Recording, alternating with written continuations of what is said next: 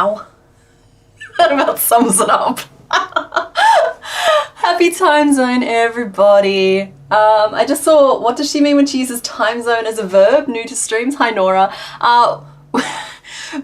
We used to start every stream with basically a full-on hour of everybody trying to calibrate whether or not it was their morning or their evening and say the appropriate greeting to one another, and so it just organically turned into happy time zone as a way of just like including everybody in the thing.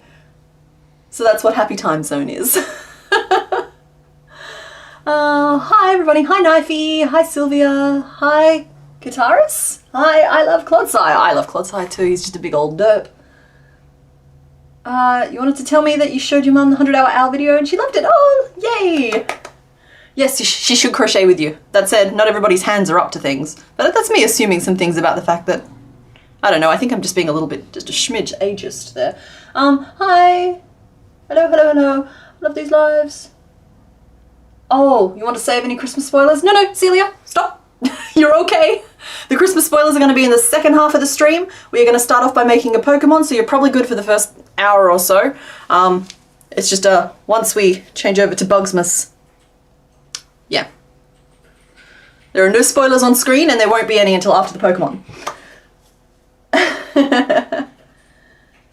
You never get to make it because you're always asleep already? Yeah, I understand that most of the world is saving daylight at the moment. No,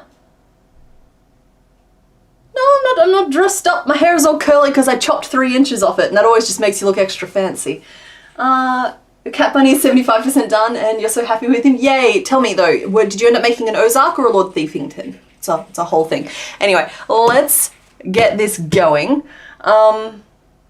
Pokemon. I'm going to see if I remember how to do this because it's been like 3 weeks since we've made any Pokemon on stream. I need to change my screens and turn the microphone back on. Ready? Yay. Okay, I think that worked. Hola, Lupita. Let's see. Yes, okay, so because we are only planning on doing 1 Pokemon today, I thought it was a bit mean to have 5 options, and so I've reduced us down to 3. And as you might be able to tell from the little Dumbo octopus on my shirt, we are going fishing today. I just thought it was appropriate. Whether or not we're freshwater or saltwater fishing is entirely up to you guys. You guys get to vote, and we will make whatever you vote for. Now, I know that we've got some new people in the chat, so just as a reminder, the colours of the individual boxes here are from the Pokemon. So number 1 is an orange one, number 2 is a blue one, and number 3 is a blue one. But they're different shades of blue. There are clues. So let me just get this poll started. And yeah, we'll get it going.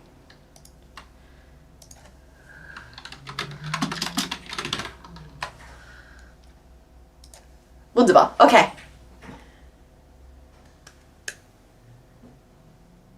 And you got to leave your guesses in the chat. I want to know who you think is behind the doors, and if, bless you, and whether or not you think, whether or not that's impacting your vote. Are you voting for the colour, or are you voting for who you think is behind the door? Looks like the Boring Colour Brigade has been summoned to door number 2. Oh, I see Krabby or Kingler for number 1. I see Seeking for number 1. Hey, marvellous, Moolicious. Yes, you made it for the vote. Congratulations. We don't always do votes. I don't think we necessarily had one last week.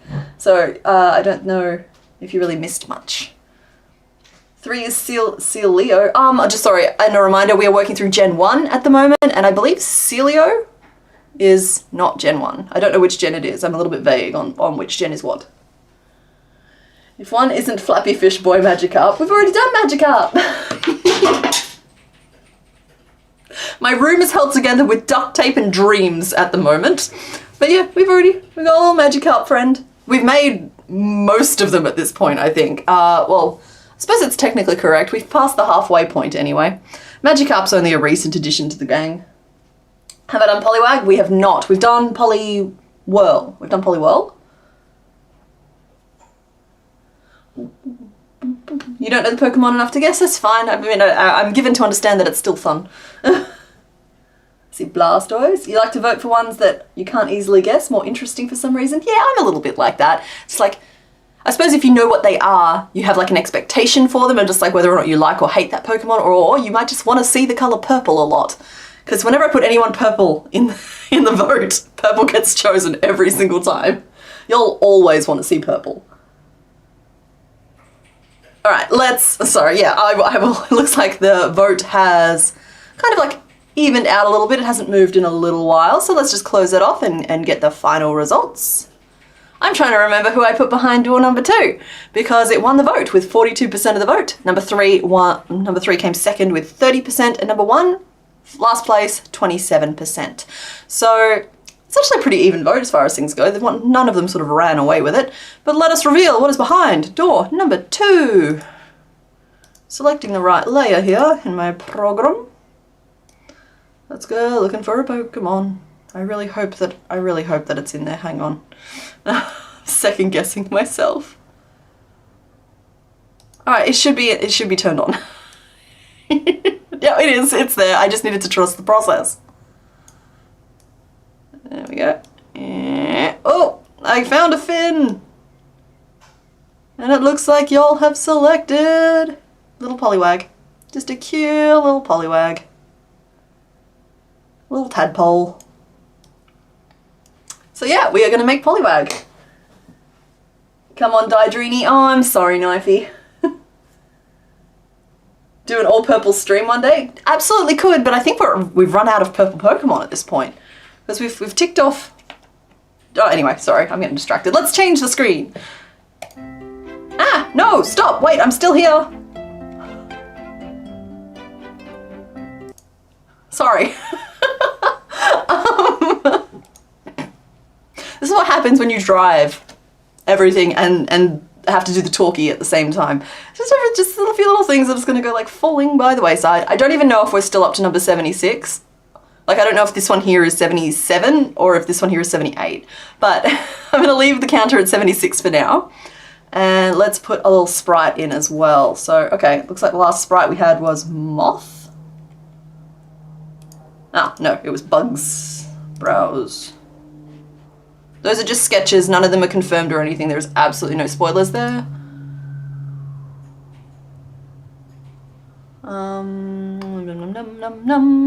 Gotta find my Pokemon sprites. There they are, I found them. Alrighty, and we chose Poliwag, who is number 60. Oh, she's so little. There we go. She's going to get bigger, and then she's going to be on our side.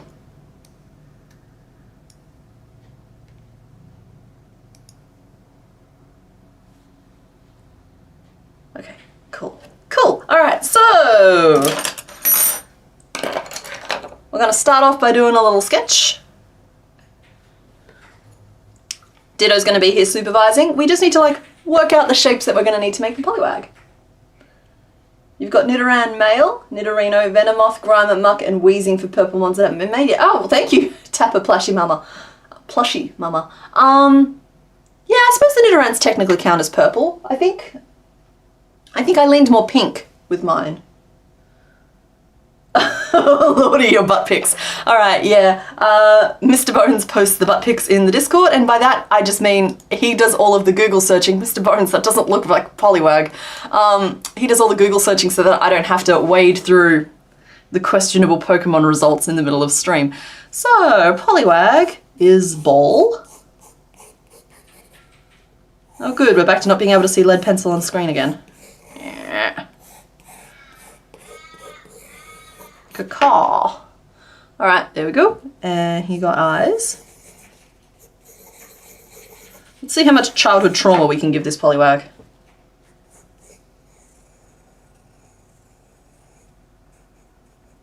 Because he really doesn't look super happy to be here. But that can all change. It always stitches up a little bit different to the sketch. Just start by drawing the portrait. He's got his little tum patch. With a spiral that thankfully goes the way that the stitches go this time, so I don't have to do the same thing that I had to do for Poliwell, which was make the spiral go in the opposite direction, which was just a pain. He's got some little feet. How does his tail work? I think it just sticks out straight behind him, but for now I'm just going to like give him a little bit of a flare. There we are.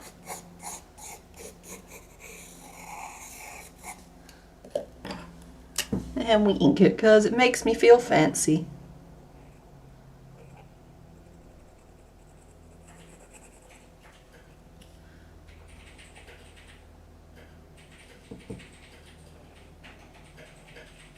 I should have probably dug Poliwhirl out of storage for this. I'll turn around in a second and see if he's just on top, so that he can supervise the making of his sibling. And we got Spiral.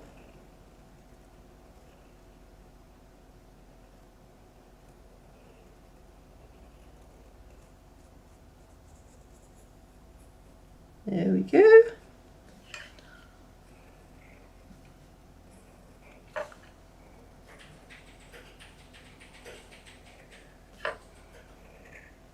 Now, his sprite almost looks completely round, but when I think of Poliwag, I always think of a little bit more of like an actual tadpole shape, where he's a little more bottom heavy and a little bit more like slightly pointier at the top, which I suppose he is in the picture as well. They look like, may I please have some more? Yeah, he just would really like a bite of your sandwich. Though no creature is better at asking for bites of your sandwich than a pangolin. There you go. There's our old Poliwag friend. And yeah, so the body shape, I think it needs to be like a little fatter at the bottom. And then from the side, I don't know, do we reckon he's like a coin or do we reckon he's like a ball? Let's look at these butt pics. Okay, it looks like he's more egg. He egg boy. There we go. And then like he's got like a very two-dimensional face. So we've got like face, lips, belly. Oh, he's got them flipper feet though. And then the tail comes there. And there. The tail has like, it's kind of like a leaf. So one center, like one long center bit, and then like the flipper around the outside. There's a couple of different approaches we could take to that. All of them are flat panels, but I could make this the same way I make my leaves, where we work around like the center seam like this. That would leave gaps between the stitches, or we could just make like the core and then a flat piece and stitch them together, which is only just a little bit boring. Petition for the name Wiggle. Yep, Mr. Bones keeps track of the popular name suggestions, and then at the end you get to vote and the name gets locked in. We have named all of them so far. Ditto, for example, is Giggle the Destroyer. And Cubone, who I also happen to have sitting on my desk still, he is Bam Bam the Bone-Wielding Man Fastest Femur in Pallet Town. So, you guys sometimes abuse the privilege. Oh, wait, no, actually, we've already named these ones. Because they were Polyethyl, Polyester, and Pollyanna. So this one here, I'm gonna have to open the Pokédex up. The 3DS model agrees with the eggy shape. Excellent, thank you, Loot. This isn't, it's Poliwag. It's not Polytad, it's Poliwag.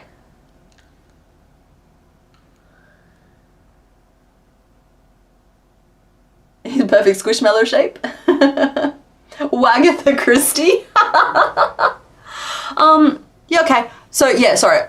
I might leave it up to you guys. We've already named Poliwhirl, I think it was Polyester, so we've named it Esther, with the suggestion of a group name for one of these ones, for Poliwag to be either Polyethyl or Pollyanna, but I am happy for you guys to pick some other names to vote for instead.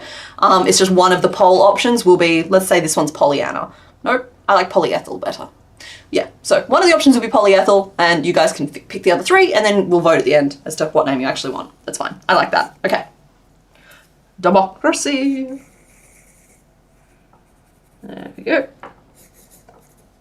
So I think we just kind of start with the egg.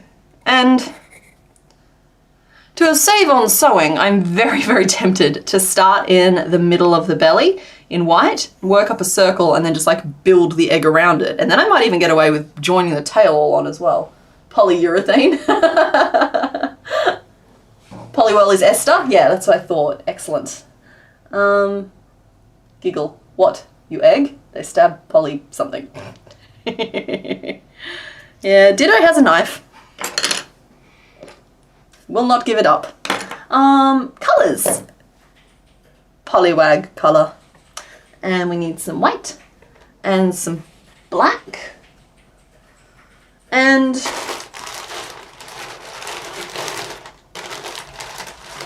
I have a little bit of pink here, but realistically, I'm probably going to stitch the mouth on, like embroider it on as part of the sewing process, which doesn't tend to happen on stream because nobody wants to see me stab something with a needle for an hour. Fiddling with a hook, no, that's a different kind of entertainment. Polywag. Excellent, I think we need to start in white. And I've gone back to using ballpoint pens for anybody following that saga. I fell in love with, like, I can't even remember what they're called. I think they're rollerball pens for a while, but they're just so scratchy and inconsistent unless you pay a fortune for them. This pen came in a packet of 10 for $1. And you know what? Works great. No complaints. Does its job. And if I lose it, I'm not upset about it. And they've yet to leak on my hands, which is just honestly what I look for in a pen, something that does its job and doesn't make a mess doing it. We're going to work in the back loops only for all of those white rows. How big does Polywag get to be? We could do 18 or we could do 24. I'm thinking 24. So that means the little white tummy patch is no bigger than 18. But when I say 24, it's probably going to end up being 30 because, let's be realistic, I have no self-control. Is it a Bic? It's not a Bic. Though I will say that I am a big fan of the Ink Joys. This one here is literally just a Kmart pen. I don't like spruiking for the big guys, but like, gets the job done, you know? Alrighty, here we go. Working in white for a little bit, which means there's no way you're going to be able to see it on camera, but you'll be able to see the hook wiggling around, and so you'll know something's happening. Small as you can? Yeah, that's the plan.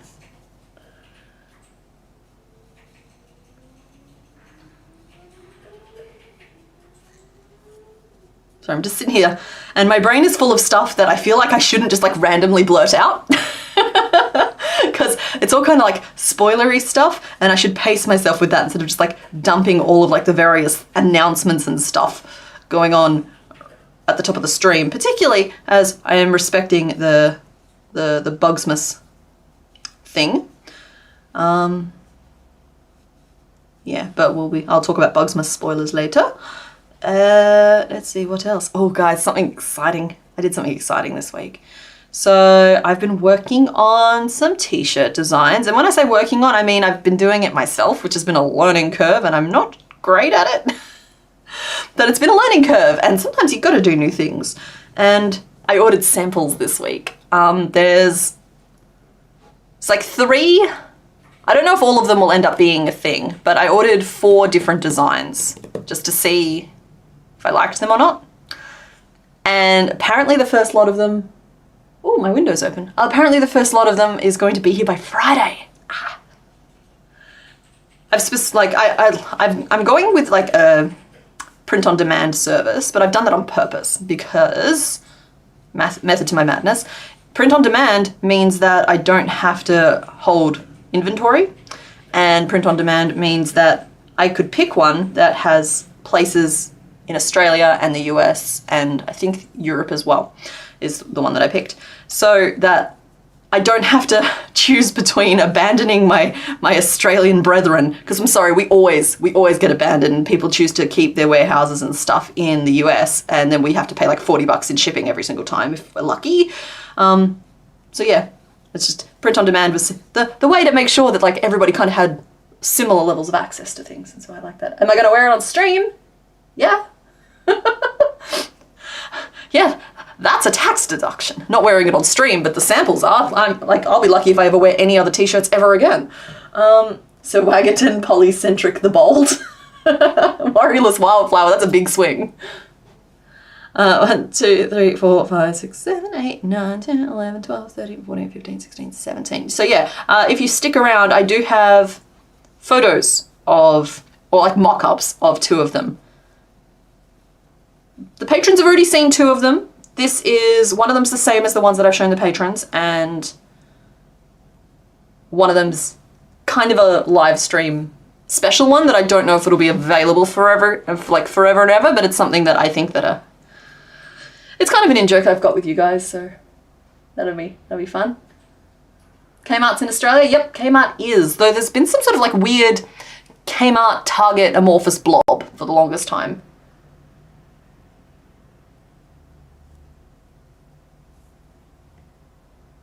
Okay, so I think that's the belly. And I've left the front loops free so I can add the black spiral. And I don't know if I'm going to do that using slip stitches or if I'm literally going to use just a piece of yarn to keep it nice and thin, because I feel like it should be thin.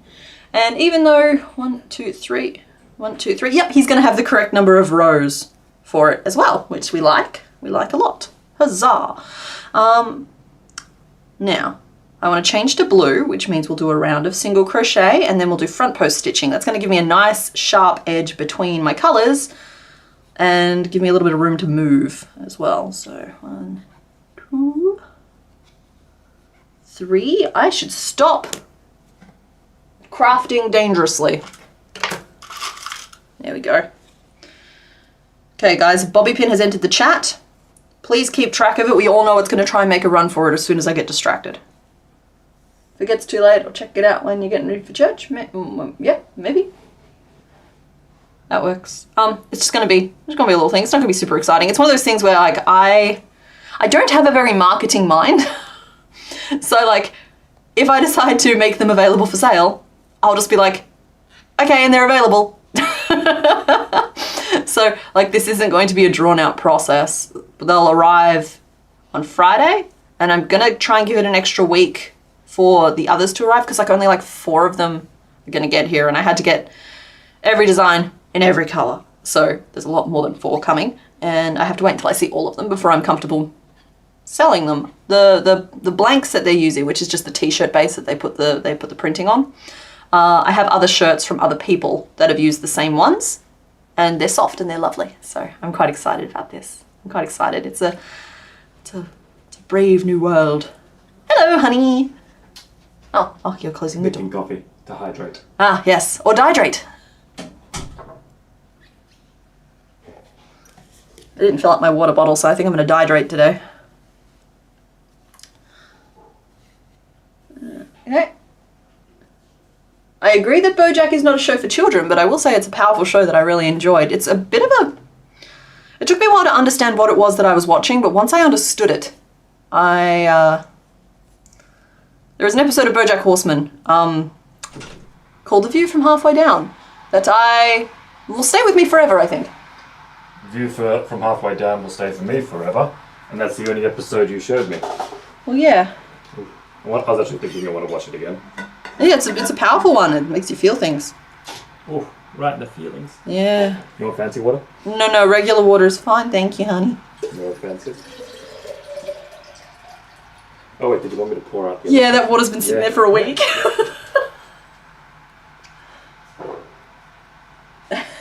Hail hydrate. No dehydrating on stream. Mr. Bones to the rescue. Yeah, see, there we go. See how front post gives us that really nice sharp edge between our colours? That's one of the many reasons why I do it. I get that question sometimes. People are like, other people don't do that, why do you? I'm just like, for many reasons. Thank you for joining the party. I will convince you. It tasted like time. It tasted like time. You're not drinking water, but I do have hot cocoa. Counts. Liquids count. 18 single crochet, and then we're gonna do 18 single crochet, but in blue. Writing it down. Yeah, a wee bit of Scottish creeping out there. Oh my, so, alright, I'm still watching TikTok, okay? There's nothing on TikTok anymore, but it's a habit now, and so like I scroll through it sometimes, and I gotta say that TikTok has become determined recently in making me watch shows like one 20 to 30 second clip at a time. And it started off with, I think it's called 1884, the precursor to like Yellowstone. Then I was doing it with another one I can't quite place at the moment. It was doing it with Grey's Anatomy a while ago. But recently it's been feeding me Outlander, one 30-second clip at a time. And I don't have a big interest in that show, to be perfectly frank. Like, I don't mind a little bit of a time travel thing, but I like my time travel a little bit more timey-wimey. So it's just funny to me that I'm willing to watch a show one 30-second clip at a time out of context, but I will not sit down and watch it. Remember 2 ideas that came up for stream-related merch, BCB and Happy Time Zone? That's true, both of those were on my shortlist.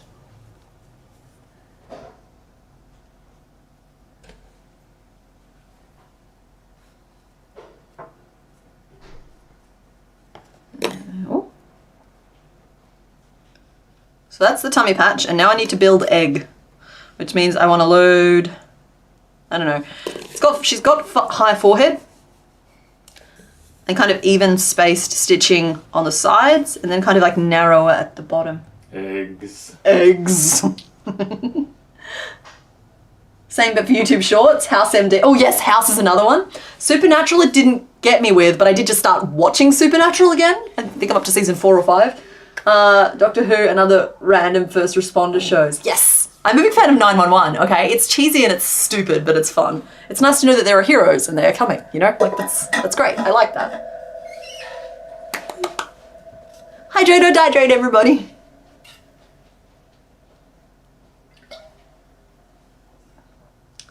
Same, but with YouTube Shorts. Used to be Grey's Anatomy and now it's a show where one lady can see ghosts. Loot, you are welcome to that song. That song is never far from the top of the head.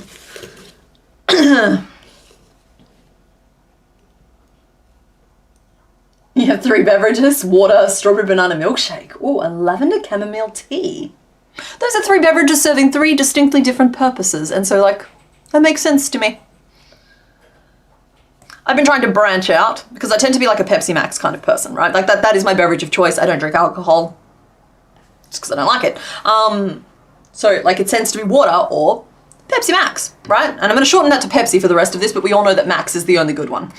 But I've been trying to branch out recently, and so I've been trying like those Bundaberg ones, which are very tasty but on the pricey side. I have to close this window. Hold on. It's driving me batty. Okay, you can still hear me, but you cannot see me because I have to bend over the table. Who needs air anyway? There we go. Where did my chair go? Ah. As soon as I stand up, it runs away. Because it's a ball. Yeah, but then I decided to try some, I don't know how to say it, is it bubbly? The mineral water that's meant to be like infused with flavor the other day. It's revolting. Anybody who says they drink that, I don't believe you. It's awful. It's like you think you're getting something like pineapple infused and that it would taste like pineapple, but somehow they've managed to make something taste not at all like pineapple and way too much like pineapple at the same time. The reaction's very similar to when you put soda water, mineral water which has dissolved carbon dioxide in it, into a dog's bowl. And then you watch the dog drink it. They're like, oh, hey, look, nice fresh water. And then they taste it. They freak out. Human, why have you betrayed me? They get confused, and then they look at you annoyed. You had the exact same response to the can. It was awful. I was betrayed. It's a fun yellow color. It said pineapple on it. I love pineapple. Pineapple's great. Like pineapple. It smelled like pineapple. It tasted for a brief moment between awfulness like way too much like pineapple. It was just horror and pain. Spike of pineapple, horror and pain. They found that artificial sweeteners have similar bonds as forever plastics. Nothing on earth can break it down. Pepsi Max is bad. UFO Crochet, I'm going to keep my vices. I appreciate you trying to communicate with me, and I appreciate that you're looking out for people. Everyone in the chat should take that under advisement as well. I'm going to keep my vices. Oh geez, remember that the real woman who can see ghosts is Melinda Gordon, is the Ghost Whisperer. Your mum drinks that bubbly nonsense. I feel like it's meant to be mixed with something so powerful you forget. You forget how bad it tastes. Like, I can understand it as a mixer. Yeah. That's it. That's all I got.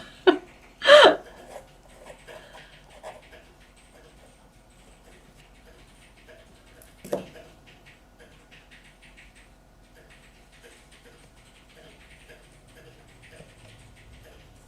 2, 3.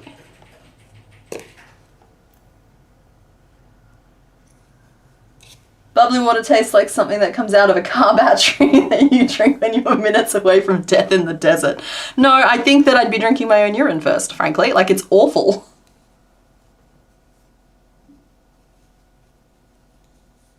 Okay, trying to build up some chunky little thigh pieces. So that's just one little increase there.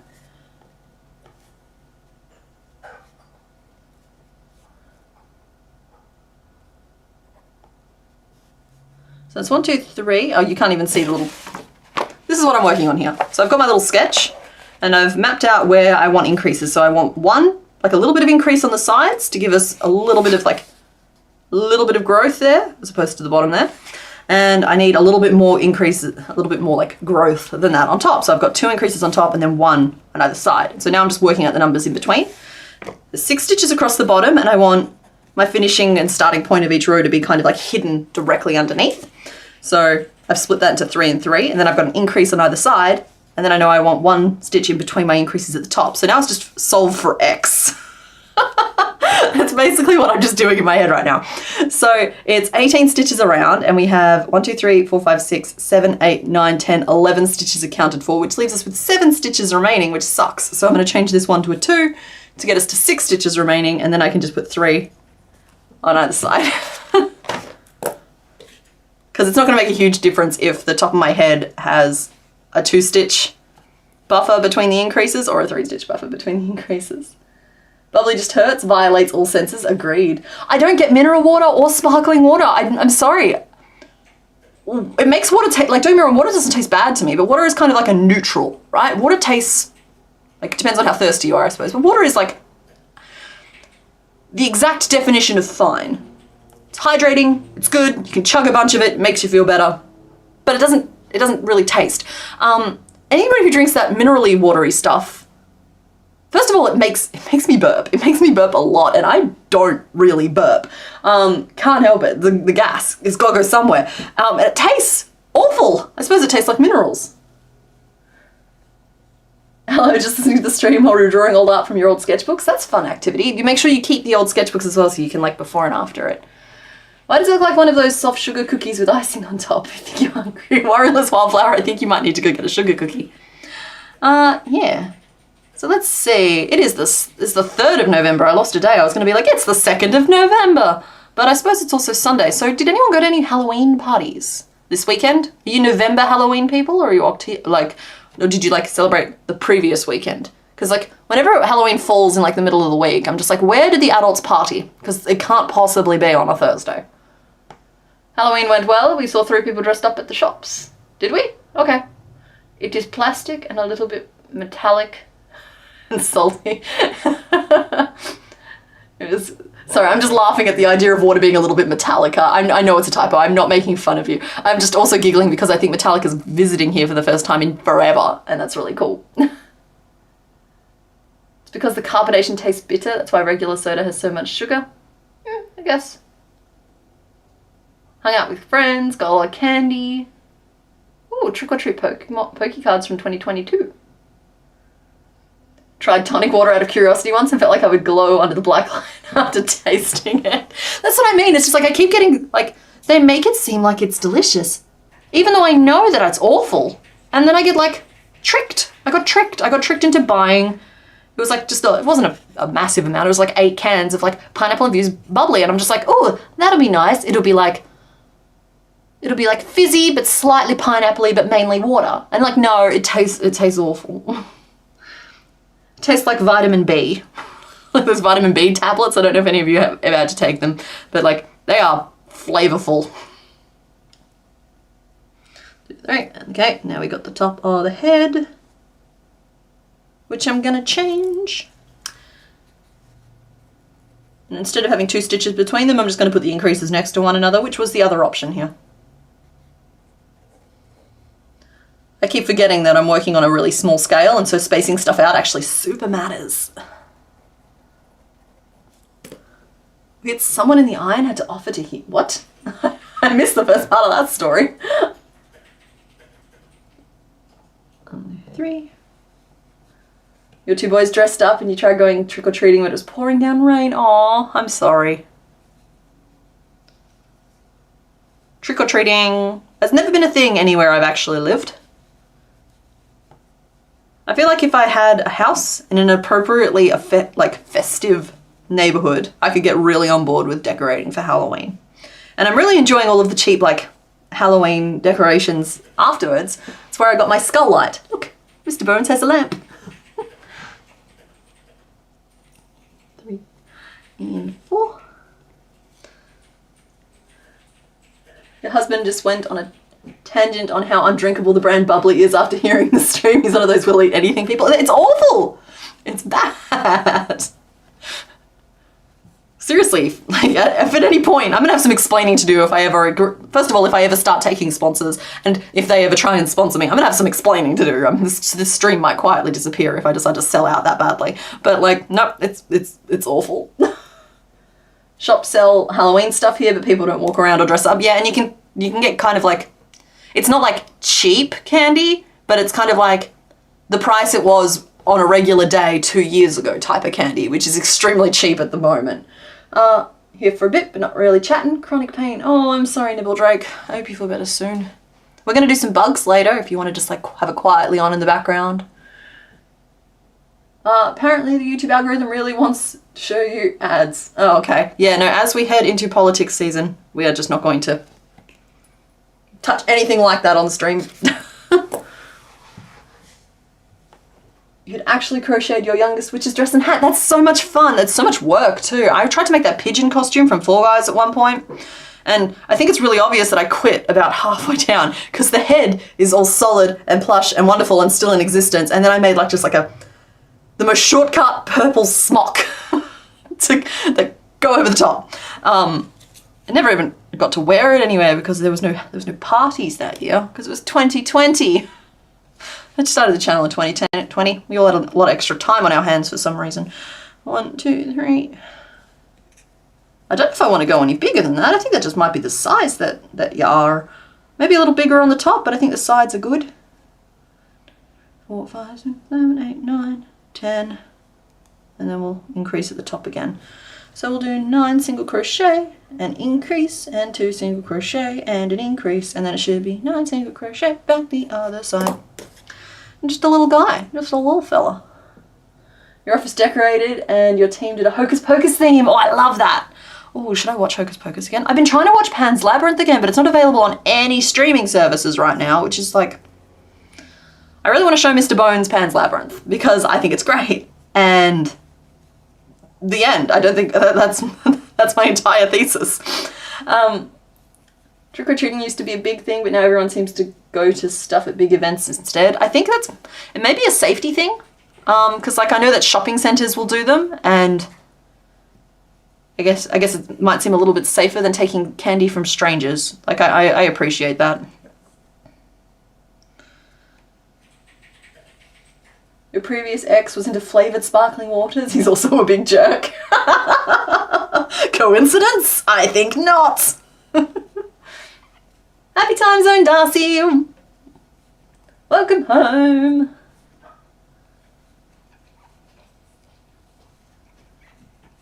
Hi. You walked in with the most quizzical expression on your face. You want me to see Pan's Labyrinth? Yes. Could be interesting. I think it's in Spanish, isn't it? Yeah, it's a subtitle film. Have you seen Mirror Mask? It's Brendan Fraser? No. You sure? Pretty sure. Let me check. Brandon Fraser? Brendan Fraser. What's Pan's Labyrinth? It's a movie, but it's a bit of a trip.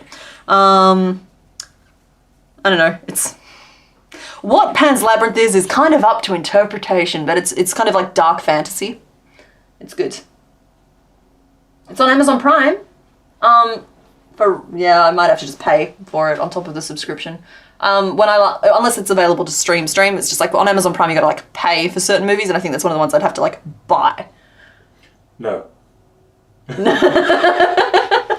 not that one. I don't think I've seen the one you're talking about. Hey. It's interesting. People wear masks in it. Ooh. Everyone wears masks, and you've got this one person walking around and she doesn't have a mask. But that's freaky to the people, right? How crazy. And it's creepy because, because like everyone else wears a mask and that shows what their emotion is. Whereas because she isn't wearing one, it's scary because her emotions could change at any time. So volatile. Yeah, I find that interesting. Aw, the Complicated Knots Sunday stream brought to you by Insomnia. Pan's Labyrinth is an interesting movie. You haven't watched it? Yeah, that's kind of what I mean. It's just like all I have is like these dark, like fever dream type memories of it. But it's a visual feast. But you have to be ready for a subtitled film. I think it's set. I don't know if it's during one of the wars, or post-war, but it's definitely during a very like tense setting in the real world. It just follows a young girl. Yeah. It's on Shudder and you can get a 7-day free trial. Okay, cool. Thank you, my minions, for locating the movie for me. I will report back next week. Is it scary? It's dark. But that can mean different things. You're haunted by the creature with the hand for eyes your entire life. Yeah, that's what I mean. It's a little, like, as an adult, it wouldn't bother me. If I saw it as a kid, it probably would have, like, fundamentally changed one of the pillars of my personality forever. Kind of like Labyrinth did for all of us. I feel like it's got a similar vibe, but I suppose that might just be that the title is Labyrinth and Pan's Labyrinth. It's a little darker than Labyrinth because of the war setting. I suppose Labyrinth deals with, like, child kidnap, so that's also a pretty dark subject. It's just played for laughs a little bit, and it's fine because it's David Bowie. Yeah, there we go. It's during World War II and the Italian resistance. There we go. Thank you, Cryptidly Witchy. I'm a little bit vague on the details. I just know I want to watch it again.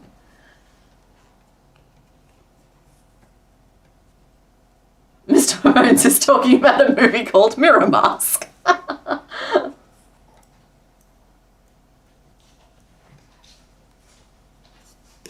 Okay. I think that was just a row of single crochet around, but I wasn't paying attention. 9 plus 9 is 18. Hold on. 1, 2, 3, 4, 5, 6. 18 plus 6, so that's 24. What you doing, love? Looking for the tape. I put it there. Ah. You're welcome.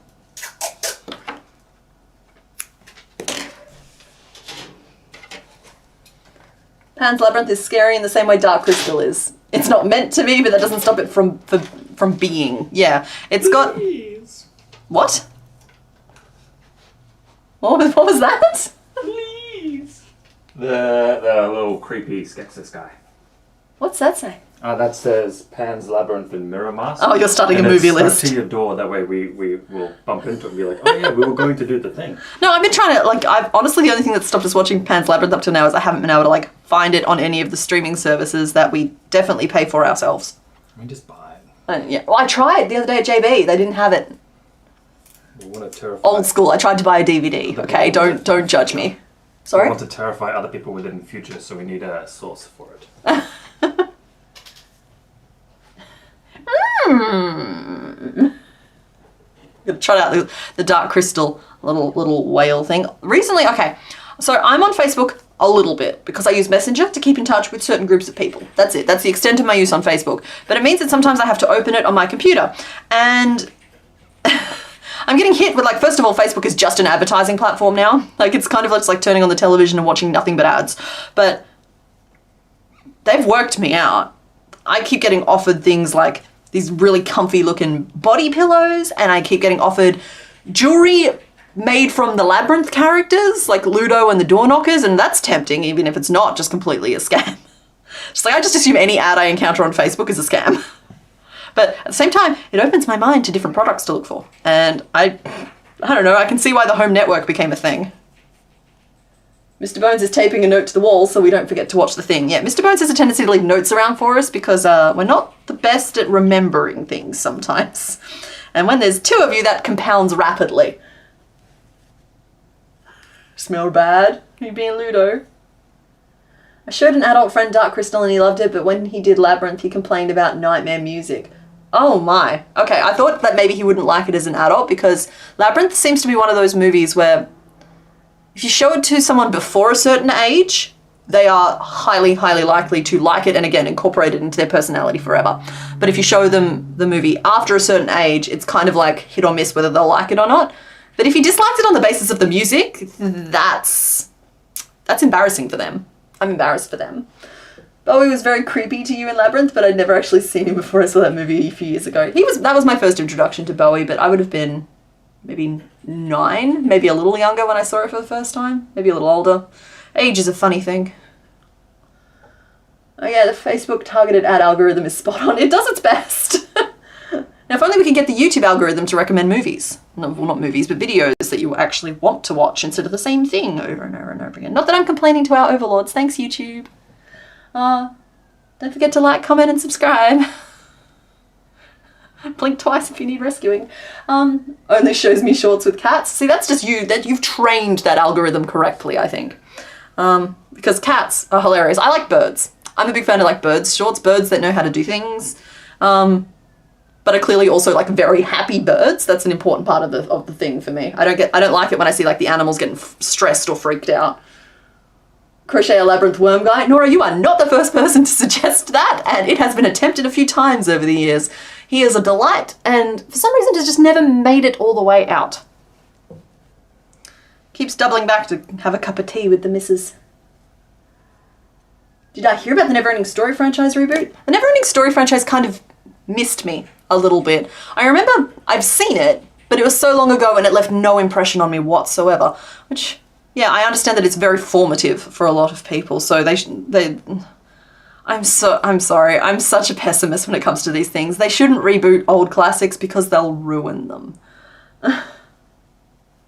You're hardly 20 now, so I was definitely late to seeing Bowie and watching Labyrinth. That's fine, it's never too late, and like I said, like, people who see it as an adult can like it, but it's just one of those things where you seem like there's a higher chance of success if you're still in those, like, formative years. Apollo and Friends, that's a good bird channel. I haven't seen Apollo and Friends. We love YouTube. We love the tentacle. We appreciate YouTube. YouTube is a generous and loving platform for its creators. Thanks, Nerdy. I appreciate that.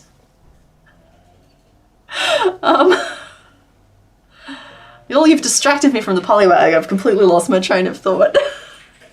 Alright, I'm trying to decide if I want to close off the same way I started. Oh no, I should definitely look at the shape. Let's say, when in doubt, go back to the sketch. The shape definitely closes off more at the top first, because you see how this booty pokes out at the bottom here. If I closed off evenly, that booty would point out like here, and we want it down here. So that means we're going to decrease along the top. If I could just get a perfectly centered image from behind. I don't think that would really help. Very smart African grey parrot that can identify objects. See, I just like the ones that sing like bacon pancakes. Bacon. Sorry? Mr. Bone said something. What's up, honey?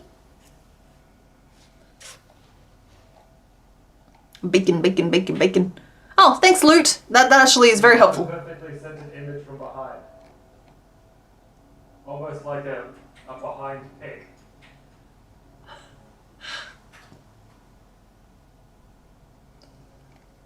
I miss a lot when I don't read the Discord at the same time.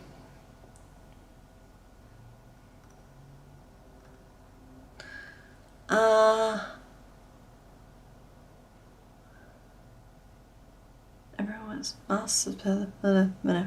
alright, thank you. Yeah, in any case, I don't think that's going to change my plan. I think I'm going to decrease along the top.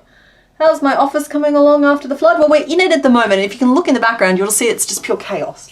Because I kind of got it to a point where I could start filming again, and then we hit October, November, December, which is like absolute nightmare time for me. And so I haven't had time to, like, for example, I want to set up like a little, it's not a photo studio, it's a set of drawers with some lights on it in the wardrobe. But in order to do that, we have to clean out the storeroom. You know, it's like clean out the storeroom, clean out the wardrobe, move stuff into storeroom, then put stuff into wardrobe. And that's why there's like that wire rack constantly in the back of my videos at the moment. There's also a pile of boxes behind it and clothing everywhere because they're going in the drawers once they're finally built. But I don't have time to do that because I've got enough barely functional space and a desk mat now. You can see the desk mat. Hey! Barely functional space to work. And so I have to like focus on, for example, making the 12 Days of Bugsmas.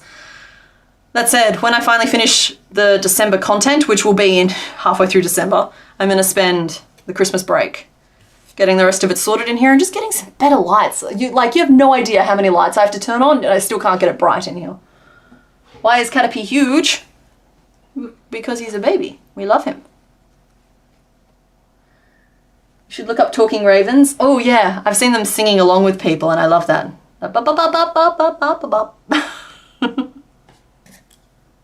I need to start writing down rows as I do them. That's important. I need to just be a little bit more focused. I believe that was 2 rows of 24 single crochet. After one of these live streams, I feel asleep and woke up to the labyrinth playing. So that's good. It's like I was scrolling through TikTok now, the other night, and The Nightmare Before Christmas came on, and I'm talking like the full-length movie, and I'm just like, it definitely downloaded some kind of virus to my phone. Like, there's no way that that's not something, you know? But we watched a good 20-minute chunk of it.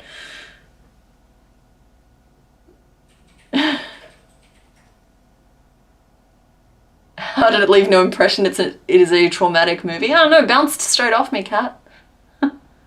There was a game called Skeleton that had a character to play as...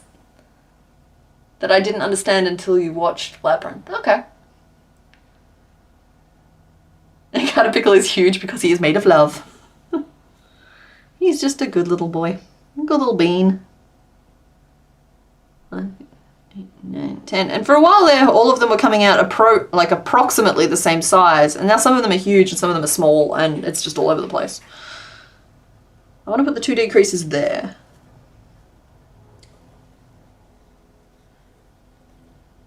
So we'll do 9 single crochet, and then we'll put 2 decreases on the top of the head, and then 9 single crochet down the other side.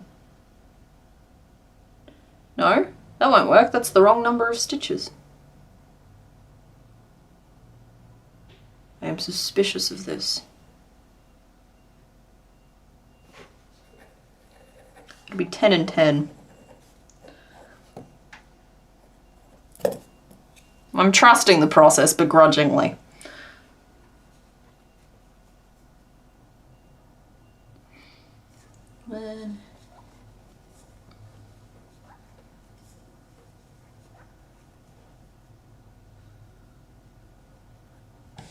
Nope.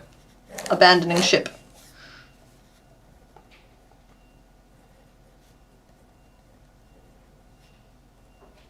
Scribbling down the next 2 rows. I've decided that I'm going to decrease the same way I increased, which just means that I can copy the exact rows and just swap the increases to decreases, and it'll work out fine. If nothing else, it'll look nicely intentional. Mr. Bones here with a message. You have a hand for that. Hmm? I got you a hand claw for that. You could have... Oh, that would not have the right torque for this. Ah, I see.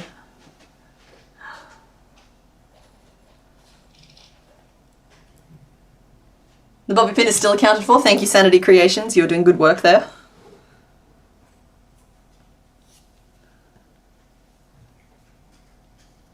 Okay, 3. Decrease. And 1, 2, 3, and 4.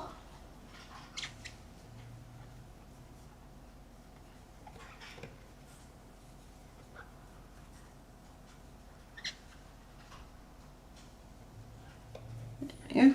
And back around to the start. I'm gonna have to make some decisions about those eyes really soon because I'm running out of Polywag. We're using safety eyes? I think we use safety eyes for Polywell. I think we used 20mm safety eyes for Polywell. He got out of hand.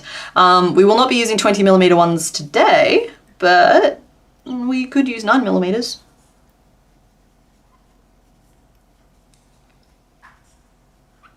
Okay, drift has kind of taken over here, so I may actually have to adjust this slightly. Just by 1 stitch though.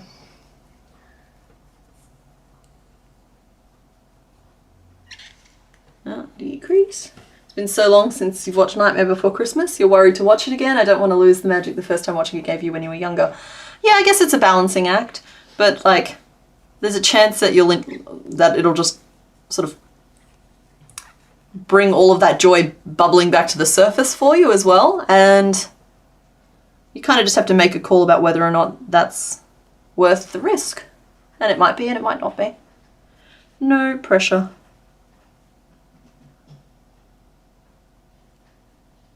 Decrease. And then it's 1, 2, 3, 4. This is weird and misaligned and I don't enjoy it. That's the start of my row. 2, 3, 4. And a decrease. And then it's meant to be 4 more and then 2 decreases. But if I do that, the head's going to end up extremely crooked. Just extremely crooked. Tweak the rotation again a little bit more.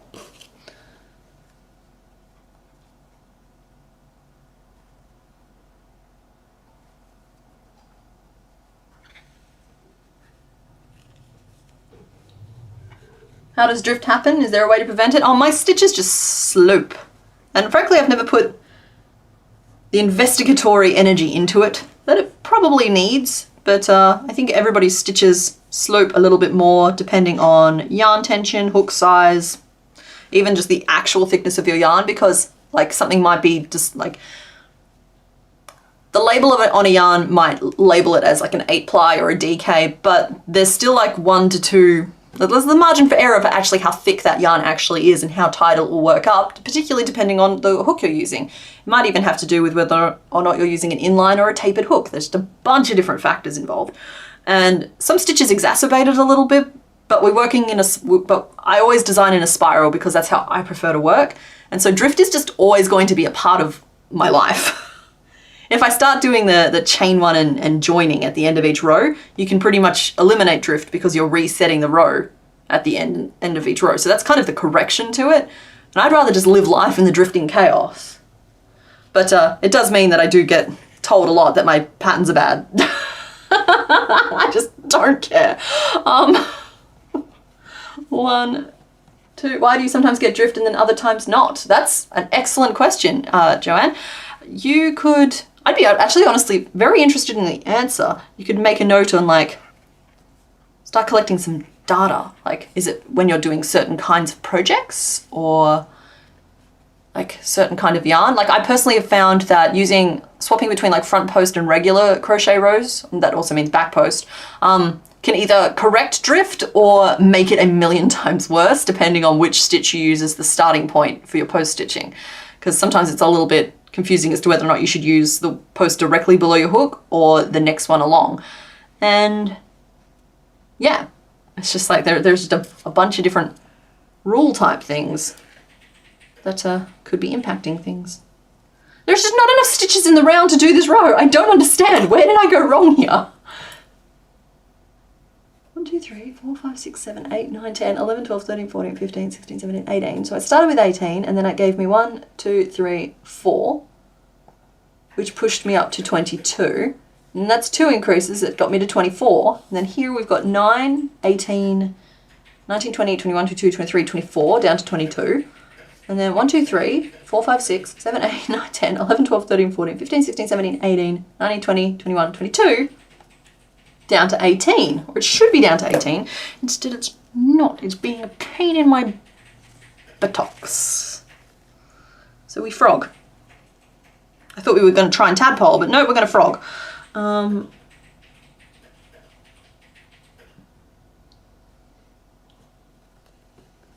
I just tried to do the same row twice.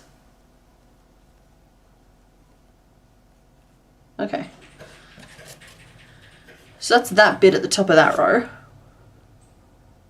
Sorry guys, I'm going to be counting and focusing for a second because I'm sick of this row. I'm just sick of the row. So talk amongst yourselves. I will be checking your homework afterwards though, so. 1, 2, 3, 4, 5, 6, 7, 8, 9. Okay, good. So we're fine as of the end of that row, which I have not numbered because I never number my notes when I'm writing them out for the first time. Then we want the 2 decreases for the next row. Don't fall. I'm using you still. To be there. So it's there and there. Just pinch it. Okay, cool. So 1, 2, 3, 4, and a decrease, and there's only room for 3. And then we got 1, 2, 3. No, it should be 1. 3, decrease. 1, 2, 3, 4. 1, 2, 3, decrease. 1, 2, 3. 8, 9, 10, 11, 12, 13, 14, 20, 21. I only have 21 stitches. Where did I lose a stitch? It's not me. I'm not crazy. After this Pokemon, we will be working on Bugsmas, yes. Hopefully...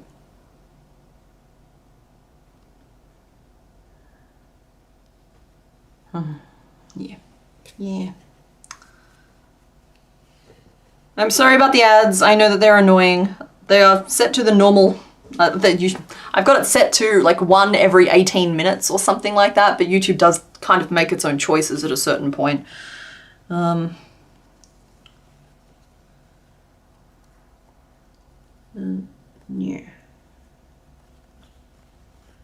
Back to the start of the row because I lost a stitch somewhere, but I'm not going to let it stop me. I'm just going to sneak an increase into the row. 1, 2, 3, 4, 5, 6, 7, 8, 9, 10, 11, 12, 13, 14, 15, 16, 17, 18, 20, 21, 22, 23, 24. I have the right number of stitches as of the end of the previous row though.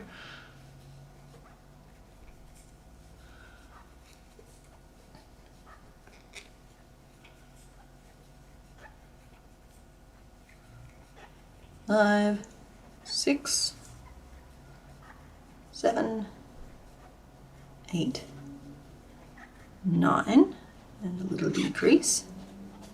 10. Could you do me a favour? What's the favour? Could you not get mad? What did you do? It's fine, it was yours to destroy. It's not destroyed, it's perfectly fine. Okay. Yeah.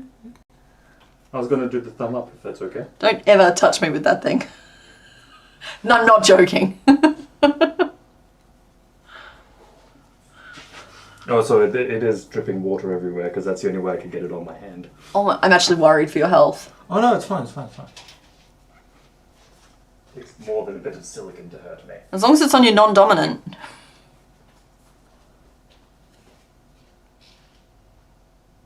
Bugsmas is official unless CK suddenly creates 7 to 12 themed mini patterns out of thin air. Hang Yang, you might say that, but that's often how the Days of Crochet happens.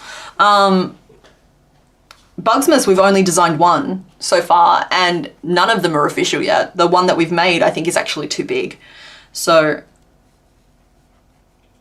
yeah, we are fairly far down the path at this point, though, of Bugsmas. I'm feeling very inspired. I don't know, it's going to come down to how some of the other like keystone patterns start turning out.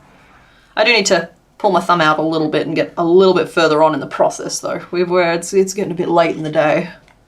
So last year, no, not last year, the year before when I was doing the Australian animals, the one of them, I think it was the echidna and the possum, were both very late entries into the lineup. I think like I'd already started like airing the videos.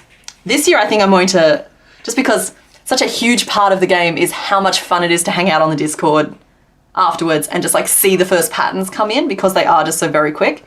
And so I'm actually thinking to see if I can like get my workflow in good enough shape that I can include your day 1 makes in day 2's video. It means that day 2 has to otherwise be completely ready to go, and I'm gonna have to like export every single day, and it's not going to work unless I've completely finished the videos themselves. If I have to do editing for day 3, I can't stop and work on day 1 again or day 2 again. But I think it could be really fun because it's the most fun to hang out in the Discord during the 12 days of crochet because like, I don't know, it's just got like big festival energy, you know? And like, you guys do a way better job of making them than I do. You do. Particularly, like, I get to see them micro and maxi and all the different colors, and sometimes I get to see stacks of them and piles of them, and sometimes they're on Christmas trees. I got some clear plastic baubles for mine this year, so like that's gonna be fun. You fall asleep to YouTube, so your only streaming service you pay for is YouTube. I think my worst blip was 6 videos is a barely 5-minute video. Oh, your worst ad blip. Right. Oh, the worst ad I was ever served was a 33-minute long tourism video for, I think it was China.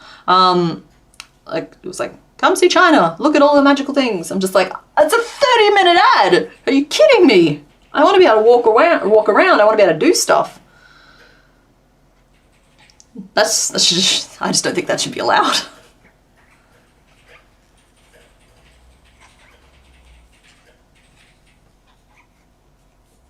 Always concerning when they walk and start with "don't get mad." Yeah. That's my cue for what emotion I should feel next.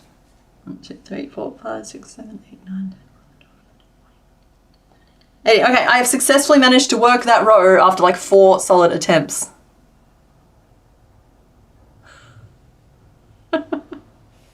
Yes, for anyone who needs an explanation as to what just happened with Mr. Bones, he has like one of those like grabby hands that had like a bone.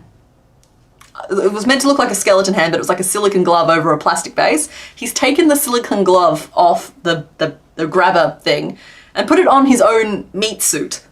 So, yeah, that's where we currently are.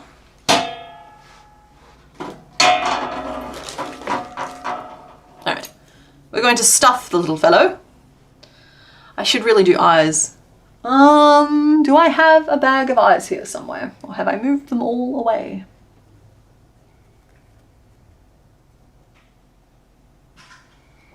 I've moved them all away. I'm going to have to go looking. Right, hold on.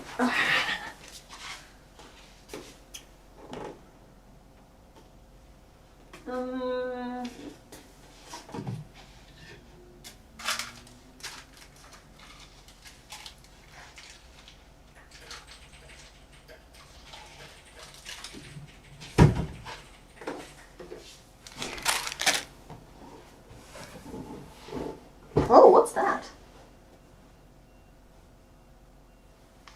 Honey, did you spill water in here? Sorry, Yes. I'm reliving some past trauma. Yes. That was definitely you, right? That was definitely me. That's directly. I'm not okay right now. That's sorry, I've just experienced a moment where we burst a pipe. You wait to get my hand in. Okay. When we burst a pipe earlier, the first thing that I noticed was like water spots on the carpet, and this looks exactly the same as that did. I'm good. I'm fine. Okay. All right. Yeah, leak flashbacks to the extreme, and my heart rate is so high right now. You should go on Discord, but the notifications make you anxious. I've just got all of mine on mute. I peruse if and when I want to. But I understand it's not for everyone. And to be perfectly frank, I try and keep my chatting here on YouTube as well. Like, Discord can be handy if I need like reference images, and y'all are very helpful in providing said reference images when needed. It makes it a little bit more of a two-way conversation, but I do try and keep it all on YouTube's.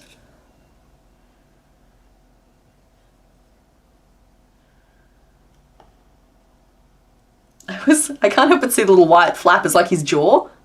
Wow. Wow. Wow. Wow.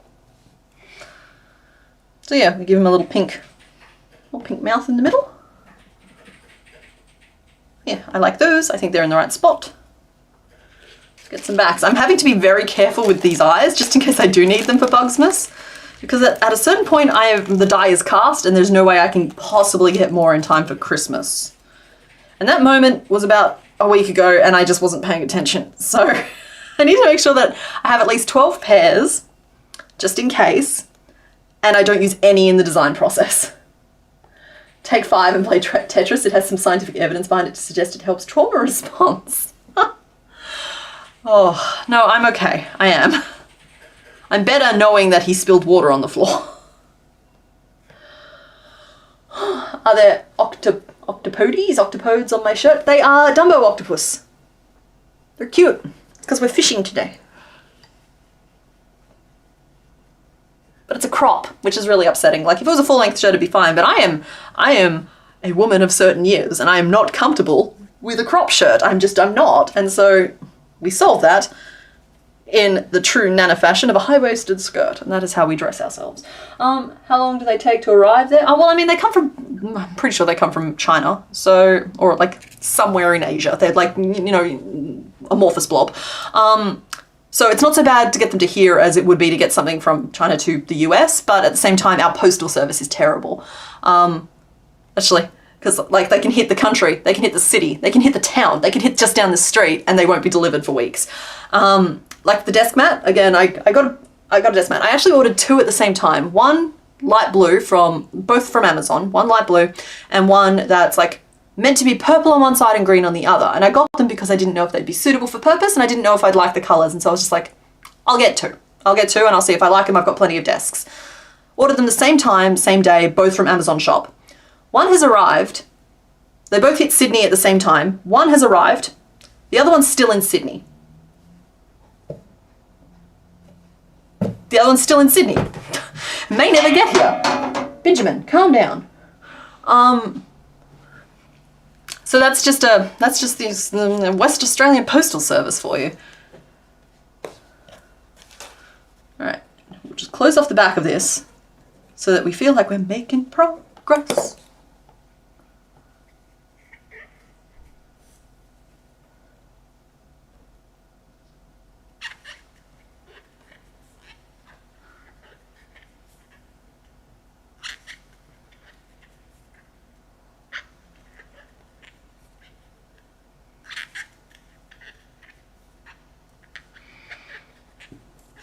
Seven, 8.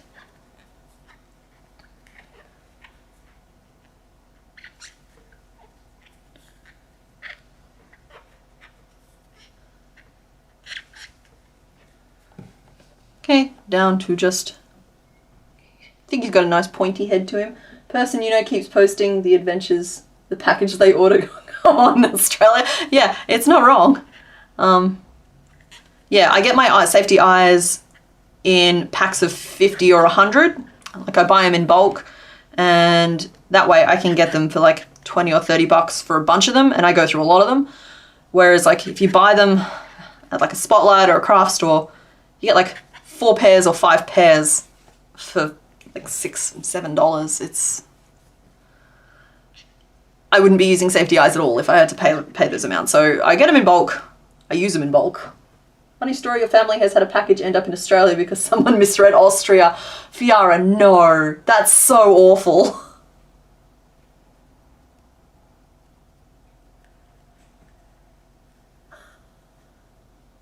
It's that box stuck rolling on a conveyor belt. Yeah, basically. It's like I ordered them, the 2 desk mats, they would have come in the same kind of packaging, exactly, right? And I know that it's not just that they've misinterpreted the order, because I have different shipping. I've got like the app on my phone. I have different shipping codes for each of them. So I know that they both left the place they were. I know that they both arrived in Sydney waiting for processing. And then I know only one of them made it onto a plane or train or whatever the de rigueur is for transporting packages these days. And the other one is still somewhere in Sydney. Have I ever considered opening a PO box and taking fan mail? I do have a parcel locker, but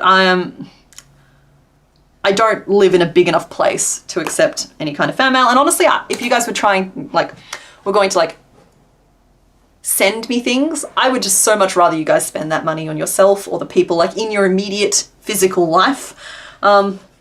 Treat yourself and then tell me stories about it, because that's better. I'll get better appreciation out of that. Like me and Mr. Bones are crammed into our little apartment. We don't have room for the thing I've already got going on. So yeah, highly unlikely I'll ever open that up. It's not my kind of thing. Presents just make me really uncomfortable and always have. Don't even really like birthday presents.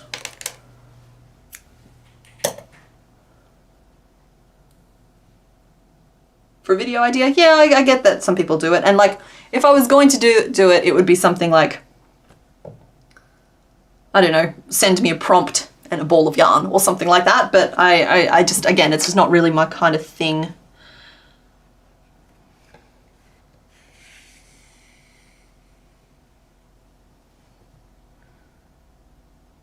Like, I'm already spoiled rotten by the fact that you guys keep coming back and watching me. I don't know how I would deal with the overwhelming emotion of having you guys send me stuff.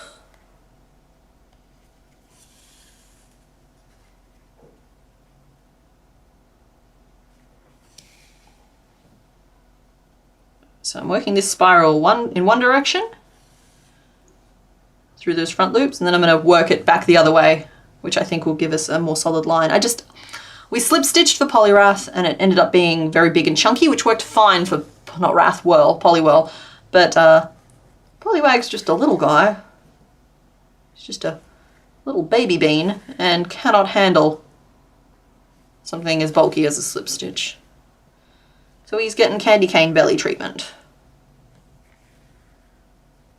But I left the front loops free anyway because it means that I don't have to worry or think about where I'm actually putting my stitches. They're already planned. China orders used to get to a port in Brazil and then to a city where the distribution center in a few days and took 3+ months to get to any city in here no matter how close it was. Yeah, exactly. It's just like, yeah. The delivery was so bad where I am.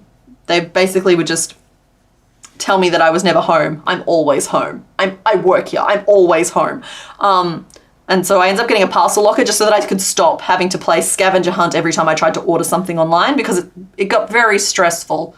Because sometimes they would deliver to like a corner store for no apparent reason. Sometimes they would deliver to this shop down the street. Sometimes they would just not deliver it at all and we'd find that it was at the post office.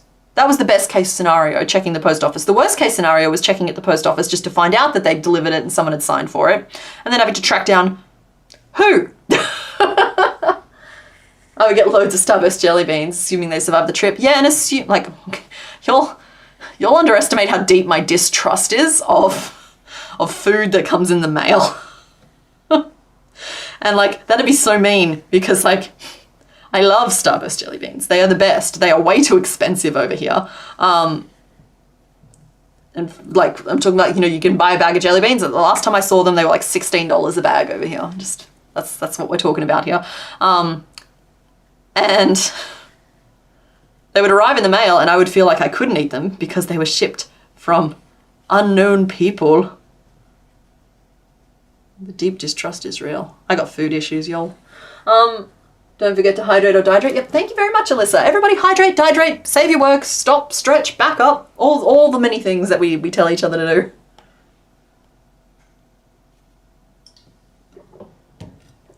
You like gifts if it's something that you genuinely need or have asked for? Yeah, that's the thing. It's like if it's something really thoughtful, it seems to like short circuit my stress response. But in like the good way.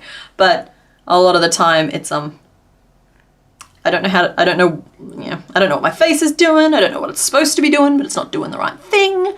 And it's just a little bit tricky. I find it a bit tricky to navigate the situation. All right, night Bob is short for Kate. Thanks for hanging out.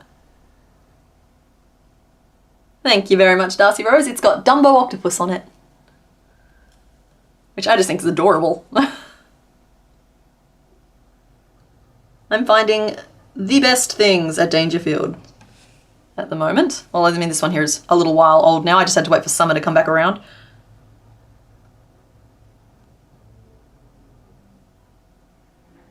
Might have to swap to my pointy needle.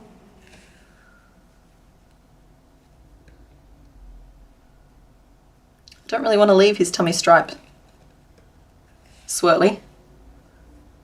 This will work. Yep. Right, so I went one way, just working through the front loops with the black, and now I'm going back the other way, just working through the black stitches with the black again. Mr. Bones has an opinion. That's his I have an opinion walk. I love it. I wasn't making fun of you, honey. I was just thinking, I can't crochet, but I could probably thread that if you wanted to work on the next bit. Oh, okay. Mm-hmm.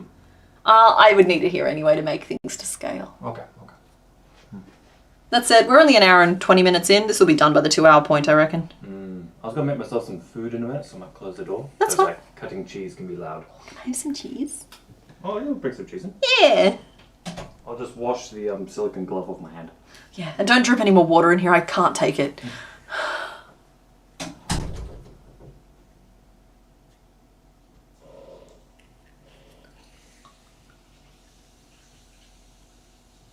there's a potato story. I want to know the potato story. Oh, there we are. A friend from California once sent you in North Dakota a whole potato in the mail. No packaging, just Sharpie address onto the potato and sent it. Somehow it made it. We did not eat it. Yeah, apparently you can do that with bananas. Like, don't get me wrong. What arrives may no longer resemble a banana, but you are, I think, legally allowed to like write an address on a banana. Stick it, as long as you paid the postage for it. It will. A reasonable attempt will be made to get it to its destination, and by reasonable attempt I mean it'll sit in the back corner of somewhere forever as you wait, hoping it eventually shows up.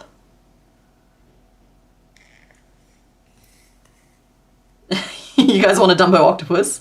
They are the cutest little beans. They've got little ears, they go flap flap flap, and they've got cute little tentacle bodies. They're very sweet. Oh yeah, I just couldn't go past this shirt when I saw it. It's so cute.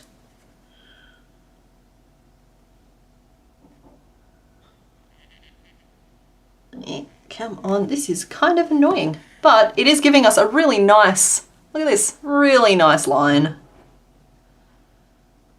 of intestines, or whatever the digestive equivalent is on an amphibian. Or does it count as like a proto-amphibian? Cutting cheese can be loud. That's not what he meant, and you know it. Last year you had a waterline break upstairs and you lost quite a bit of stuff that got soaked in the room below. Yeah, sorry, I'm just twitchy because, like, I'm fine. I'm fine. Many people have experienced far worse things and I'm fine. It's just like, oh, I did not want to go back to that moment in time. I'm done with that moment in time. I've taken everything I can get from that moment in time. I'm done with it now. I don't need it again. That said, the hole is still in the wall if they needed to fix it again. But at the same time, I'm really grateful that they could fix it through a hole in the wall, because we thought that they were going to have to get a crane and a drill and a concrete saw. We lucked out. This is us in the best, we're in the good timeline right now. Dumbo octopus is one of the cuter octopuses. You know what? I think all octopuses have a charm to them. It's only sad that they do not live very long.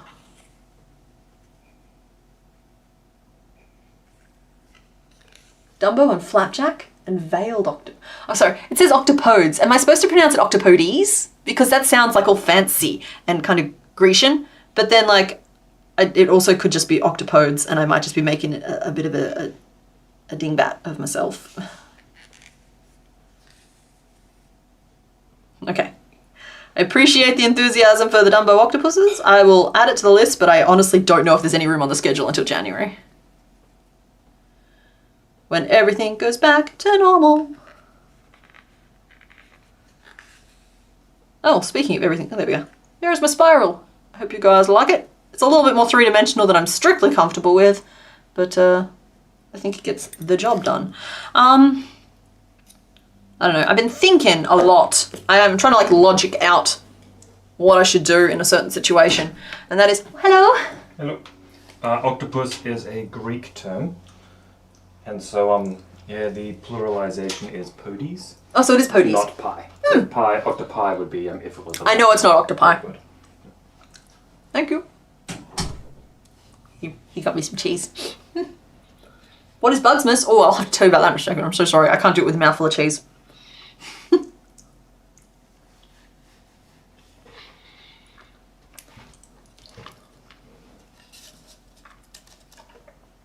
Octopodes. Octopodes nuts. Right, so the 12 Days of Bugsmas is this year's theme for the 12 Days of Crochet, where for the first 12 days in December, we do kind of like an advent calendar thing. One new pattern every day.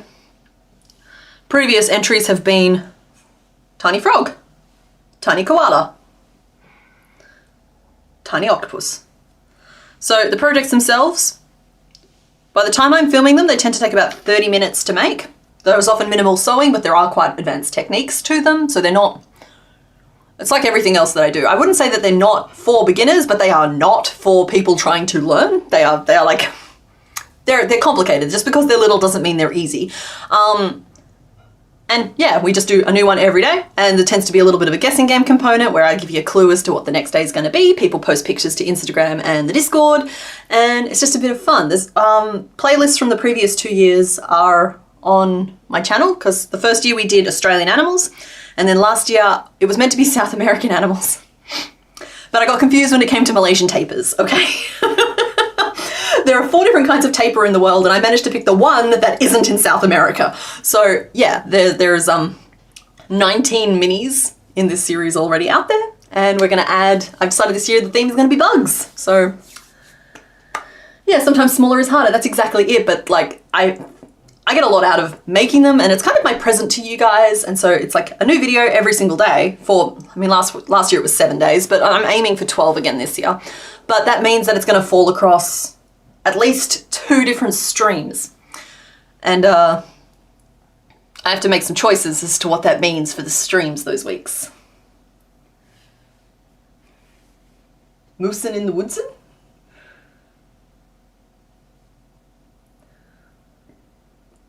Honestly, you just like messing around with the many plural forms of octopus regardless of what's grammatically correct? Yeah, communication's communication.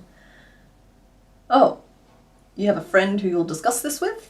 A very bug Christmas? As long as we don't have to crochet a sulp. I don't know what a sulp is. And I have promised that spiders will not feature in this year's lineup. We did a spider last year. We did the green bottle blue tarantula or something like that. Very pretty spider, but we've done a mini spider, and so like all the arachnids out there don't need to worry about it. We will not be doing a spider this year. We have plenty of other bugs, which we will discuss at length in a minute, after we've made all of the pieces for our little friend here. Oh, I need this color too. I don't know why I'm sewing, but I'm just a little bit on autopilot. You love rewatching the playlist? Oh, good. I kind of feel like I need to get in there and sort my playlists out, because they've kind of like, I feel like if I was clicking on my channel, I would not be able to find the playlist of what I'd be interested in watching. But some series have kind of just formed organically over time, like Will It Crochet. That stuff's all kind of lumped in with like challenge content, but I actually kind of think it's its own thing at this point, where that's like the clay video, the canvas videos. We're doing a canvas video this week as well. Anybody who was around for a very brief window of time yesterday would have potentially got served a poll that helped pick a direction for this week's video. Because I just ran a quick little poll on YouTube. I posted about it on Discord, but I took it down afterwards because I got my answer and I didn't want it to be spoiled for anyone who followed afterwards, and I also didn't want anyone to vote thinking that I didn't want the outcome of the vote to change after I'd already kind of set my course, if that makes sense. Gonna have to go back in your videos and find the green bottle blue. Yeah, I believe that was day 7? Was the spider the last one we did? I think so. Yeah, check day 7 of last year's 12 days of crochet. I believe it's entirely no-sew, but there's a few color changes and there's some trickiness around the legs. Cool. Some little eyes for our little friend. I'm not doing the lips. The lips are a good half hour of sewing, but the eyes are helping. So much hope on that little expression. Feets. Let's make some feets. I think the feets are just going to be little tubes. When are they not? When are feet ever not tubes? Hi, Cosmic Creepers. So a leech should be pretty easy. You want to make a pill bug that rolls up in less than 30 minutes? Me too. Yeah. You missed the poll. No, that's fine. Most people missed the poll. I think I only left it open, like I said, for an hour. I only got 150 votes on it. Like, it was the world's smallest poll. But I really needed to, it's for this week's video, so I couldn't like leave it open for 24 hours or anything like that. I just needed an answer and then I needed to keep going. I was just stuck on 2 different options for something, which is, you can see it going on in the background there, but stuck on 2 different options, and you guys picked. I have not made Joltik. I Tell you what though, when I make that sweet little baby Joltik, the world will know. Use the 12/7 days of crochet as emergency last minute gifts. Oh, I love that. Like, okay, it has given me some of the best things. Like this little frog is the most quintessential frog I have ever made. And I have a few frog patterns out there and I like them all. Like rainbow dart frog is great, giant frog is great, this little smiley frog is fine. This is the quintessential frog, right? He is perfect in all ways. I will not be convinced otherwise. And I think that I end up in a happier place with the minis purely on the basis that like I can do so many more iterations of the pattern because I have the time to, because I can make 6 of them back to back to back to back to back and it's only been 3 hours. Whereas like for most of my stuff, I kind of make one, make any adjustments that are needed, and sometimes I make the adjustments that are needed on the fly as I go during filming, like which is not ideal at all. So yeah, whereas like with these ones here, I get to refine them a little bit more, which is a lot more of an enjoyable experience. It is the froggiest frog, exactly, Oni Cat. The mini frog was a wonderful pattern. Thank you, Hang Yang. I appreciate it. I just think he's the sweetest little bean and he's so cranky. Plus that forces me to use stitches in a creative way. Like the feet here are picots, and I believe they're all just done in the same stitch, basically, to create little flippery feet. And we've got, I think, I don't remember if I was using puffs or double crochet clusters for this batch. I try to keep the techniques the same across the series. But either works. Either one creates a little bobble for like, and then to insert the eyes through the middle of those, I was very pleased with that idea. So like forces me to solve problems creatively. What's that saying? That limitation breeds creativity? Because for toes, indeed. When are we going to see more Crisis and Chaos?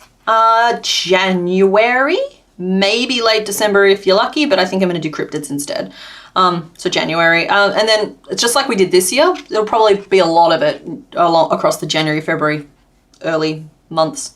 It tends to be when I don't have to worry so much about making certain kinds of content and I can just have fun with it a little bit more. And sometimes that takes the form of making a lot of Pokemon. And yeah.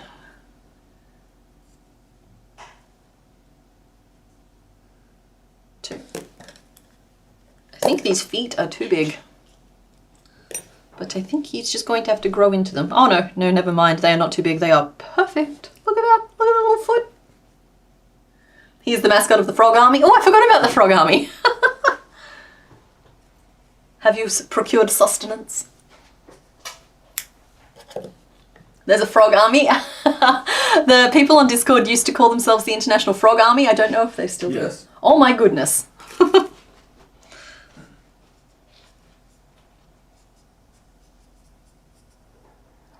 So yeah, I'm constantly trying to top myself when it comes to that little frog. And I might have with the one we were working on last week, which I'm specifically not mentioning the name of, but I will be showing later in the stream.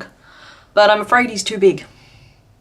So I might have to go back and take another pass at him and shrink him down a little bit, because don't get me wrong, he's a great size if I was just doing a regular pattern with him, but these patterns are meant to be a little bit more small.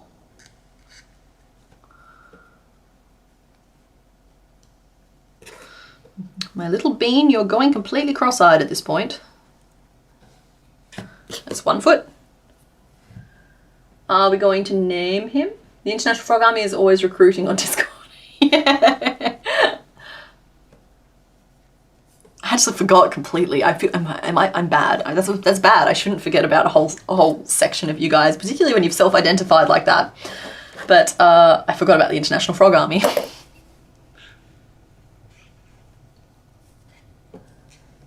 Are we going to name him? The Poliwag?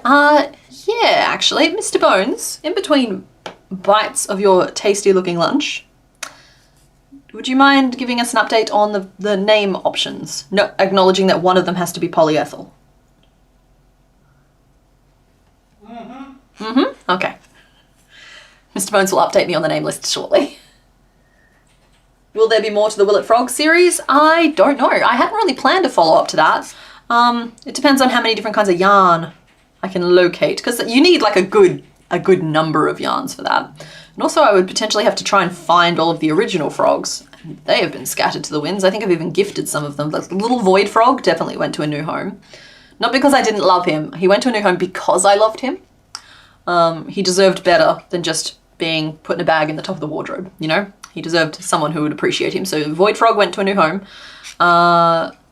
Little pale blue one ended up going to a new home as well, or at least I intended to send him to a new home, but I feel like I saw him just the other day. It's a bit like that here right now.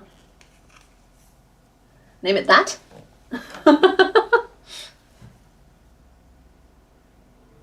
We called Poliwhirl Polly Esther, so we called it Esther. Oh, name list. Wiggle, Wagatha Christie. Oh, right. And Polly Ethel. Ethel's the name. Thaddeus Maximus. Thaddeus Grande. Gerald. Oh, Polystyrene is cute as well. Yeah, Nerditia. I remember that belatedly, that we'd already kind of assigned a group name to this particular evolution line. So as a sign of good faith, I agreed to. We're going to use some of the suggestions from chat, but I'm also going to specifically include one of the poly names. You want the one I'm supposed to add? Mr. Bones, you got to be so careful with that.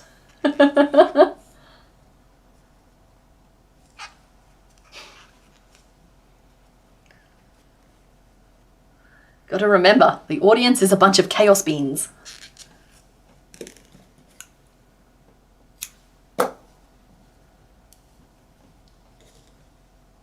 Tom Bombadil.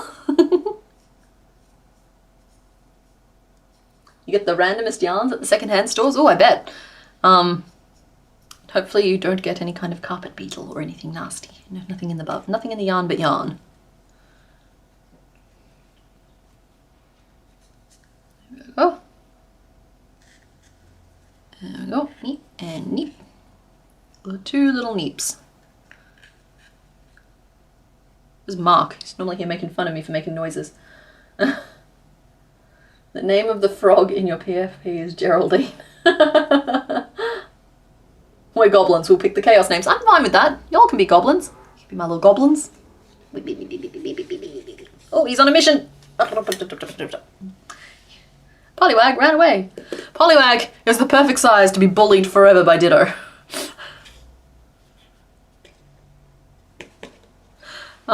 Okay, tail. We need a tail. And I think the one that I've drawn here is the perfect size, which is great, because it's always easier to make tails when we're working to scale.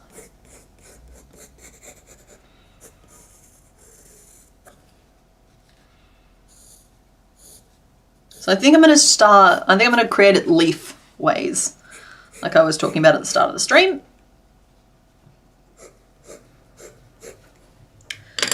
But we want it dark blue in the middle and then light blue around the outside. Which is going to make this a little bit interesting, but we'll see. So I'm going to start by making a chain, as we do.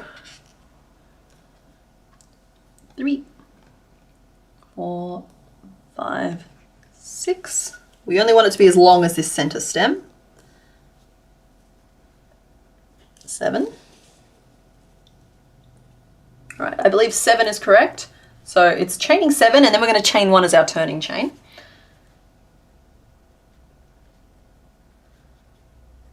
So technically it's chain 8, but whatever. And I'm going to work 7 single crochet back down. 1, 2, 3, 4, 5, 6. What? 1, 2, 3, 4, 5, 6. I apparently forgot to chain 1 and turn. 1, 2, 3, 4, 5, 6, 7. Excuse me, 8. There we go.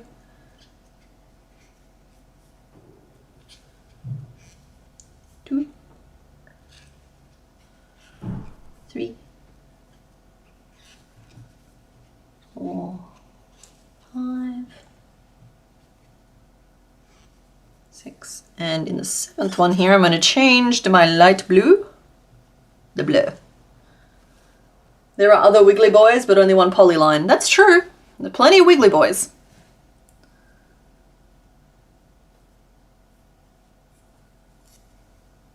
The best part about this is that I don't have to make a decision. Y'all can.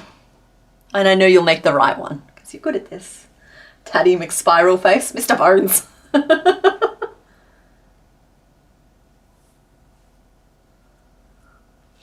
Okay, so now I have blue on my hook, and I'm going to chain...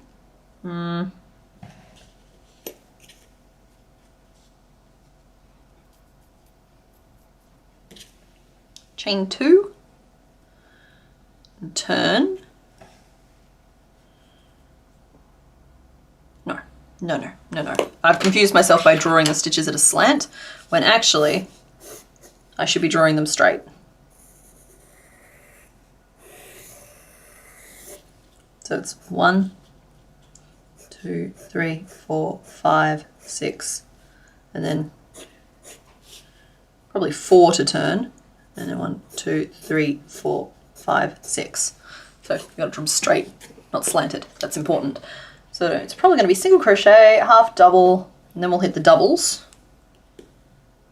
Then I think trebles is going to be as wide as it gets. And then to turn at the top it would probably be double, 2, half, double, and then a double. And then back down to treble, double crochet, half double crochet, and a single crochet to finish. So that's the plan. Let's see how we go. So potentially should start with a slip stitch, but I don't think we have to go that far.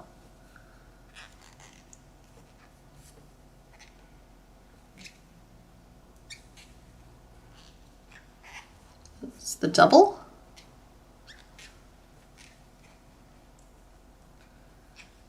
One, 2, 3.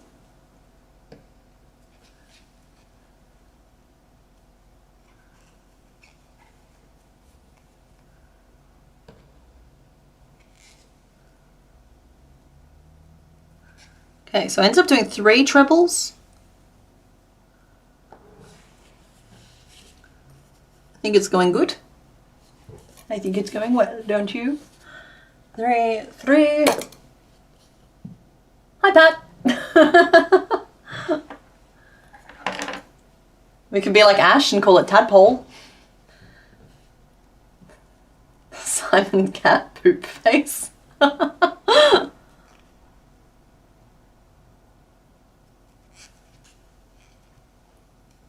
Alright, and then we're going to turn at the top here.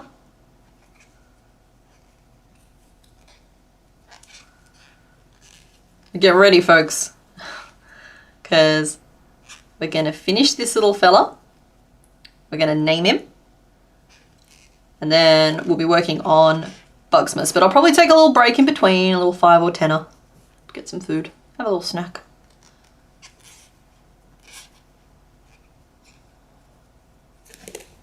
Yep. Flying frogs and tadpoles and all kinds of stuff.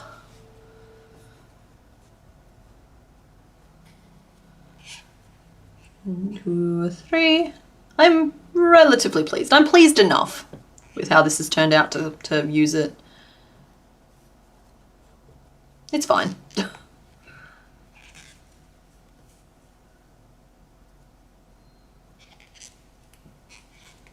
I do like that all of the ends have ended up at the same end.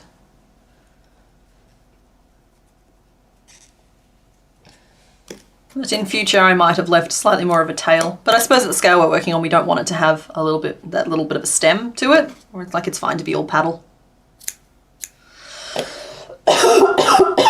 Excuse me. There we are, tail. And that's the reason you draw it to scale first. It's a little bit shorter than I would have otherwise been, but it's the right shape. Chadpole. Wait, no, we already have a Chad. Isn't Machop a Chad?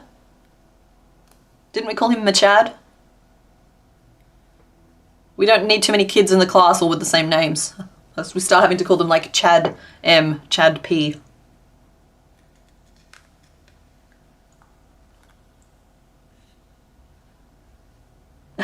PLA, because he's just a little Polly.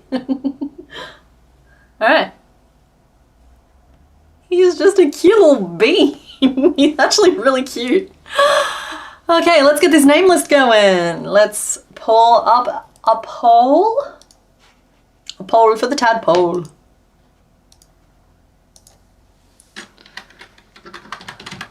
Okay, so where did we land with our names? Mr. Mones knows he has to be fast because otherwise I go rogue.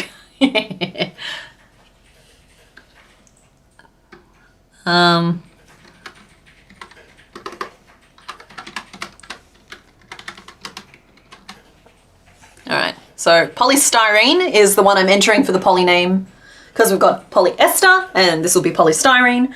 You are so cute. Oh, hang on. He was right on top like I thought he would be. Come back, you ball. So this is Polywhirl, who ended up a little larger than expected. There's a little polywag. He can wear his baby as a hat. Or a shoulder parrot. Or a football. Ooh. Wiggle, okay, I like Wagatha Christie. If you guys present me with more than the names we need, I get to make choices. I'll put Wiggle in there because I know a lot of you liked the name Wiggle. Now Wiggle, I'll also put Mr. Wiggles there because I feel like that's the same name.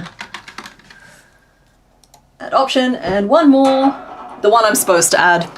I'm gonna do it.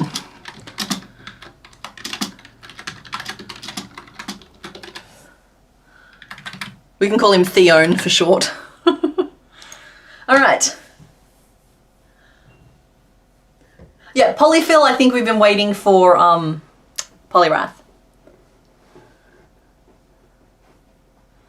Ooh, Polystyrene's off to a very big thingy thing. Polyrath is going to be the exact same pattern as Polywhirl, but with angry eyes? Maybe. There's a few kind of minor differences to him. I think his eyes are more incorporated into his head.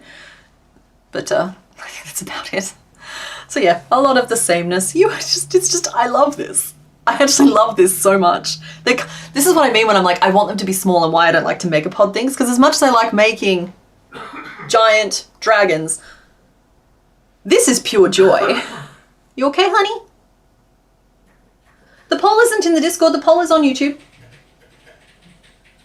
You thought it was Esther, Ethel, and Anna? Yeah, but... Oh, okay. Well, don't inhale the bun. Yeah, but it just had to be a poly name, so I made the decision to replace Pollyanna with polystyrene.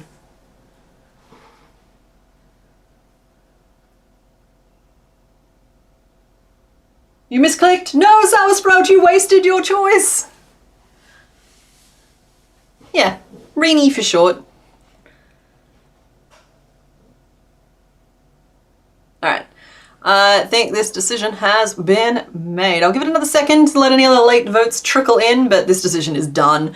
Polystyrene has 54% of the vote. Wagatha Christie and Wiggle / Mr. Wiggles both have 18%, and Theone, the one I'm supposed to add, is at 11%. So I know this chat is currently filled with 11% Chaos Gremlin. That's a perfect ratio for this time in the stream. I understand that the chaos will rise the longer the stream goes on. That's half the fun. Alrighty. End poll. Oh no, I've still got votes trickling in. I don't want to cut anybody off. It's just this decision has very much been made. Yeah. Okay. I'm closing the poll. Okay. Everybody, I would like to introduce to you little styrene, polystyrene. So we have polyester, polystyrene, and the polyrath will be polyfill, I think is the decision there. Though it could also be polyethyl. You guys are definitely having to pick a poly name now though. Them's the rules. You'd be a gremlin if you didn't feel so strongly for maintaining the theme of poly names. Yeah, see, it's good. I'm glad that you can be reasoned with. Oh, Ditto, what are you doing to the frog? Ditto has knife and Ditto does not mind swinging it around. Okay, folks, I'm going to take a little bit of a break. Probably going to be a 10-minute break so I can eat something, which means that the break video will play twice. So I want you to all enjoy grooving out with the Mr. Bones theme song. If I can find the button. There it is. Okay. All right. I will see you all soon. And when we come back, we'll be working on Bugsmas.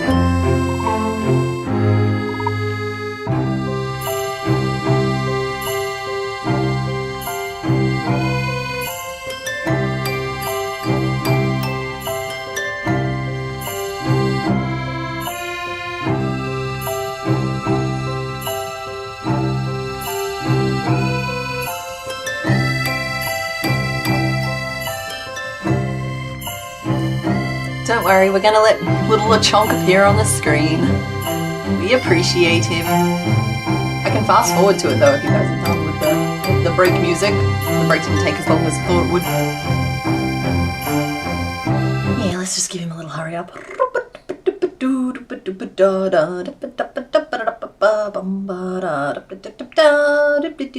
There he is.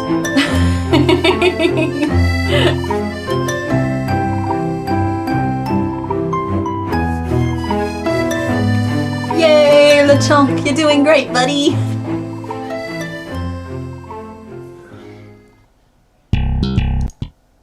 And I don't think we need to watch that again. Thanks everybody for giving me a little bit of a break. Covered in crumbs. And LeChonk, he rises. He does. He's such a good boy. Yeah, I am really sorry, guys. I was meaning to reveal what was behind the doors before we went on break. I didn't mean to leave you guys hanging like that. But nevertheless, let us reveal who else it could have been. I don't remember which door had the second most amount of votes, but let's just reveal them in order then. Here we have door number 1. If you seeking, you will find. There he is. So we could have been making seeking. And who did I put behind this one? And Tentacruel. So yeah, we were working on, excuse me, working on evolutionary lines today. But that's pretty much every day now because we've made so many of them that we've started most of the lines. So yeah, there we go. Those were the other 2 options for today for anyone looking for closure. Now I am about to swap over to Bugsmas for anybody who doesn't want to be spoiled. Thank you for hanging out today, and I am sorry that you are going to have to leave. The Codfather, exactly.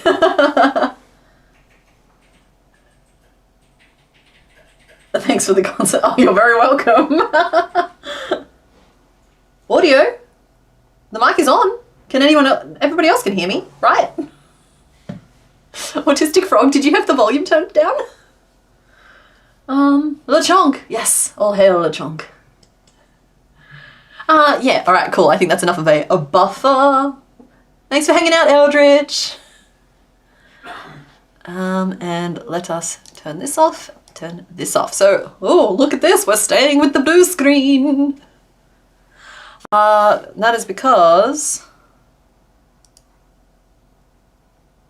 Who wants t-shirt spoilers? You want to see the spoilers for the t-shirts? I feel like now's a good time to do that. You can hear me? Excellent. Because don't get me wrong, most of the time if you can't hear me, it's definitely my fault. But yeah, yeah, let's show the t-shirt. So the one that I don't know if it'll be available forever, but I'm also not just doing like a TZ limited edition thingy. I just don't know if there'll be demand for it forever. Is this one here, which is the Boring Color Brigade t-shirt. It's available exclusively in brown. And the other one, be nice everybody, I don't know if I like this one, but I also don't know if I hate this one, and I won't be able to tell until it's physically in my hands, and that is Everybody Frogs. So those are the 2 that I'm waiting for samples on at the moment. I've also got like a couple others. There's a couple others, but yeah. So Patreon has already seen the Everybody Frogs one, but the little Boring Color Brigade one, yes, I'm spelling it like that because that's how you spell colour. Fight me. Anybody who asks, you can just explain that you're supporting an Australian. So yeah. Yeah, the many colours of the beige rainbow. The Boring Color Brigade. Boring Color Brigade. Yeah, so those are the 2 little reveal-y things that I had locked and loaded for today. So let's talk about bugs. In preparation for this, those are the sketches that we did last week. So that was the sort of visual brainstorming that we did. And the one we were working on was, hang on, I've got a brush, I can actually point at things. What colour do we want to point at things with? Let's point with green. Green is fun. The one we were working on, should get my tablet in here, was this one. So I'm about to swap back to my other screen. This is where we left off last week. Microphone is still on.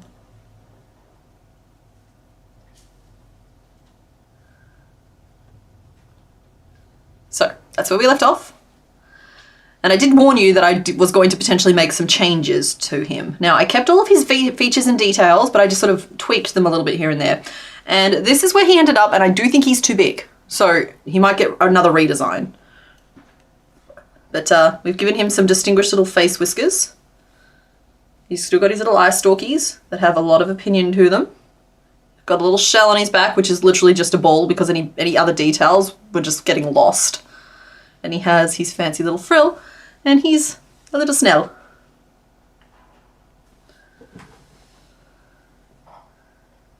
So yeah, that's where we ended up with the snail. I'm worried he's too big because just like for reference here, he's not technically twice the size, but he's like twice the size of what I'd be thinking of.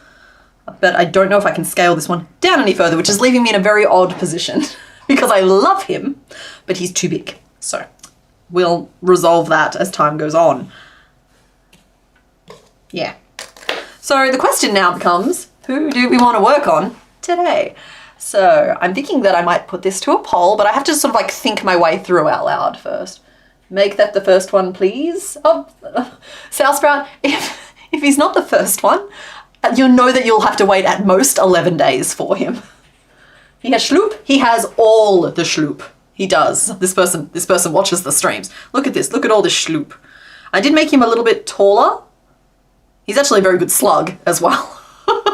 Because like if you look, this guy here, his head was tilted too far back and he was a chubby little guy, and I love that for him, but it left no room for a shell. So I did have to make him a little bit taller and then a little bit wider. Which left him a little bit longer.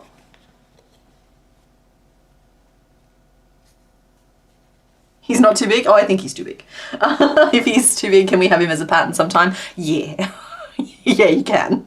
I'm thinking that I might remove one row of the neck and one row of the tail growth, which will shrink him down a little bit. But all I need to do is a time trial, and then I'll have my answer, because my rule of thumb is that I need to be able to make them and I'm very familiar with the pattern, and that's why I make the distinction of me. I have to be able to make the pattern 30 to 40 minutes, absolute maximum, including all the sewing. That's the rule.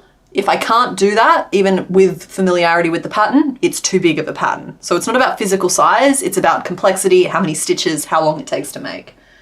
Are we considering other insects, or last week's concept drawings finalized? We can still consider other insects. It's just I've got some concept drawings there to work on. You are impatient. Your Canadian colour works for you. Yeah, exactly. I'm Australian. I don't feel the need to pretend to not be. Hello to Chile. He's so cute. Too small and you lose details for it. That's the trade-off, exactly. So we're considering other insects. I already said that one. Megapod, the snail bean. We are not megapodding the snail bean. Enlarge the snail bean. And he's not getting any bigger. He's the perfect, guys, he really is just the perfect size. And he's so interested in everything that's going on because the little chain details of his eye stalks just constantly like, Anyway, sorry, I'm going to turn us back to the drawing so we can discuss who we might like to make next. So we've done snail. Now, these are just the ones that we made to a colouring point. I saw that the Discord, okay, first of all, thank you to everybody who went to the Discord live stream channel and just plastered it with the most interesting looking bugs. It's just left me completely overwhelmed with how many I would like to make, versus looking at just like the 12-day window that we have to make 12 of them. I have to pick 12 and it's a struggle. It's actually been really hard. He's very schloopy. So I was thinking that maybe we could work on a weevil today. And like just because we're working on it today doesn't mean it'll make the cut either. I was also thinking blowfly. There's some that I'm deliberately excluding just because, not because I don't want to make them, but just because I haven't put the thought in properly, and so I don't know really what my approach will be. And that means that the stream will be a lot of like half-uttered sentences as I argue with myself, and I don't think that's very entertaining. I need to have some familiarity with like the approach. We could look at the moth today, I'm fine with that. Like the notable exception is the praying mantis / orchid mantis is one that I'm not ready to approach yet, but will almost definitely make the lineup. We could look at Dragonfly today as well. I'm actually kind of very interested to try out this kind of wing.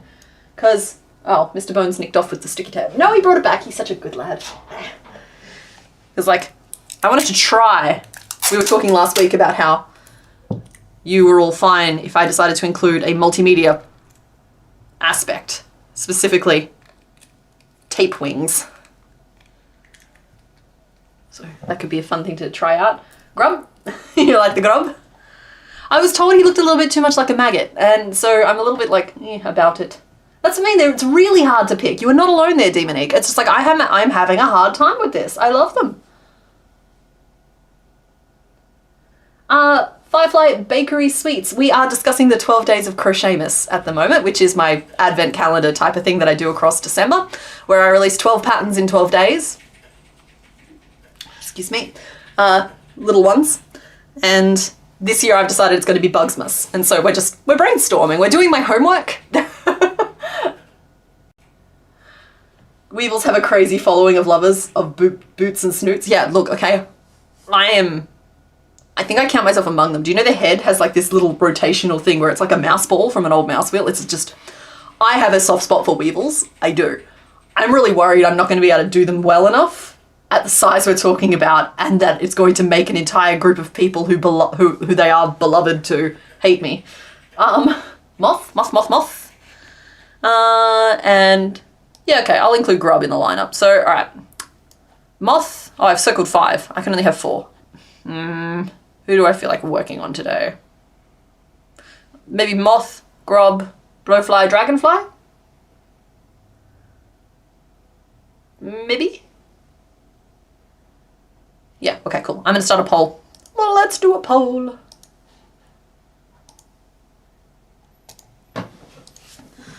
Moth.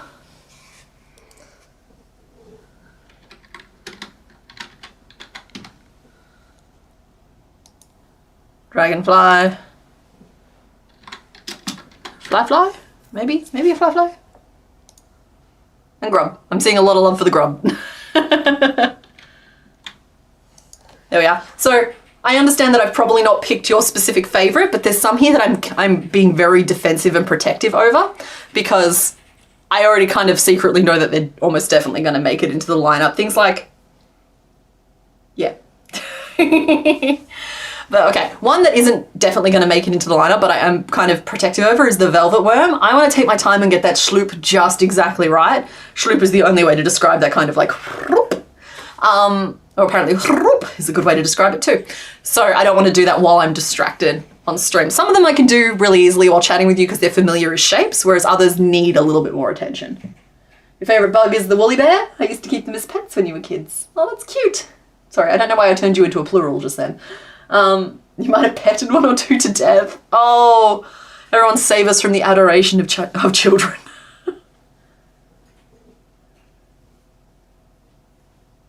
Yes, we will be. They'll be made and released as patterns. The grub won't be similar to the pill bug, just because the pill bug is a large articulated piece that does not take 40 minutes to do. So we're going to be looking at little guys. Mr. Bones, who's your favourite?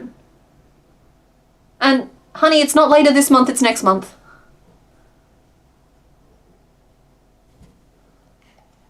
Yeah, what is Mr. Bones' favourite? That's what I'm curious in.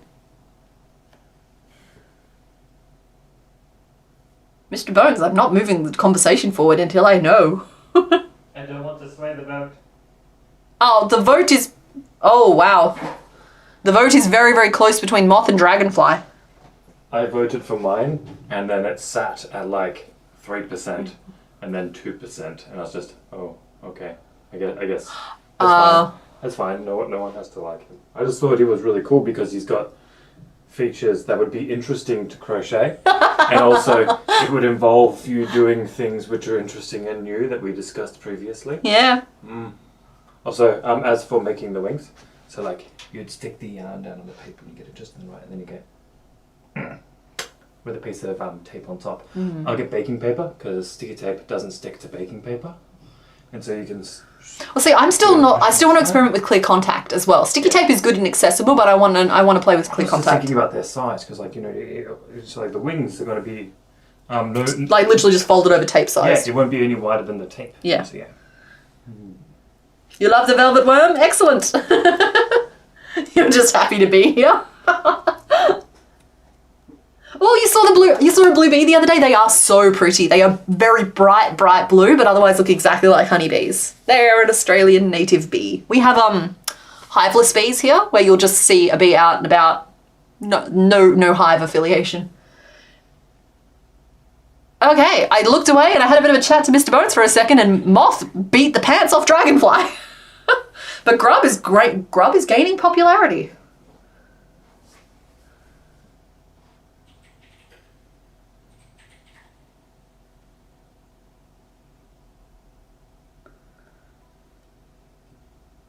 You voted for the Dragonfly, sorry, Mr. Bones. Alright, just because like the vote is still changing a lot, I'm hesitant to stop it. Alrighty, I am going to get set up for the design process though. So for the design process, I will not be using final colors or anything like that. That's just not how this tends to go. With the exception of if Moth wins, I probably will use final colors just because like it's very specific. If we were doing something like the Grub, I would just work in whatever color I had a lot of. Do I release on YouTube or a website? I release them on YouTube. There's lots and lots of free patterns on my channel. In fact, you can look up the previous 2 years of the 12 days of crochet. We've done 12 Australian animals and 6 animals from South America and 1 from Malaysia. But this year I decided bugs. No region locking. Everyone vote Dragonfly, blue bee. Yeah, we have blue bees here in Australia. Let me see if I can find a picture of them while I let this vote run on. Because it's taken its time, but you'll just need to consider your choices, and that's fine. Blue bee. Yeah, they are the blue banded bee. And they are wonderful. They are wonderful. Okay, incoming warning. There is going to be a photo of an actual creature on the screen if that's going to skeeve anybody out. The best kind of bee. Blue bee. The blue bees!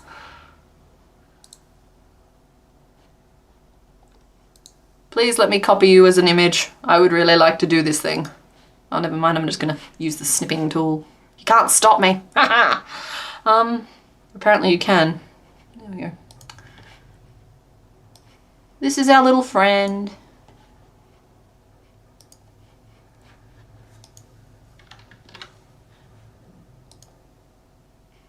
There he is. Just a little native blue banded bee.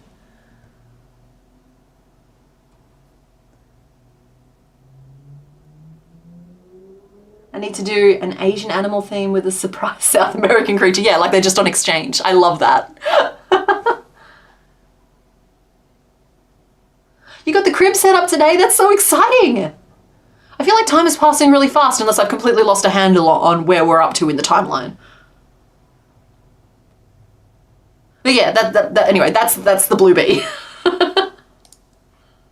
They are far brighter blue in person. I'm trying to find a more specific photo of them. Yeah, they're also known as like blue carpenter bees. Here we go. This is a cuter picture.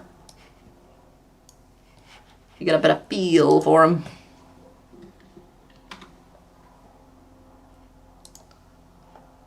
Like, they are blue. There is no mistaking them. Anyway. Anywho. Does their honey taste like blueberries? I don't know. But their schnozberries taste like schnozberries.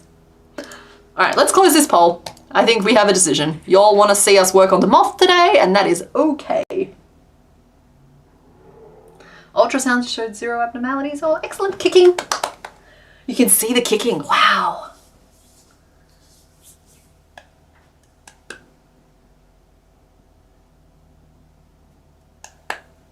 Does CK have a pattern for the stitch tested honeybee pattern? The video has the pattern for it. I don't remember if I released it on Etsy, but you could look. It's one of those ones where I felt weird releasing it on Etsy, I think, because it had such a heavy embroidery component and I knew I wasn't providing, I'm not equipped to provide a good written tutorial for that. But yeah, we're making poodle moths, rosy maple moths. Basically we're going to be making, or working on, a tiny version of this fellow. who is large and in charge, big and puffy. Whee! You wanted butt pics? You're not on camera. Do you want them? If there is a poodle moth in there, I'm going to die. Oh. They're not native to here. I believe they are South American.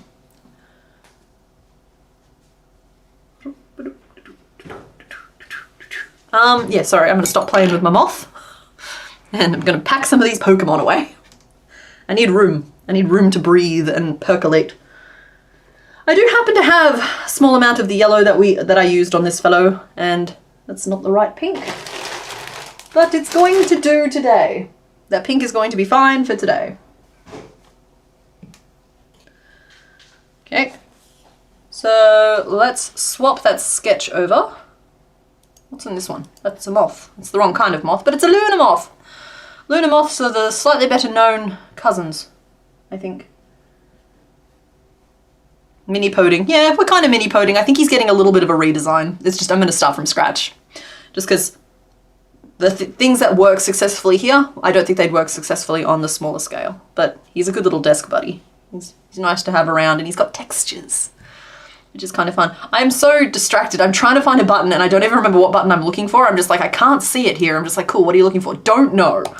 Browse. There we are. Okay, I'm back on track. I am finding my sketches of boogaloos.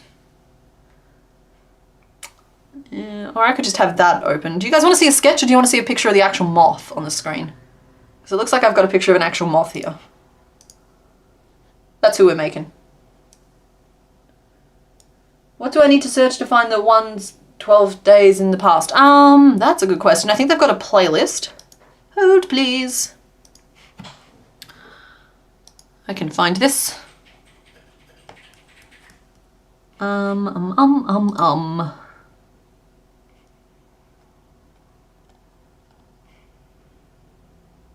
12 Days of Crochet 2022 is the name of the playlist. There's also the 7 Days of Crochetmas 2023. They're both here. I will see if I can add the link to the description. Let's see how fancy we're feeling.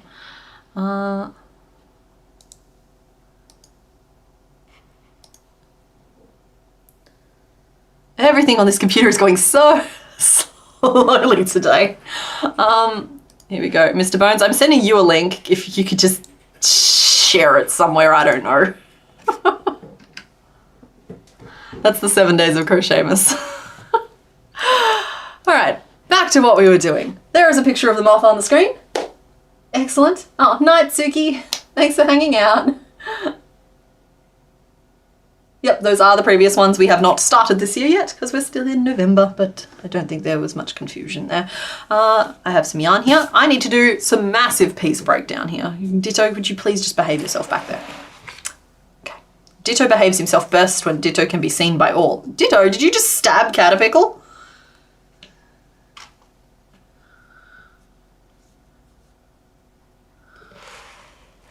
Ditto just... Ditto needs supervising, and I'm not doing a very good job. Do I want to use this page, or do I want a new page? We'll use this page. There's so much page left. I could draw a Pokemon on here next time. No, we'll use this page. Peacock spider is cool. Yeah, except we're not doing spiders this year. I've made a promise to the arachnids. All right, little moth. We need... The body has like 3 distinct segments to it, right? I definitely want to do like a more upright little pose. 3 distinct segments to that body, and I'm trying to like massively chipify them because otherwise we are going to be here all day.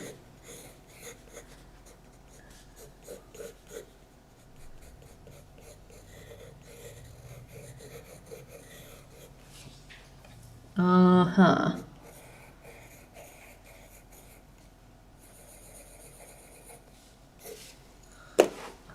I don't know, I think I like the drawing better, so I might just change that over to the drawing.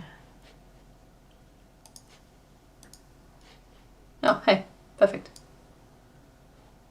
I don't remember how to crop. I have to hold down one of these buttons. That's not it.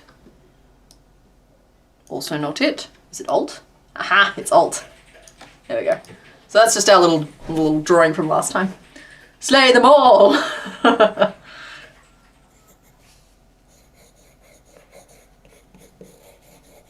So that's an approximation of what the body shape is going to be, I think. The legs are going to be like large puffy delights with little tiny sticks at the little feet. So they're all just wearing balloon pants. And the fact that there's 6 legs adds just an infinite amount of time to this if we want them to be 3-dimensional. I could do them as like a puff with a picot. That'd come out approximate. I reckon that could actually work.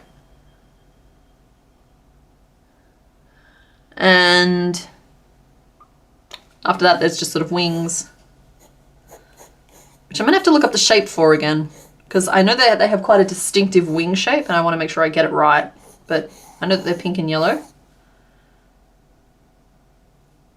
They have pink heads and then yellow bodies. And this needs to be kind of, give the impression of being roughly with the least amount of effort. So, no pressure. It's gonna be fine.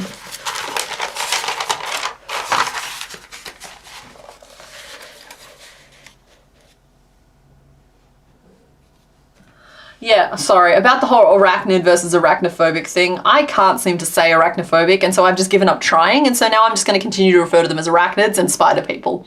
Because what I'm trying to express is anyone who's afraid of spiders, you will not see them here right now. Sometimes I like spiders, so like I'm in a spider place. But like with the recent video where I was showing like this plastic spider, which was kind of creepy looking, it was. I was trying so hard. I thought I'd said apologies to arachnophobes, and then I was editing and it's like, nope, I said arachnids. And then previously I was referring to them as spider people in another video. I'm just like, okay, cool. We can't think of this word when we need it. Let's just release it to the universe. Let's call you a rosy maple moth.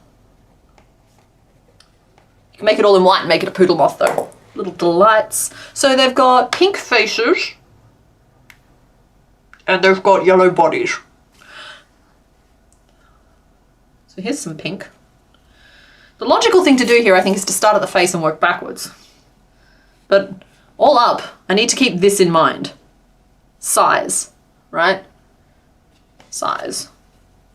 That's why we keep Froggy around to supervise.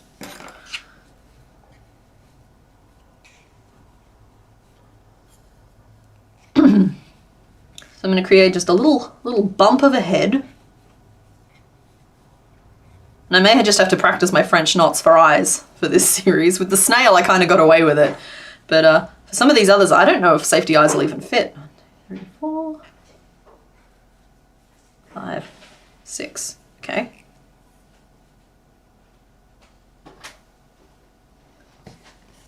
You know something really cool about making like a tiny little pink moth? What? Is you get a bobby pin and you stick the bobby pin up its ass. And then it becomes a hair ornament? Yeah. Because like they're the right size for hair, it's perfect. Who says it needs to be a moth? Little bobby pin. Let's do a little ratatouille with the frog. Yeah.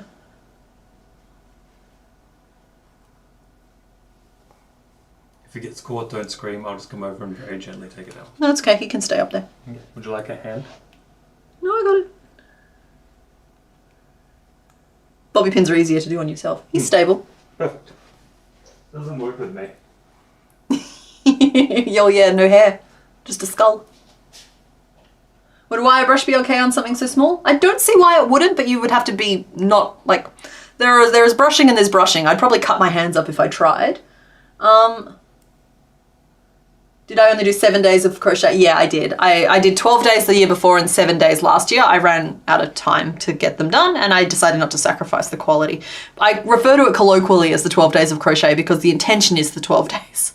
That doesn't mean we always succeed, but we always give it a try.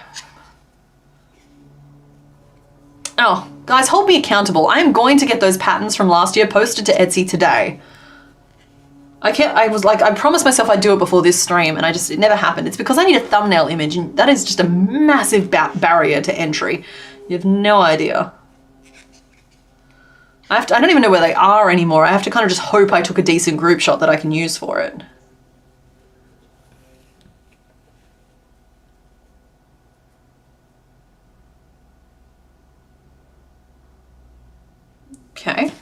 So that's up to 9 stitches, and we have to be careful not to go too much larger than that given the scale of the rest of her.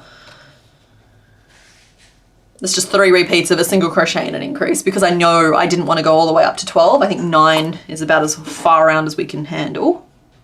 Now, potentially in future, I'll be attaching the antenna in the round, but I think I've said this before. These designs tend to take a lot of frogging and a lot of iterations. So for this first one, I'm just going to focus mainly on just getting the body shape right and laying the foundation for however we want to do the fluff. We might be doing wire brushing, which will be hard because it's just around that one middle area. Or it could be loopies, or it could just be that I create like the shape of it using like treble crochets or something. I'm leaning treble crochet right now because it's nice and dependable, and I haven't been counting my stitches. Like, oh, my brain was like, oh good, you're saying all the things. Honey, that's very distracting.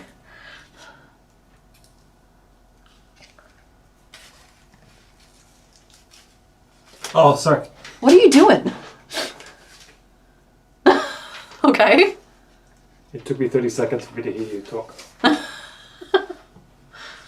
You just got a 24-day Ghibli-themed advent calendar jointly with your sister. It was spendy, but it was on sale and sneak peek items really cool. See, I love that, but I've seen so many advent calendar unboxings on YouTube. I love them. I can't help it. That I've lost all faith in the advent calendar system. So at least with mine, it's just a fun game that we can all play along. It's designed as like my Christmas present to all of you for a really good year. And then they're nice cute little patterns. And I think they provide good like market stall fodder as well. Because I've heard so many times that people have sold a whole bunch of little frogs because like you can just whip them up, attach them to keychains, attach them to hair clips. Yep, the frog is on my head. We just stuck a bobby pin through it. It's the fun of crochet. Basically everything is a hair ornament. You once tore up a pair of jeans using your thigh as a surface for brushing yarn. Yeah, they're intense. And for such a small area, I don't know if it's necessarily, it'd be doable, but you'd have to be determined. And I don't like excluding so many people from that who would not be able to do it because I don't even know if I'm able to do it. All right, I did 9 single crochet-ish around. I lost count, but it was only single crochet as a round, so it should be okay. Then we're gonna do 9 single crochet again. And if you think that I'm not pulling out all kinds of front post nonsense on this, you're wrong. It's because the bobby pins are in your hair and not the yarn. 1, 2, 3. I'm gonna change to my yellow at the end of this row as well. 4. 5, 6, 7, 8, and I'm going to attach me yellow. I love these because I can work through like just little scraps of yarn. I am chewing through my yarn wall behind me at the moment. I don't know if you can't really see all the gaps on camera, but like there are some pretty big gaps in there. I need to go yarn shopping soon. I've run out completely of some colors. I've run out of, there's like a grey purple, which I cannot find the name of anywhere, no matter how hard I look. And I can't find it online either, but I really hope they still stock it. I'm all out of electric. I think I'm on my last color of acid, my last ball of acid. I'm on my last, sorry, it was just a funny sentence. You know what I mean? It's just like I've run out of some colors, which is starting to dictate what I do and don't make. I say that though, and I've got like every color on the planet on my desk behind me because I'm working on a fun project. Yeah. So I'm not going to snap the backs onto these eyes because that's not how this prototyping works. But this would be roughly where the eyes go. And sometimes it helps to have it like peeping back at you super cutely. As you work on it, just helps calibrate you. So yellow, the eyes. You gave a capybara to a friend and she keeps it in a candy dish. I love that.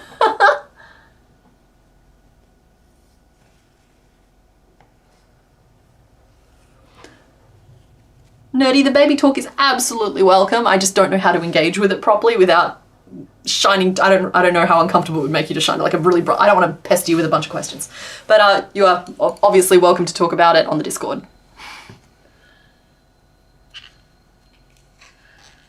Oh, and here. Sorry, I don't know. I wish I could like go back and reread that sentence, but all I was trying to convey is you are welcome and loved here. So please feel comfortable sharing however much you want to share. Bought advent calendars are all horrible nowadays. The only possible ones are the homemade people make to loved ones. Yeah, see, after the first year, I thought about doing it, but like, so the first year I made little boxes, like, well, Mr. Bones made little boxes and I helped for each of them in custom sizes, and that was kind of cute. And then in the second year, I just used like little lolly gift bag type of things. But like, I really should just get one of those like plywood or balsa wood wooden ones that have the little drawers in them, because like, I'm clearly going to keep using it. At this point, it's just silly to not have invested in something like that. And I could get it all painted, or I could even just like, if I was feeling really fancy, I could invest in a nice, like a very pretty one, like a jarrah one or something, but I think that might be a bit excessive. You know, something festive. 1, 2, 3, 4, 5, 6, 7, 8, 9. Because like, while the theme isn't festive, the intention is festive.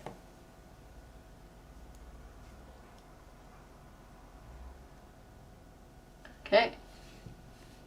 A 3D printed one would be cool. I want to race a 3D printer. Every time someone says the phrase 3D printer to me or in front of me or types it out so I can read it, it's just the same, the competition urge fills me and I'm just like, I want to race a 3D printer. I reckon I could beat one. Give us the same image to start with. I reckon I could do it. I reckon I could beat the 3D printer. Because crochet is just 3D printing. We're working in layers, in slices. Okay. We have a tiny thumb at the moment in a little turtleneck. It's a bit questionable, but we'll fix it. And now I want to create a little poof. So I want it to be poofier at the bottom than at the top. So I'll do 2 single crochet and then 5 increases around the bottom and then 2 single crochet. We're just going to start there and see how we feel about it. So just keeping in mind that at this point, I'm just trying to build the shape up and I'll worry about the actual texture of it later. So that could mean I go back and I work in the loops only, or it could mean that I work a different kind of stitch for it. I just want to make sure that it's forming the right shape and laying the right way. That's why I'm not snapping the eyes on as well. This will likely not end up being a finished piece.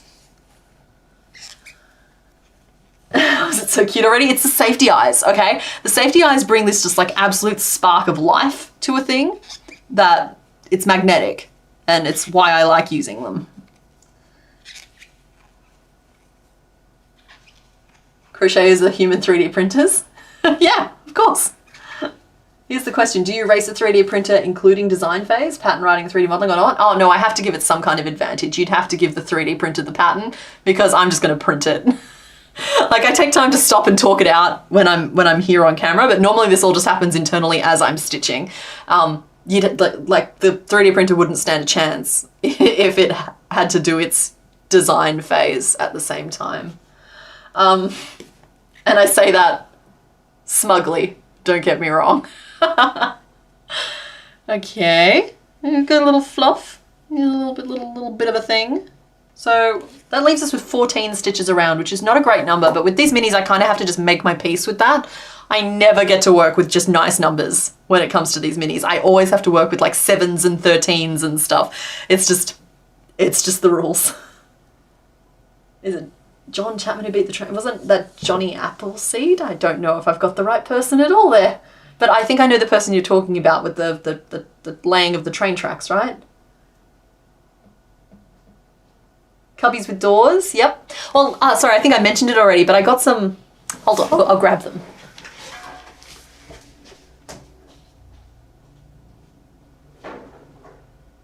Oh, they were here.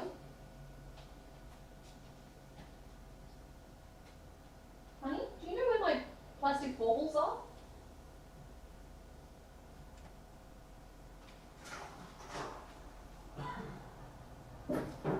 Adam? Honey?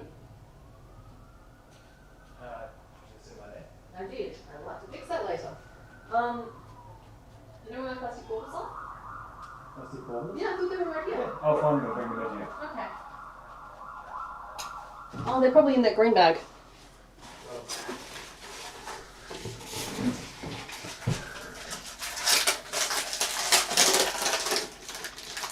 If you plan to interact with me, give me a heads up 30 seconds beforehand. Oh, it was more of an instant type of thing. It was John Henry who beat the train. Okay.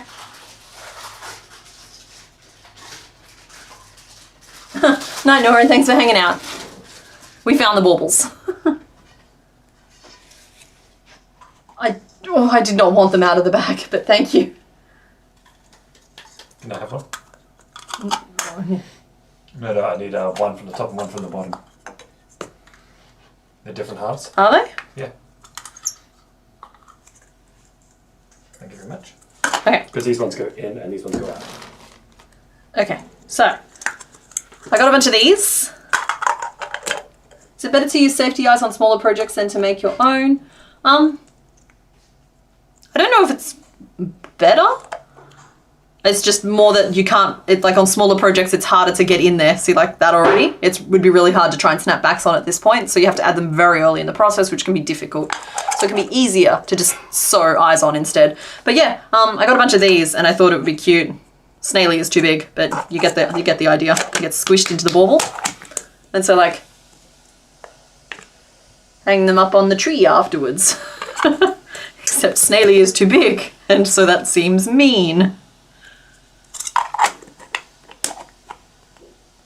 I don't know how these go together, but I'm given to understand that they do.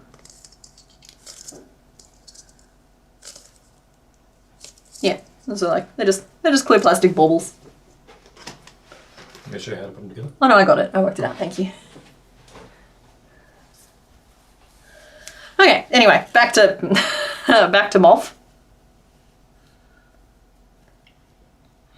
So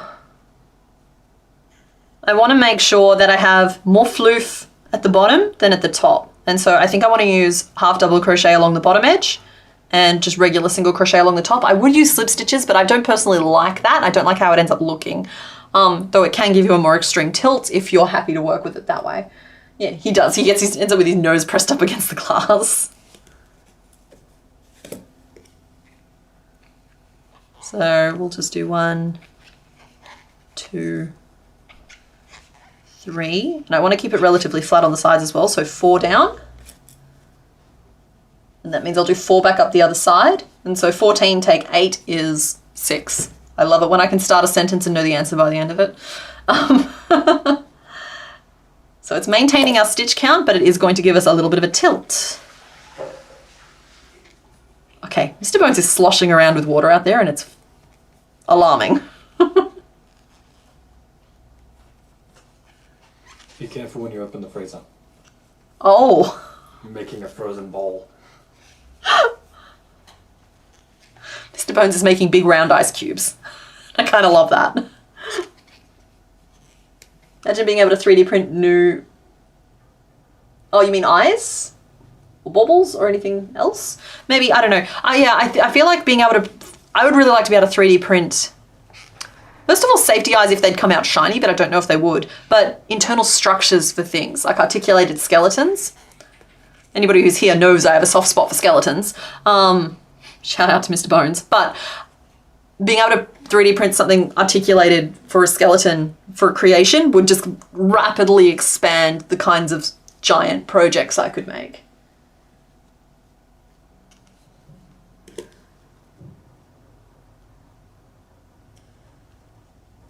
But yeah, being able to 3D print safety eyes would be incredible if they would also be shiny. Because I think these ones here are like injection molded or something.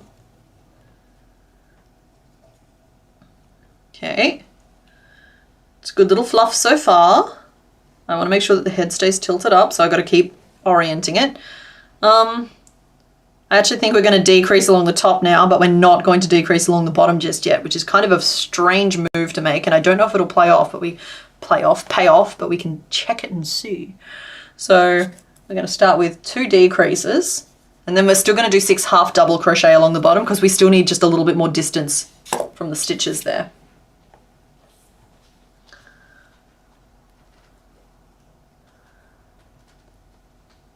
Even just making more things like the spider rig. Exactly, yeah. Making something with that spider inside with like the little plastic legs sticking out, I'm just like, okay, antlers, teeth, claws, horns, scales. Give me all of it.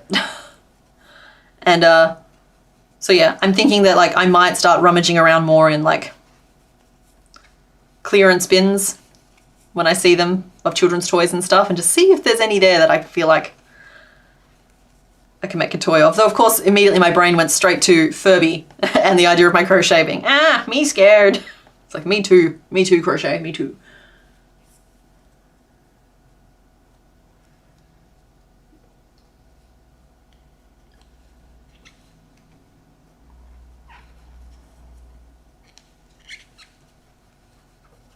Yeah, just a little rosy maple floof. His head is sticking out a little bit funny. But I'll have to make my decision as to whether or not I like that or if I want to make changes to it. So currently see how he's got a little bit more mane at the bottom. And we've just closed off the top. But we've still got a nice wide fluff at the bottom. So what I'm going to do next is I'm going to stay in my yellow because his little butt is also yellow. But we're going to change the kind of stitches that we're using to help tilt the work a little bit. So I'm going to work front post single crochet along the top here. And probably just regular single crochet along the bottom. And we're just going to we're feeling our way forward.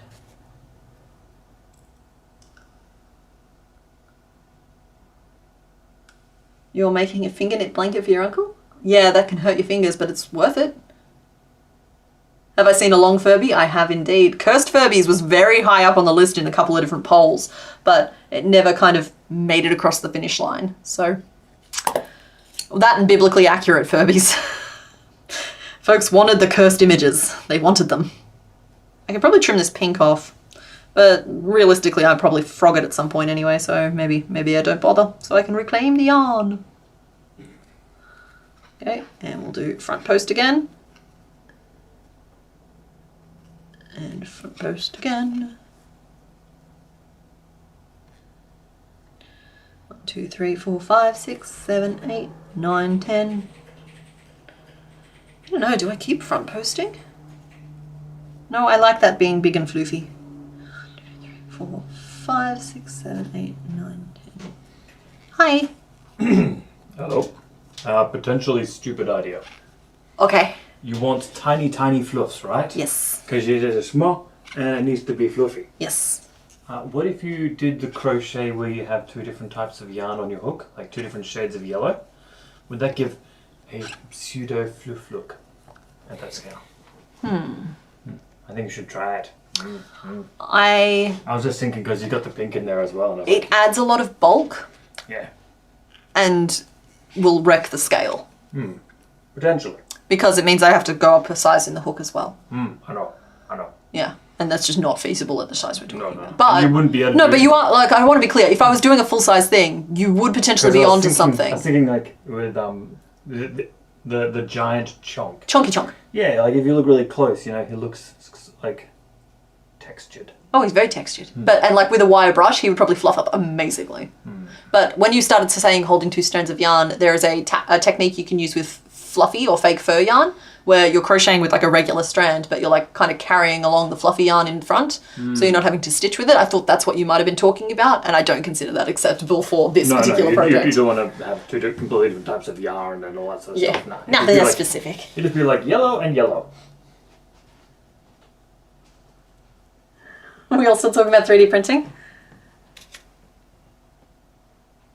UV resin makes it shiny and is durable. It's what you've been using to customize safety eyes. Cool.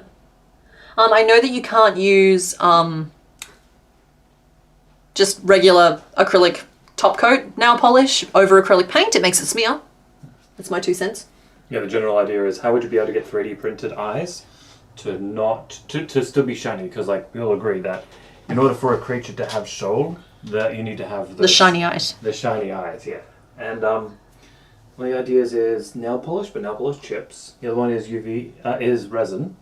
Resin could work, and also a resin printer, but you would need to do some kind of finishing after you've finished printing them, because it wouldn't print them shiny. It would print them like coarse and rough, and you need to shine them up afterwards. But there is one way you could do it, where you could print off the half dome with the little spike to stick in his face, and then you hold it by the spike, and you would get like a drop of resin, and you'd like smear it over. Okay. Kind of like how I did with the wood glue. Yep. So it's got like a full layer, and then I get like a blowtorch to make sure you get rid of all the bubbles.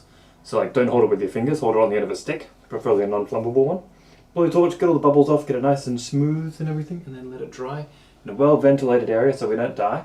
And that might be a good one. I gotta tell ya, I would immediately abuse the privilege of being able to 3D print my own eyes to make eyes like this. Yeah, I look to your left. Yeah, I know. Yeah. Guys. Right? Oh yeah. Like paint the inside of them. They're shiny. And they've got loops so I can sew them on. And they come in packets of 10 and I only need 12 of them. You know, I could actually pass one here. Huh. Yeah, we could just turn these straight into eyes. That's what I'm talking about. Just paint the inside of them. Yeah. In fact, we should go buy some more. Totes my goats. We're gonna go buy some more. What you do is you put a couple of big drops of clear resin in the bottom, right? So that way it starts to fill up, and then you'd put the black in behind that. That way when you look, if you come in from the side, you've got the little... I was just gonna paint them with acrylic paint. No, but like then it looks like it's painted. Yeah. No, you don't want it to look like it's painted. You want it to be like fancy. Anyway, Handcrafted. I have thinking. Or I could even just crochet the piece and put it inside there and it'd be shiny. I was literally thinking of filling them up with some kind of medium. What about a large? Can I have my eyeball back? A medium. Wood. Oh, yeah. I could fill them up. You could put little crocheted animals inside of them and then hang them from your ear. Like a little goldfish. I think that'd be so cute. Fish earrings. Equipped with their own little... We've gotten so distracted. We are so far from what we're supposed to be talking about. No more 12 days of crochetmas. No, you need to make... Fish earrings. Fish bowl earrings. That'd be brilliant.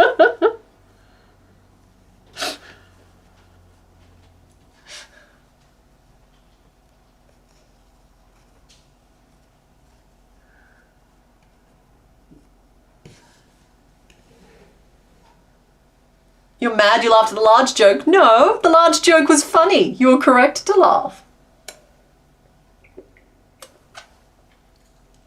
You want to do Fishmas in 2025? What's funny is that these aren't even that big. Like, in terms of chonk size, these would have been too small still. Chonky chonk specifically. Yeah. They were 10 for $6 at Kmart. No one buy them all before I get back to my Kmart and get some more, okay? Leave them alone. Sorry guys, it's 2 days of Bugsmas this year because I took too long on the fish earrings. Please, as if it would take me that long. But no, it would be like 2 days of Bugsmas and then like 8 days of Fishmas.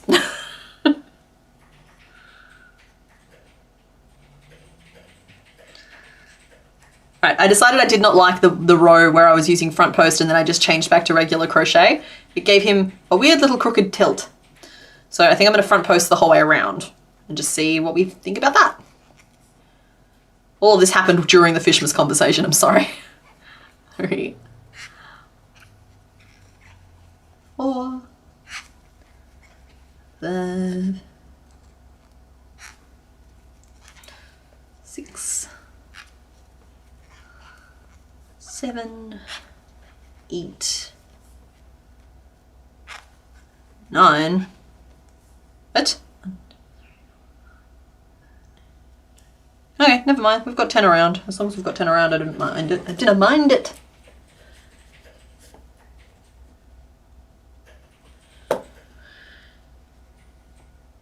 Okay, yeah, that's a little bit better. He's such a funny little shape. There we go. We'll just do a tiny, weeny bit of stuffing in. And I might trim off the pink just for simplicity's sake. I'm not going to miss a scrap of yarn this size.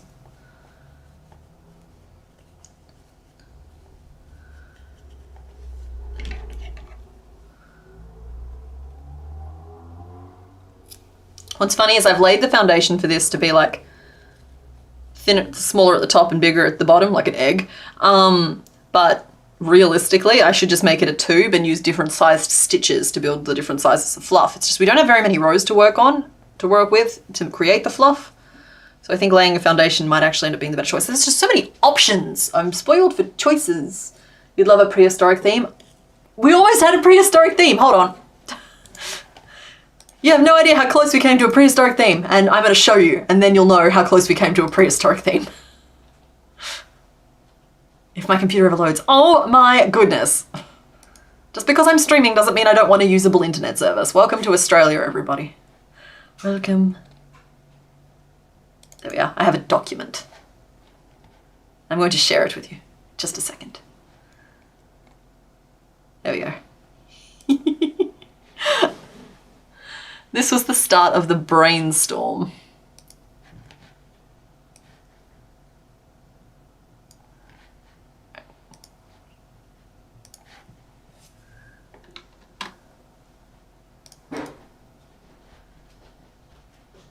Stream health?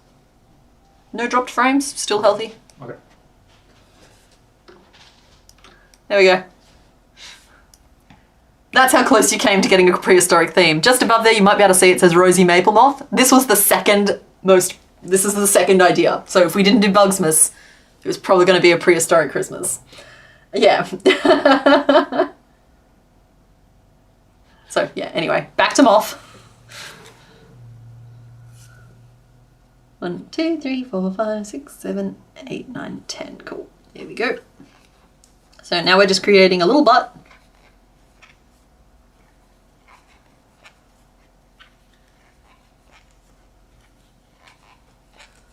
Five, 6, 7, 8, 9.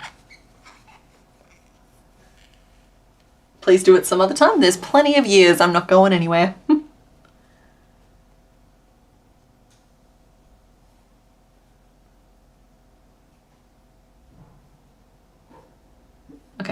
Okay, this is still good. Now I'm going to start putting 2 decreases per round. We're only 10 stitches a round, so it's not going to take much. But just slowly start decreasing until we're left with just a little chubby point for the booty.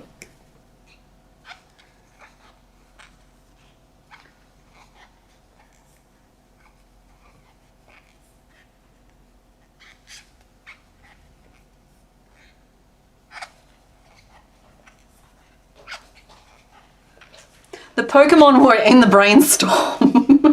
Because yeah, you may have spotted excuse me. Oh, and again. You may have spotted, I think it's like Anorith and Lilip, as well as the like Archeops and their evolved forms, because they're already caricatures of really cool prehistoric creatures. So I included them as part of my brainstorm because I wanted to make it a point to look up what they were based on. But they're also a great example of using identifiable features. So yeah, they made the brainstorm.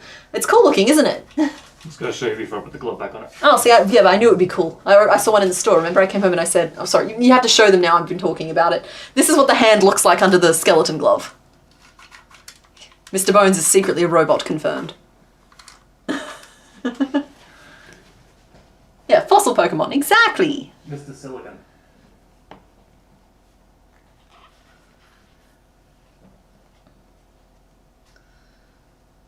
You are just such a cute little bug already. You are very tiny, tiny. If I was focusing, you'd be done by now. Gerasmus. I don't know. I tend to I like not to pick the theme too far in advance, because once I pick the theme, I feel like I can't do any patterns in that theme leading up to it. Like, as soon as I decided Bugsmas was the thing this year, or was probably the thing this year, I can't confirm it till I start filming it. I'm sorry. I'm just like that. I couldn't release any bug patterns afterwards. And so like if I decide now that it's going to be dinosaurs or fish next year, that's a whole year without dinosaurs or fish as options. And I don't want to do that to myself or to you guys, because it'd be really nice to get the not my idea votes going again. Well, yeah, it would very much so. I'm still trying to work out where patterns really fit in the scheme of the channel. But I think that's enough booty for you. I think you're just a little bootyful bug.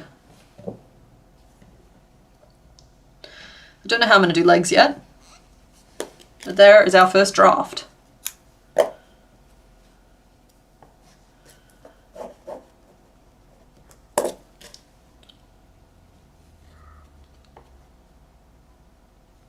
So yeah, this is just me kind of making the point that you don't have to solve all of the challenges of a single pattern in one pass.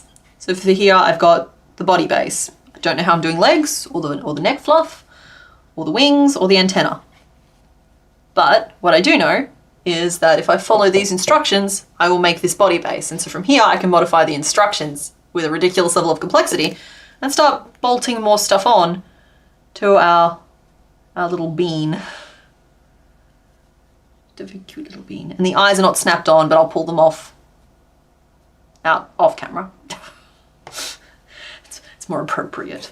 I don't want to upset anybody. So the first thing I want to play with here is whether or not the legs can be attached in the round, because ideally they will be, even if it does add a ridiculous level of difficulty.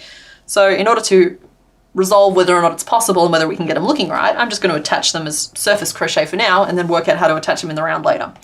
So let's see, the first legs, they kind of, all 6 of them kind of come from this one little point. So we only have like 2 stitches to work with, which is always a little bit tricky. I'm just going to attach back in here for now, because once I know what the shape of them should be, I'll know how to attach them in the round. So I don't like doing puff stitches because I'm too inconsistent with my puffing. But a cluster stitch with a picot might be the answer to my woes, because I do want them to be chunky little legs. So that's 2, 3. Oh, it might have to be a very small.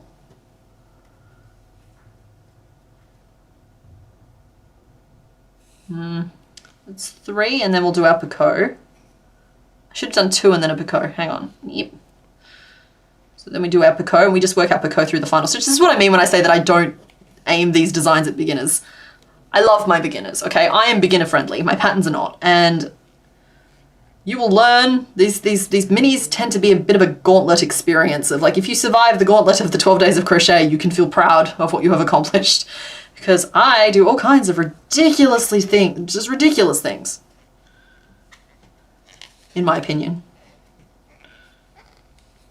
Okay, so that was a 4 double crochet cluster with picot in the middle of it to act as the foot.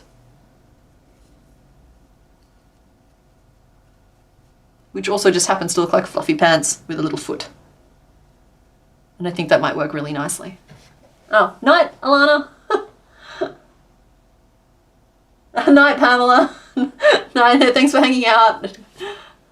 Oh, sorry, Alana, you may have been saying goodnight to Pamela. Welcome back. Is he Mr. Rowbones now? Row your bones. Crustaceous. Ugh. Okay, so yeah, there's one little leg. And I think 3 on either side will actually fill this body out really, really cutely. So let's just make a note here that the legs are I hate myself sometimes. A 4 double crochet cluster with a picot. And that means that I'm gonna have to write out a whole explanation in the written pattern as to what that actually is, because we're making stuff up again. 2DC, picot, 2DC in cluster form. This is a cluster, but it's not a cluster form. All right, you're still with me? We're still here, we're still good? So that kind of sorts out the legs. I have to work out where exactly they go in the round, and the fact that they're pink means that there's a color change involved in them as well, because I wouldn't sew those on, we would just build them in the round. The next thing I want to work out is antenna. So I'm going to frog this. And with the antenna, I feel like we could build that in even like the first row. The second row would push it too far towards the back of the head, I think, but the first row we could build the antenna in. I believe their antenna are they pink or yellow? Does anyone know? You love smashing multiple stitches together? Awesome. Yeah, 4DC cluster picot in the middle. Yeah. Like we just say that as though that's a perfectly normal thing to be doing. So the little antennae doobits, they tend to be drawn like this, right? But what they actually are is like, they're like antlers. I like to think of them as antlers. So on my big one, I literally made them as antlers. But while this reads really well at this scale, I think anyway, I'm a little bit biased, but I think it does.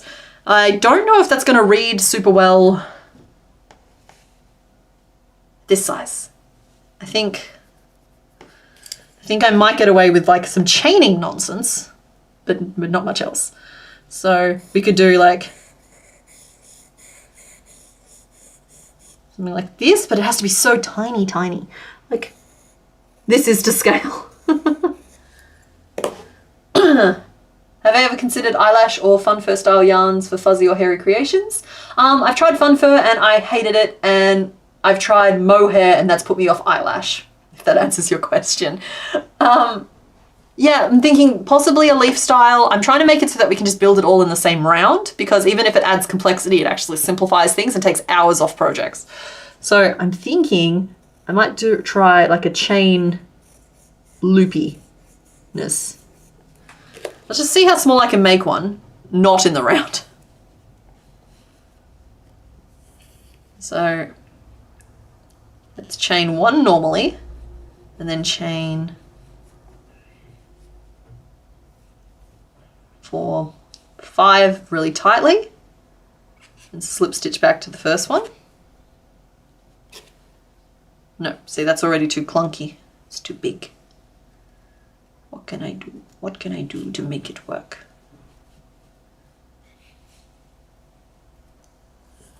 Because there's always the crochet over the tail. 1, 2. Because we could always join things in the round. It's just not ideal. You can give it a little tug and it curls it over. And that can work, but again, it's just not quite what I'm looking for. Chain and then slip stitch and then extend off for the antenna. Yeah, that's kind of what I'm playing with now. Just a little bit of trial and error. Chains already add a lot of bulk to a thing. Okay, chain 2.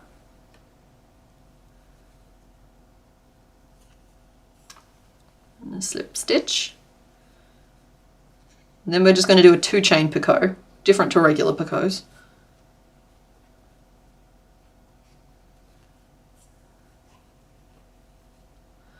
Yeah, I haven't written down what I'm doing. I'm asking for trouble.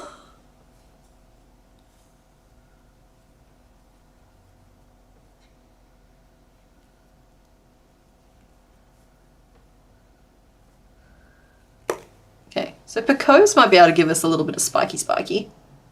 I just don't know if anything is going to be able to work out truly in proportion with what I'm trying to do. How big can I get away with making your antenna? Let's just draw around your head so I have it to scale. Okay, that is the actual size of his actual head with his actual little eyes, and he's happy to see us. These things matter.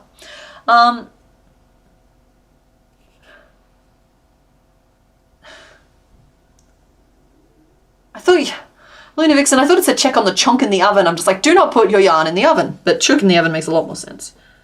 Okay, so then these little antennas need to be about this big. That's the middle seam. It's just not a lot of area to play with. I'm going to just try a leaf design, just to say I did. So 1, 2, 3, 4, 5. I'm actually going to write this one down as I go. 5, and then we're going to picot to turn. You thought it was the cat in the oven? That's also not okay.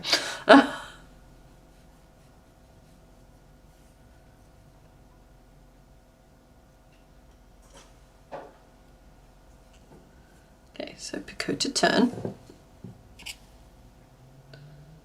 This is already huge. Then we're going to slip stitch.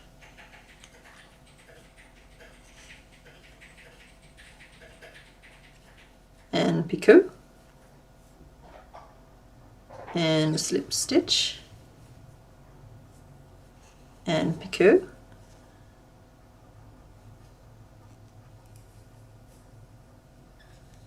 And slip stitch.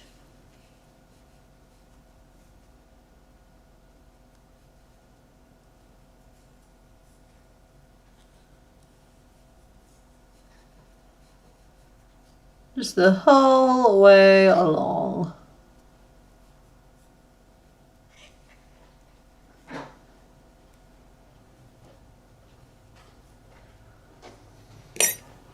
for fluffy eyebrows, right? I got a theory. I know you're currently doing like single crochet. No. Slip stitches and picots. Oh, yeah, that works. Well, he doesn't really. What I was thinking is, He's a moose. you know, Wah! you know how you've done crochet around like a core of thread? Yeah, like the over the tail. Yeah. I didn't like how that looked when I've tried that one just then as well. But like if you crocheted over like 3 tails, right? And then you pulled out bits of those tails as you went down the line. So like you've got your tail, right? No, I understand what you're saying. I'm just passing the comment. I will draw. I have a whiteboard. He has a whiteboard. The video instructions for the capybara say Cappy Stuffer. I'm funny. I didn't know. I don't remember writing that. You have to excuse my very simplified version of crochet. And so you can't. Daylight savings ended and put you back at 1 a.m. Welcome back. We missed you. Sorry, honey. Were you showing me something? No, I hate it. I hate it, precious. Nim, nim, nim, nim, nim. Just they're such an iconic part of this little creature. I don't want to muck them up. I want them to look good. Don't ask me, I am artist.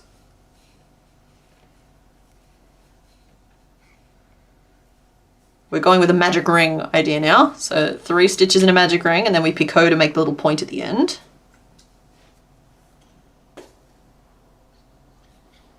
Because a magic ring can always be attached in the round as we go.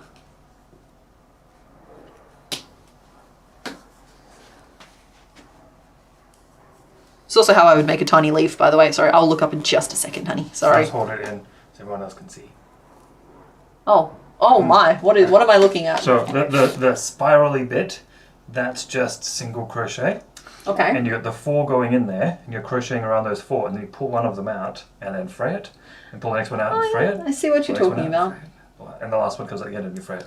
And also these little fray bits, you always just chuck your hook in here and just pull them out through there as well. I will give that a go next. That I will do that next. So I've made this little leaf shape. I just want to finish it off because that's at least the right little pointy. And I think it could work. So I'm going to keep this one. I'm going to write it down, and then we're going to give Mr. Bones' experiment a go because it's an interesting idea.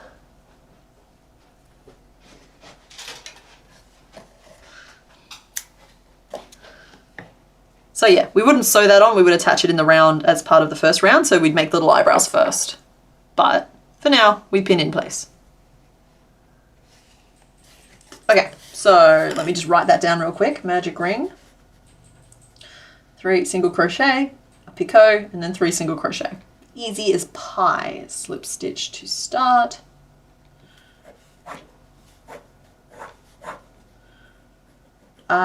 Brew. Let's give Mr. Bones' idea a go. So it starts with us working over 3 cores. I can work over 3 cores. Detach. Be gone, worm. So let's get 1, 2, 3. I can work with that. So I'll do my little, it doesn't have to be huge. I'll start here. So start by making a slip knot. We're making up something as we go. So bear with me, okay? We're like uncharted frontier. And I want to work over the tail, but I want to work over the tail 3 times. So I left a really long tail and I'm going to just like fold it and fold it. And now I need to get that fold all the way up to that starting knot. That's important. Now we're going to work over the top of all 3. Okay, 1. 2.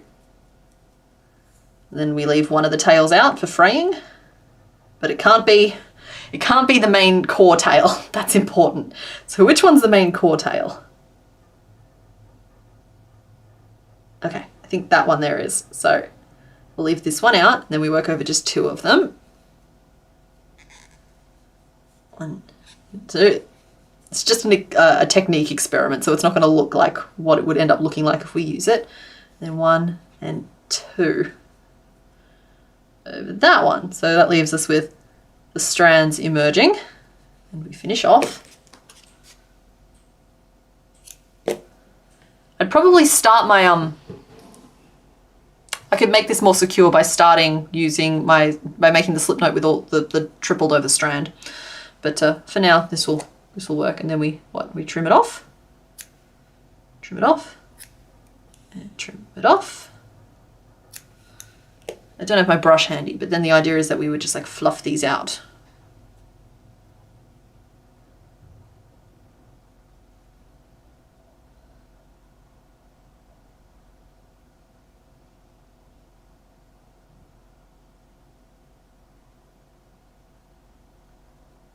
Focus.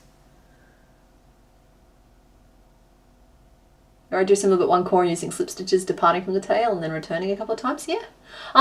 Brittany, I tried something I think a little bit similar to that, but it came out too chunky. I didn't necessarily talk through everything I was trying on camera, which is my bad because we are experimenting together. There we are. So that's that. I would trim these shorter and fluff them up a little bit, I think.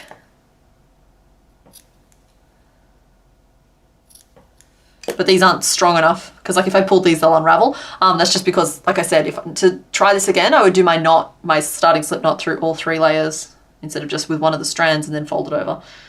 So that does give us little poofs with just 1 stitch in between. I think it merits a second attempt, but then we'll move on and try and work on the wings a little bit. So we'll get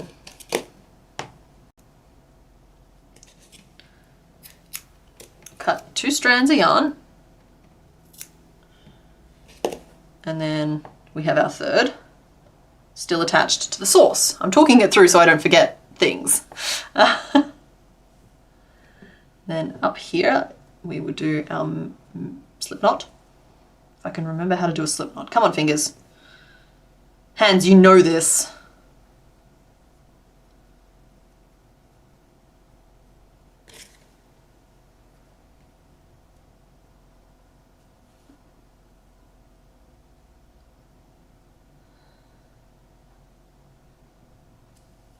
Okay, well, I mean, the ends are sticking out, but I think that's fine. Okay. And now we do 1. And abandon ship.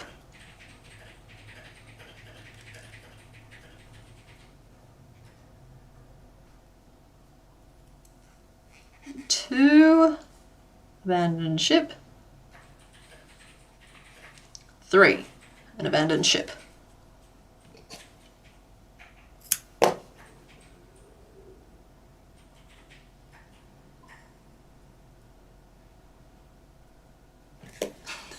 I present to you day 3, the get that thing away from me, also help me.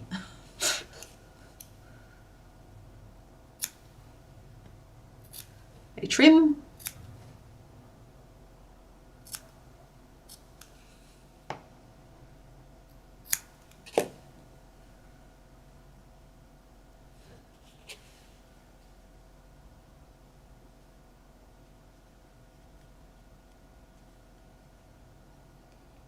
And then if these were fluffy, maybe?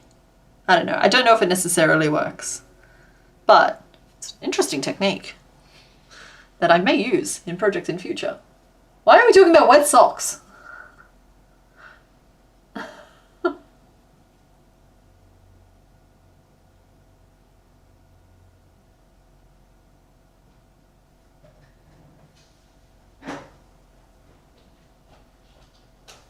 If you want to let your bones hang out and dry, you should be able to. YouTube says I'm not allowed to have my naked bones on camera. No bones. And so I'm having to wear the flesh suit.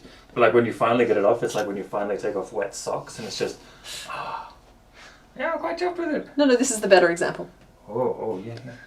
Wow, I am really smart. You are so smart and you're so handsome. Amazing. That's a very interesting You're technique. very funny. If there was an animal that had antennae like that, that would be the perfect way to do them.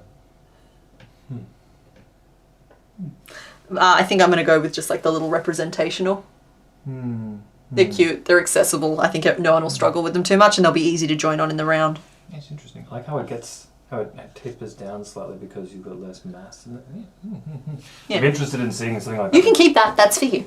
I'm interested in seeing one with like 10 strands, you know, like long. Honestly, I think if I was doing a millipede Oh yeah. or a silverfish. Oh, you could just do like you could just do a millipede as a like, does it count as a pattern if it's just a fancy knot. It's basically macrame. a line of single crochet? Yeah. Right? Could you make a line of single crochet into something that people would consider a pattern?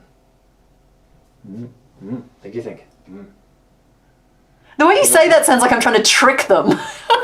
No, but it's like, you know, the quote-unquote simplest pattern ever. It's like 9 single crochet, but it's you've got all the other strands going through that come out as legs.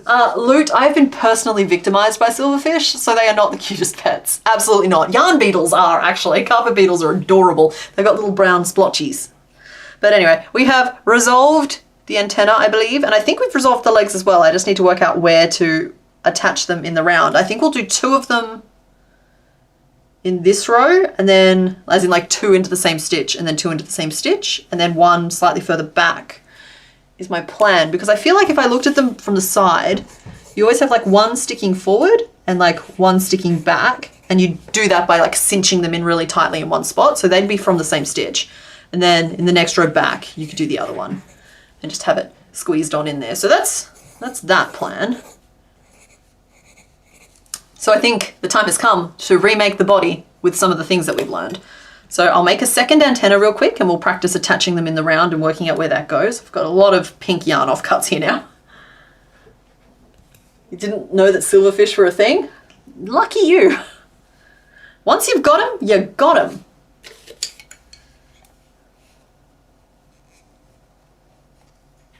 You're always sad to squish them, but you're not dealing with a swarm. Yeah, I feel bad when I'm squishing anything, but something's got to die.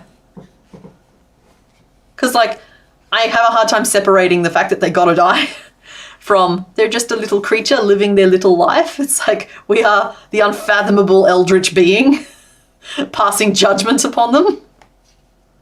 And sometimes we are benevolent and sometimes we are cruel. Is the bum bum going to be yellow? It is. It's supposed to be yellow. I think I accidentally coloured it in pink on the original sketch. So, yeah, it is meant to be. It's yellow. And then it's going to have little pink leggies. Boop, boop, boop. And it's going to have a little pink antenna. And then we haven't done the wings yet. The wings will likely have to be sewn on, but I'm okay with that. I just don't want to sew legs and antenna and wings. So 1, 2, 3. 1, 2, 3. Plus I have to relook up reference images to see what shape the wings are. Which I haven't quite gotten to yet. So there we are. So we have 2 antennae to play with now.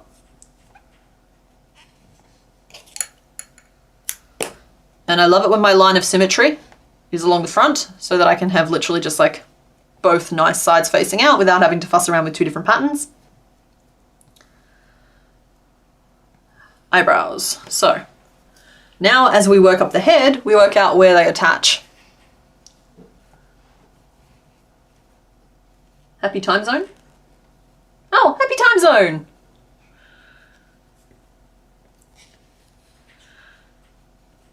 When 3, 4. Now they may even have to get attached in this first magic ring, but I do try to leave the magic rings alone when I can get away with it. 1, 2, 3, 4, 5, 6. It's amazing what a confidence boost it is to have one completed row of a pattern that you know you've done correctly. So I have not tracked particularly carefully which side ends up being the top, which is going to make attaching things in the round just a little difficult. But we are going to make it work. So we will have some drift, but I'm just going to attach the eyebrows and they'll be wrong. The first time we attach them, it'll be wrong, but we're going to work with it. So I'm going to attach them wherever it's easiest. So we'll start with single crochet and an increase.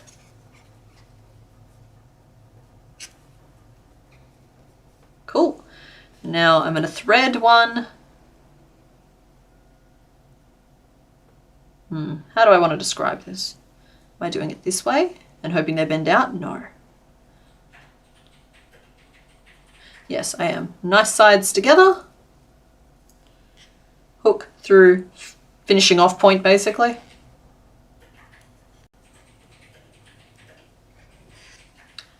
and we single crochet. I gotta make notes.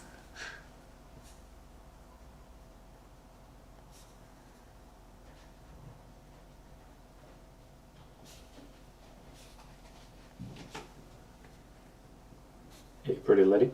Butt pics in Discord, which might help. Oh, for wings? Oof. What happened? Did you hear that crack sound? I did. What was that? That was my ankle. Are you alright? Yeah, it's fine. Just made a really loud popping sound.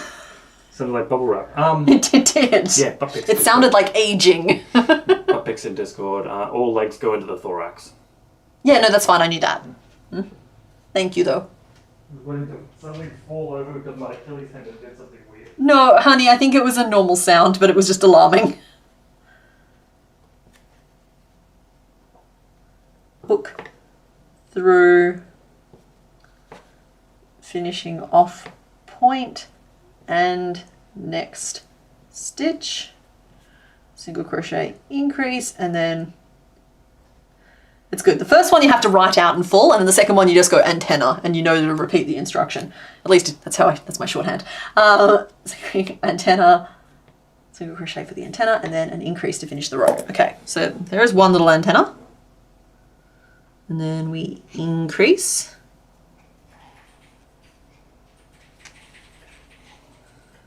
And now we're going to second antenna, so nice sides together. Antenna on top. Hook through finishing off point and single crochet.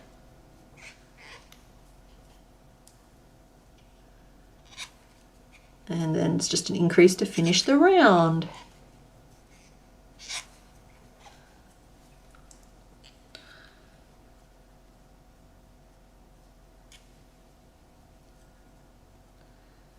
Okay, I think we're close to something there. With the eyes in, I think they'll look a little more normal. This one here I should have used a slightly different stitch. Like that was the finishing off point, but there's kind of a cut. This is a bit contentious to where the finishing off point technically is. So I'll do that. We'll just rework it now while it's bothering me. There we go. There we go. Okay, that's better. Right, antenna attached in the round. Moth, exactly. I highly recommend not squishing anything barehanded.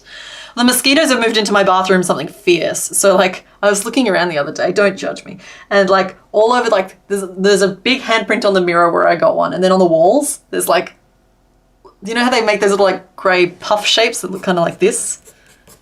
After you've smushed them, it's kind of a little bit more shaded in than that. But like, I'm not talking about like blood spots. I'm talking about like just the little grey cut thing. I've got them in like 3 or 4 different places on my walls where I've just gone, nah. Serves them right, okay? It's like, it gets to a point at night where I'm just like, you hear them buzzing past your ear over and over and over again. I'm just like, okay, you can eat as long as you leave afterwards, all right? I will sacrifice the what, 1 mil of blood if it means you'll go. Just bite me already.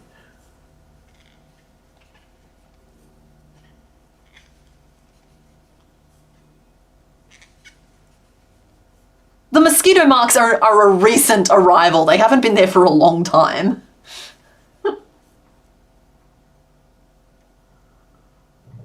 And I told you not to judge me. So I'm just out here sharing. Wait, Faith, what's driven you up on the furniture?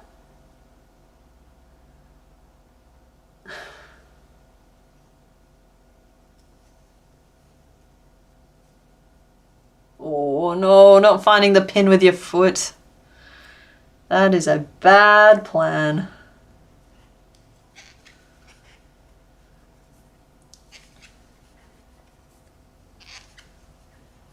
Three,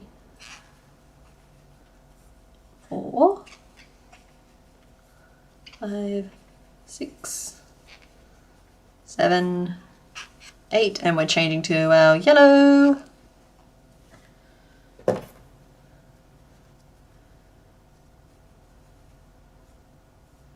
Which means, forgive me, little one.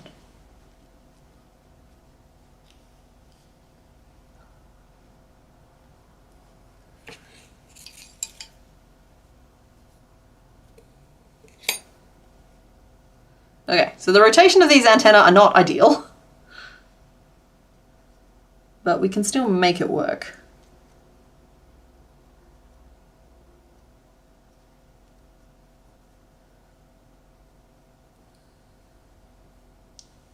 The eyes just go 1 stitch below each antenna, I think.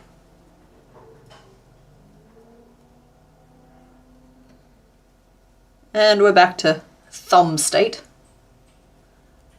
We're thumb state with extra flaps.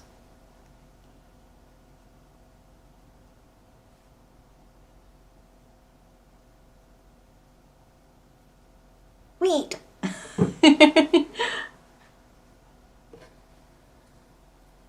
Alrighty.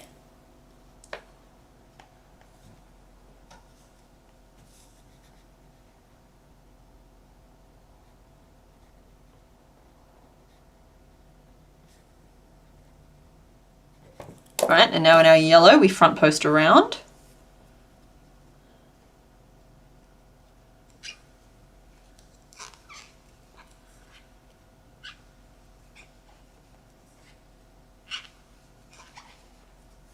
I'm going to have to adjust the rotation as we go, but I'm fine with that.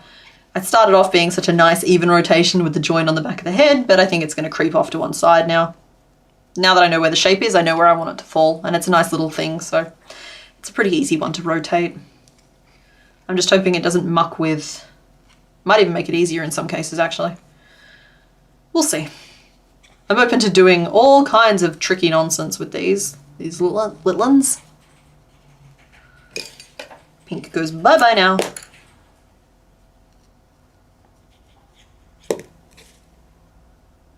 We may even lose a row of the pink. I don't know if the head needs to stick out that much, but we'll see. We'll see. I'm not done trying stuff yet. Like a potate. Did I say rotate? You can't with scorpions. Okay, fair enough. 4, 5, 6, 7, 8, 9. Cool. That's the right number. So then we're doing, it's meant to be 2 single crochet and then 5 increases along the bottom. But if you look, we're no longer in the top of the head. We're now off to one side. So if the top of the head is here, so it should be, that's where 2 single crochet should be, and then an increase. So we're going to do 4 increases. I'm just making new notes. Hold, please.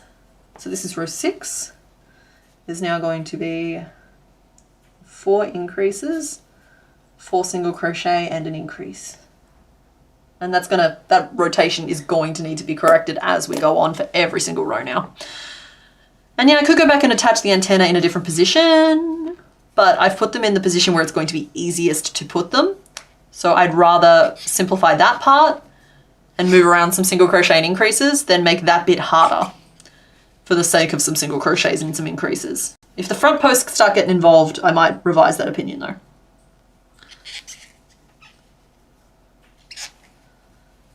That's 4, and it's 4 single crochet across the top. 1, 2, 3, 4, and an increase to finish. There we go. You hanging in there, buddy? Okay, he's doing fine. And then let's see, row 7 was 4 single crochet, 6 half doubles, and then 4 single crochet. Of course, our rotation is different now. But the rotation used to be, I'll draw this out so you can get some idea of what I'm talking about. We have 2 single crochet, and we did 5 increases. Different shapes can sometimes help. I know I change my notation sometimes, but it is what it is. So that's what the row was. And then when we changed the rotation, it ended up starting here instead and going this way and then back to the start. So in the next row, we can see that okay, but I'm gonna change to ink. It was 4 single crochet. So 1, 2, 3, 4. And then it was 6 half doubles, which I'm going to do with triangles. And then 4 single crochet. And see, now I can really easily see this isn't our starting point anymore. We've rotated to here. So I can just start with the 6 half doubles and then 8 single crochet. And so like that's the process I'm just doing quickly. But mapping it out is absolutely a technique should you have to rotate something.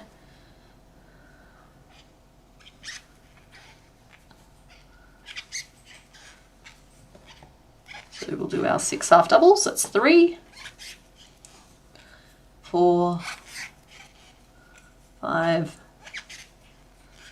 6, and 8 single crochet across the top.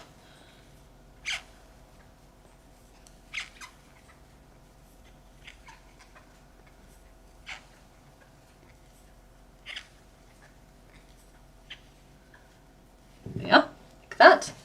Then row 8 was 2 decreases, 6 half doubles, and then 2 decreases, and we already know the rotation because we're already lined up with the half doubles. So we'll do 6 half doubles and 4 decreases. It's honestly, this rotation has made it slightly simpler. The only thing I'm a little bit worried about is if any of the decreases have to fall across the row start and end, but it's a simple enough piece that I should be able to just move it one way or the other. Hi, French fries! Moth Mallow. Well, that's cute. So you guys are welcome to assign a name to them, but I am not going to, I probably won't use any kind of formal name, if that makes sense. It's not like with the Pokemon where I introduce them with their names. These guys here, I like to be a little bit more of a blank canvas for people. But we can get some joy out of naming them if you would like to now. I like the name Marshmallow, it's cute. If a Rosy Maple Moth was a marshmallow flavour, it'd be raspberry lemonade.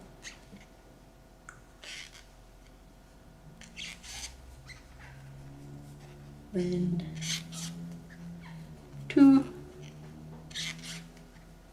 3, and 4. And we're approaching the end of these easy rows. Never mind, we're at the end of the easy rows because the next row is the 10 front post single crochet, which is where I want to attach, or build, I should say, the first 4 legs, which can be a little bit nerve-wracking, honestly, because normally I fuss around with this stuff for hours and we're winging it today. Or strawberry banana. Nope, banana is yucky. Some form of pink lemonade. Yeah, I like, pink lemonade should be raspberry, not strawberry flavored. Because raspberry is a superior berry. I don't like strawberries. Strawberries taste bad. They're like, everyone tells me that they're sweet and juicy, but they are sour. Name list, Mothmallow, Elwoods. Oh, I like Elwoods. You're a little legally blonde moth. Okay, put a little bit of stuffing in there because I'm procrastinating. Got my pink because the little leggies are pink. And the row is 9 front post. Just I'm psyching myself up. I'm thinking, how do I cheat? How do I cheat and make this easier? Because the legs will have to be built in the front loops. Do I have some bobby pins I can use for this? I think I've put them both in my hair. Is Froggy still there? Froggy's still there.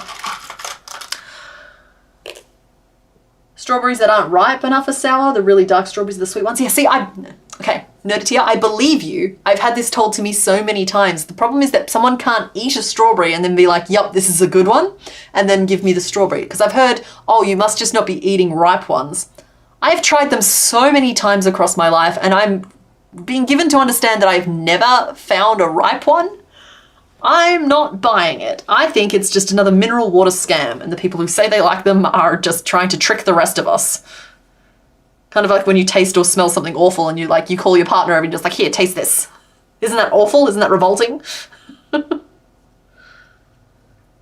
right, I think that's where I want one leg to go. 1, 2, 3, 4, and I think that's where I want the other leg to go. How do we feel about those? Well, they're not centered. Maybe we move this one in. Because we don't really want them under, we want them at the sides.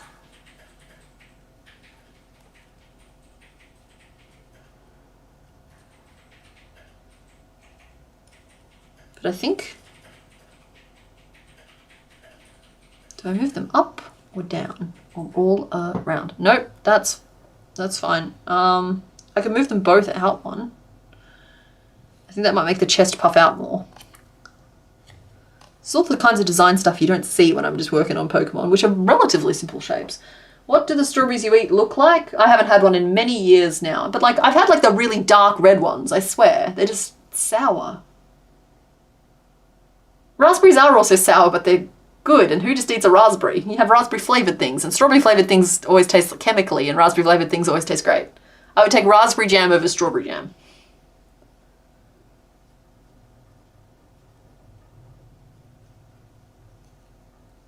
Like, I believe you that I'm doing it wrong. I'm just saying I've never had a good experience with a strawberry. And at a certain point, you just learn your lesson, you stop trying. Okay, here we go. So when I say cheating, what I mean is I think I'm going to insert a completely different row of stitches. So to make the original body pattern here, we did a row of front post single crochet, which I honestly don't think is adding a super large amount to this shape, but it's doing something, and so we'll leave that for now. It's just, I think if I work in the back loops only, except putting the legs in the front loops, and I slip stitch around, it can be like a secret hidden row that builds the legs, and then in the following row, we can single crochet or front post single crochet over the top. And it's not going to add any length for us, but it's going to do a whole lot of structural stuff and just generally be easier to work with the exception being that color changes are harder with slip stitches, which is something I have to consider. So hang on, where am I? That's row 8. And I think I'm going to put a secret sneaky little row 8.5, which I'll call row 9 in the finished pattern. It's just for the sake of my notes today, I need some way of differentiating it from row 9. So I'll single crochet in the back loop, and then we'll change to our pink. And then in the same stitch, we're going to do 2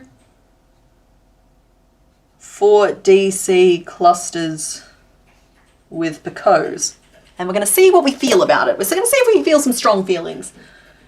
It's because they continue to change color after picking. I've never thought of strawberries as anything but sweet. I need to focus on that flavor next time you eat one. I'll probably move the leggies one more round closer to the head.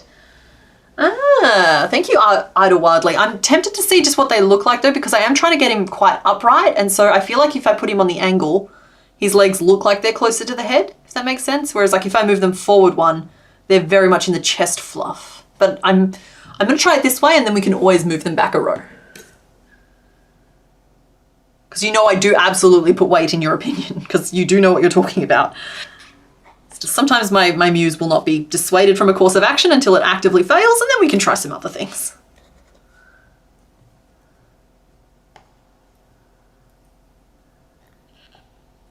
Okay, so there's our pink single crochet in the back loop. Our yellow single crochet in the back loop, changing to our pink. And then this is the first leggy loop. I'm going to leave the stitch marker in to help me a little bit here. I might actually even knot this just because help me.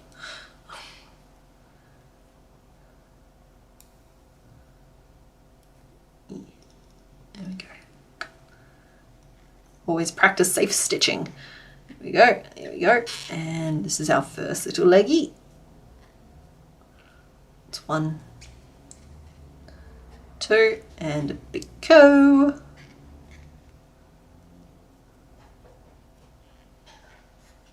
I really like complex stitches, I do. I think you get a lot of bang for your buck from them.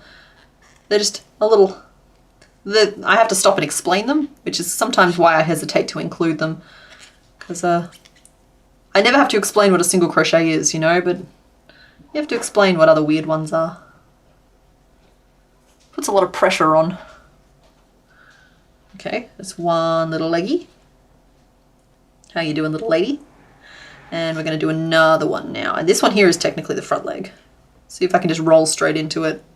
Nope, I might have to slip stitch into the stitch. See, this is why we test it. I'm going to slip stitch.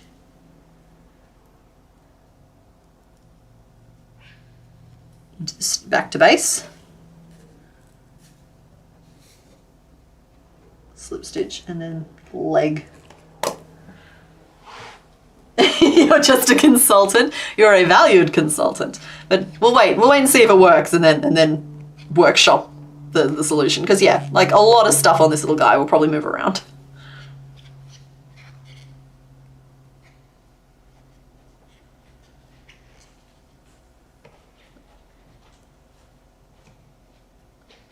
Yeah, no, that's not.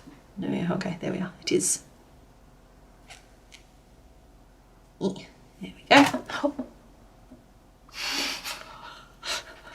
I'm okay. My light just went clunk, but it didn't fall.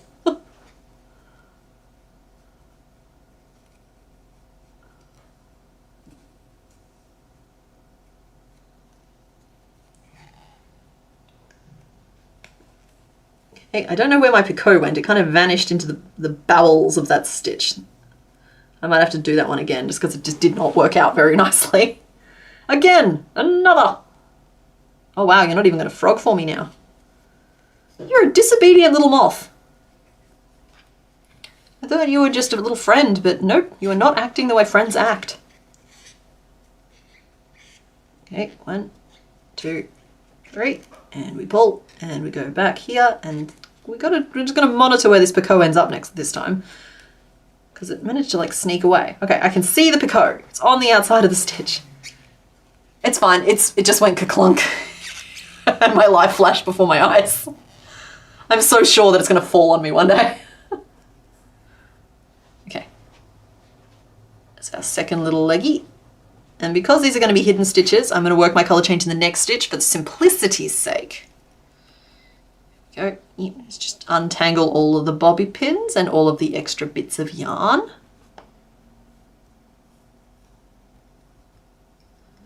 Okay, that weighs down. We're not really going to be able to tell which direction these will face until the next row.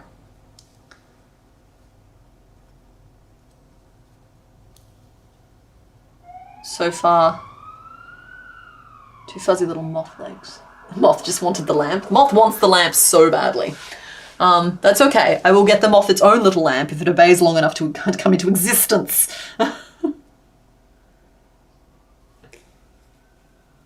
Okay, that could work, but I'm immediately questioning whether or not I change the shape of the floof. I am going to carry on, though. I'm happy enough with it that I'm carrying on.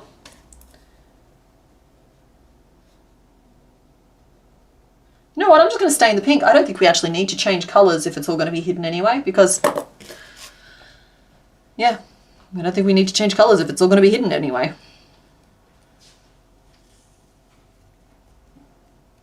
Yep, we'll leave the yellow over there. We are not trimming it off. We will need it again. I'm going to leave the stitch marker in so I can find the loop.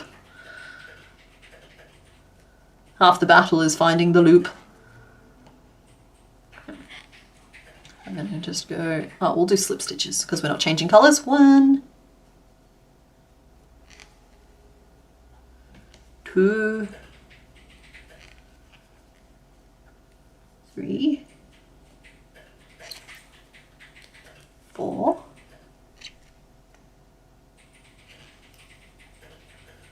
5. Okay, so that's 5 back loop only slip stitches. And then we're going to in same stitch, leg, slip stitch, leg. Oh! Why is there an ambulance? Again, it's the siren in the streamer on my street. It's probably out the window. I have literally just tuned them out as white noise these days.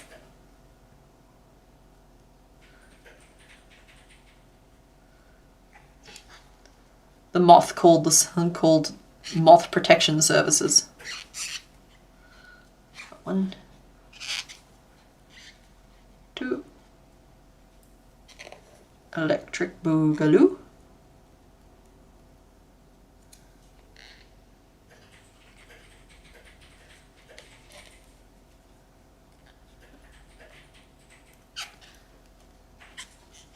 3,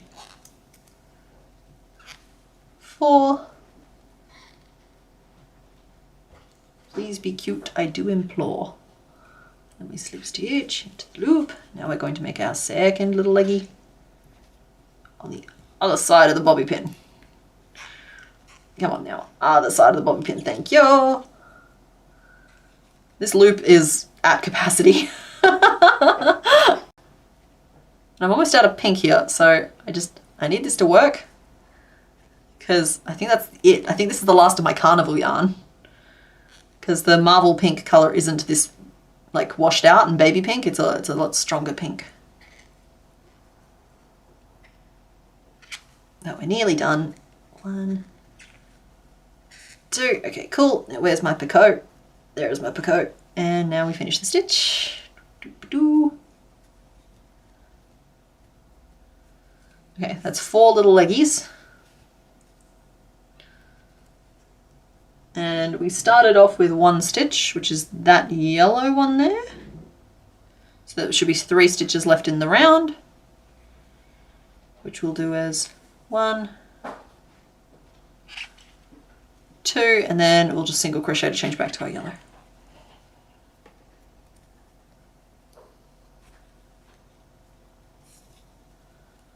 Right, let's just wrangle this and see what we're looking at. Back loop only to slip stitch, and then back loop only single crochet to yellow. Then we should be on to row 9, which is this one, which should just be 10 front post single crochet around. Just like squish your moth back down. He thinks he giraffe, he not giraffe. Okay, that's your face. I recognize the face. It's your antenna.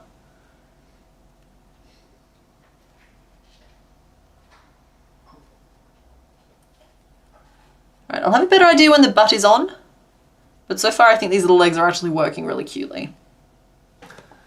Like, I wish they would read on a camera. Yeah, I'm so bad at lining stuff up with the lens. Nope. Nope. Okay. You can have it quasi-focused. Best present ever. Can I show French fries a thing? Oh, yeah, okay. What do you all talk about? So he wants to make a car pillow. Oh, sorry, he, she, they. They? the person in chat Yes. would like to make a car pillow. But the problem is, if you try to make a car pillow, it just turns into a potato. It doesn't maintain the shape of a car. Okay. So my idea is put sub-pillows inside of it. Each of those hold their shape. That's how you end up with convex geometry, or in this case, a saddle geometry. And so that's my theory. Look at my amazing drawing of a car. Oh, it's amazing. But it's got the little pillows inside of it, and each of those little pillows add the stuffing for you to rest your head on, and it creates concave geometry. Yeah. French fries says thank you. Without turning it into a potato. Though all potatoes are wonderful and beautiful. Especially me. You're not a potato. I am potato. Okay. This is what we look like. It's cute. Take my word for it. You'll be able to see its beauty in a minute if you don't already. So this should now just be 10 front post, but we'll just see if that's going to work with what we're doing around these legs, because sometimes it's tricky and we have to change our plans. That's okay. So I don't want to do front post there. I'm going to do a single crochet there. No, don't, frog. You're not a frog. You moth. Just a single crochet. Then I want to work between the legs and through the back loop, just over the top of the whole thing. Single crochet and single crochet.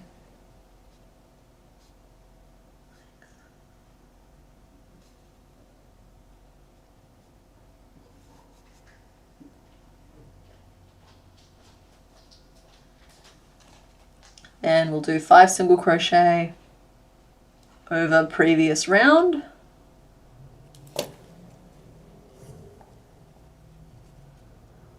Potatoes, oh! Potatoes is what makes me French fries.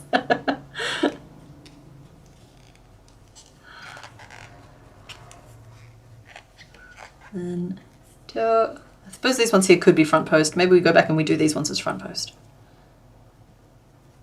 So then on the other side of the legs, we're going to swap to front post, and we're going to do 5 front post. 1, 2. Every stitch pulls these legs in a slightly different direction, so I'm very interested to find out which way they end up facing.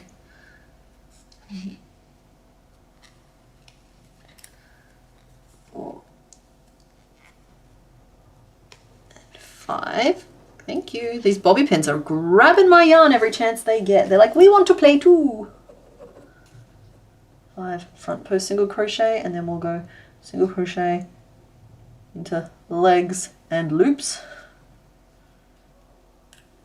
Then it should just be 1, 2, 3 back to the start, but we'll do them as 3 front post. We just cheated a little bit at the start, but I think that's going to work nicely for us. So that's between the leg, and we'll pick up a scoop. Oh, I should have done the second legs in these, the next row of legs in this row, but it's already kind of a hard one, so that makes it a wee bit tricky. All right, no, let that go, thank you. And we'll do 3 front posts back to the start. 1, 2, 3. Take these out. Oh no, I put one of the legs on the inside instead of the outside. That means you go back in, and we go back. When did that happen? There it is. Okay. The legs have to be on the outside. I don't think that needs to be said. But I'll probably say it again before the days of Bugsmas are over. I look forward to beetles. Beetles with little chain legs. That's going to be fun for me. Just I feel too strongly about the shape moth legs have to be. So these are going to be cute. These are going to be worth it. But they are a wee bit of a struggle to get right in the first place. There we go. All 4 legs on the outside of our moth. There's our eyelashes. Okay, good. I'm very, very pleased with how these legs look, and the antenna are attached in the round as well. Those legs might be climbing up the body, however, because like it looks fine that way, but I'm pretty sure that the body is tilted a different way to that, because that's with the body tilted straight up, and the body is meant to be down this way, which means the legs are climbing up the sides. This is fine though. This is fine. We're optimistic. That's because I put a stitch in between them instead of keeping them enclosed as the same thing. Even if that is an adorable angle, we gotta go back. Gotta go back. And I gotta take these bobby pins out because they're annoying me. So let's just frog that row. I kind of want to put that one on top of a bottle, so it's like, help, I'm stuck. I'm just trying to climb out. I'm stuck.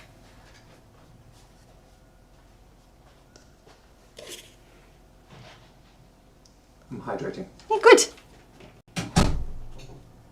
Alright, so instead of working in between them, which is pulling them into line with the row, instead I need to just sort of skip them entirely, I think. Let's see if that fixes the direction.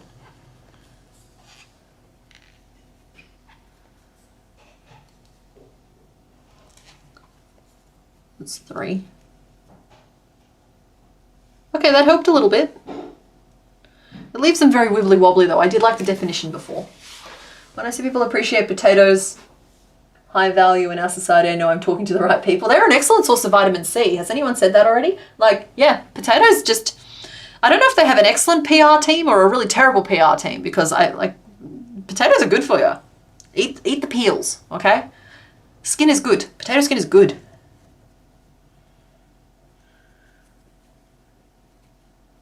I'm back to the row, start of the row, and I'm grouchy.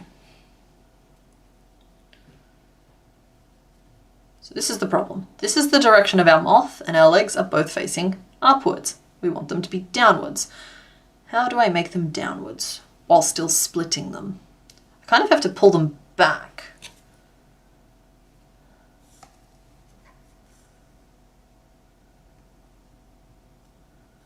Still just going to start with a single crochet.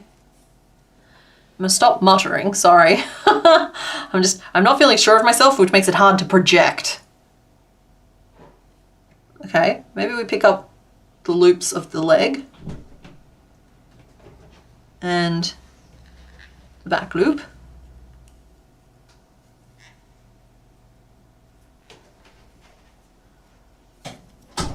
And we'll split the legs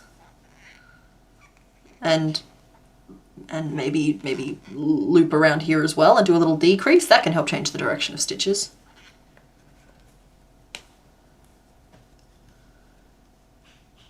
And working too hard at this. I should just change the direction of the butt using increases. I don't know why I'm not thinking clearly. All right, I'm going to do the row again, exactly the way I did the first time, which gave him a very upright posture. And then I'm just going to curve the butt out the back so he's just a very upright little bug, and we'll see if we like it. How long does it typically take for you to figure out a pattern from scratch? You probably already answered this, but I don't remember. Oh, not nerdy, but yeah, a pattern from scratch is normally like, depends on the complexity of the pattern. Normally it's 2 to 3 hours for relatively simple things. For these minis, they tend to take longer than that, because even though they're small, every single stitch has a lot going on in it, which can take several iterations to do. So let's see, I'm trying to think of ones we've done recently. Mole doesn't count, because Mole technically took 4 years, which is just a whole other story. But the rat we recently did, the Grim Squeaker, he was an afternoon. I just sat down and did him over 3 or 4 hours. He originally was a regular Grim Reaper, and I decided to change that for a rat skull the morning of filming. I used to do, when I was doing these Pokemon streams as like pure Pokemon, I would get through 3 or 4 in the span of 6 to 8 hours from scratch. So like, it doesn't normally take a long time, but I'm not normally fussing around with like weird stitches facing different directions and whatnot. Normally it's just like, okay, cool, how many single crochet go where?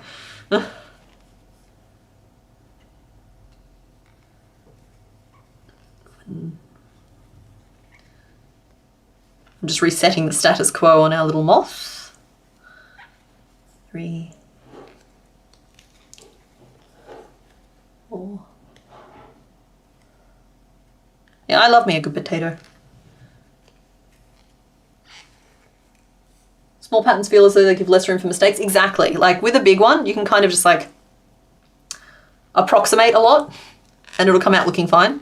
Whereas like with these little ones, every single stitch has to be doing something, and it all has to be doing the same something, otherwise it makes no sense. So yeah, these ones can take a little bit longer. I mean, this is case in point. We started at around the 2 hour mark. We've been doing this for about 2 hours, give or take. And admittedly, I've been a little bit distracted by various hijinks, but in general, it's been 2 hours of pattern work, and this is what we've got. But he is coming together slowly. It's just there's a lot of experimenting that has to happen. It's not just leaning on techniques I already know.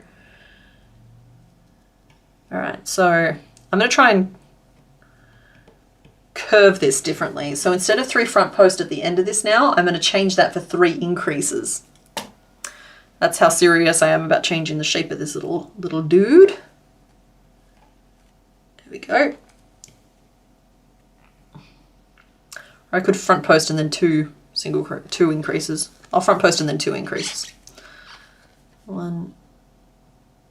Which might throw the angles off on everything, and that's okay. It's like part of this is just, this battle is half won purely because I do consider that we have made progress, even if I don't end up being able to use any of the shapes we've made, because what we've learned is 4 different ways that the antenna won't work. One way that the legs will, but even if we can't attach them properly straight. One way that the antennas can work. And so like we've learned a lot of different things that will make it come together a lot faster every time I go back to the drawing board with it. This doesn't count, too many things happen at once, so it doesn't count. Like, I'm not sensitive about it, I'm just trying to give an honest answer.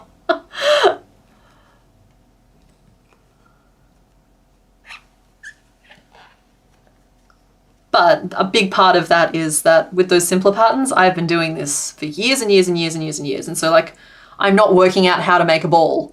I'm using the ball that I've made 1,000 times. Or like that I've memorized the process of making a ball. It's like when you made a cake, like for the first 50 times, you probably read the recipe really closely. And for the next 100 times, you're throwing stuff in a ball at random and it suddenly somehow turns into cake. It's, you know, it's just like you learn some stuff and you remember some stuff, and the activity changes over time. I like these because of the challenge of them. So we'll single crochet, and then I'm going to put a bunch of little decreases across your tummy. 1, 2, 3.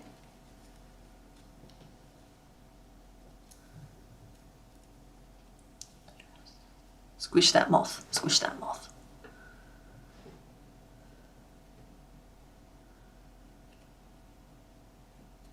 It's like I think the wings are going to hide some of the jankiness at the back here, but I wish this body was coming out from here. I'm still going to just like continue on with this piece today, but I do wish that this body was starting up here. I need to be writing down my rows. This is crucial. So that was my increase from the previous one. Then I did a single crochet and a single crochet and then 3 decreases. So then we need 2 single crochet.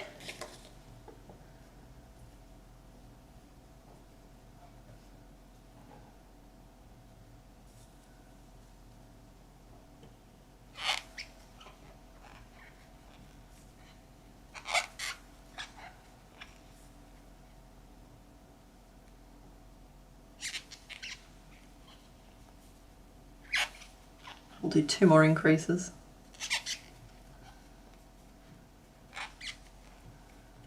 And a single crochet to finish the round.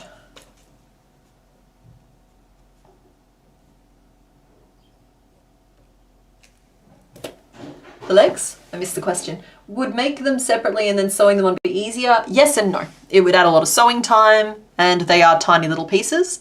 So technically, it's easier to make them all in one piece, but easy is a really subjective term. With these guys, I like to avoid as much sewing as possible, which means that we put a lot of extra effort into the shaping.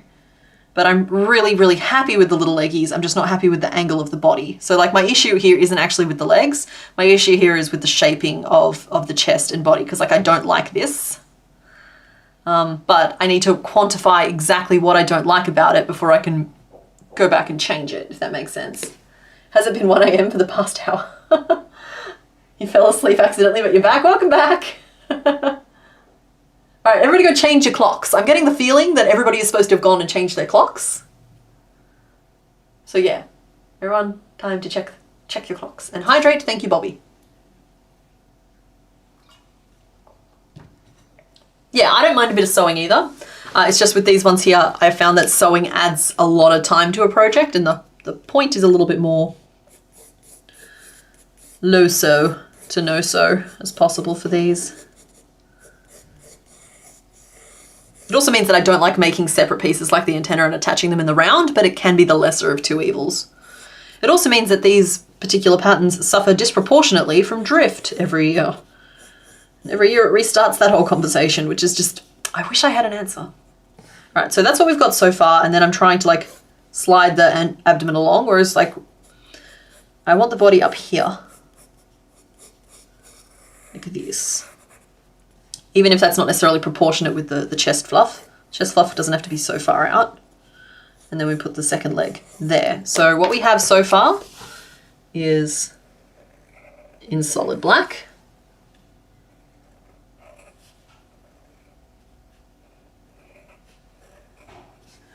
And the change I want to make, because like that leaves the body going out this way. The change I want to make is actually, I want to change the rotation of this body piece and reattach it earlier on in the round. He's also got antenna, but that's neither here nor there. And then build this out this way, which means we'll be shaping the I know there's a thorax and I know there's an abdomen. I don't know which is which. Change here doesn't happen until 2 AM, so 2 more hours. I probably won't be around for that. Maybe just a sequence of picots for the neck fluff, also an option. You'll get around to changing them eventually. Hi. Thorax, abdomen. Okay, so abdomen's the butt? Abdomen's the butt. Which is weird because I think of abdomen as like abdomen. Yeah, but you wouldn't call that your abdomen. I wouldn't call that my thorax. Or you call that your... you'd call that your sternum? Oh, sternum, yeah. Which sternum sounds like thorax. Just sitting here casually grabbing my own. Yeah. Yeah, don't do that on camera. Don't do that on camera. Grab my chest instead.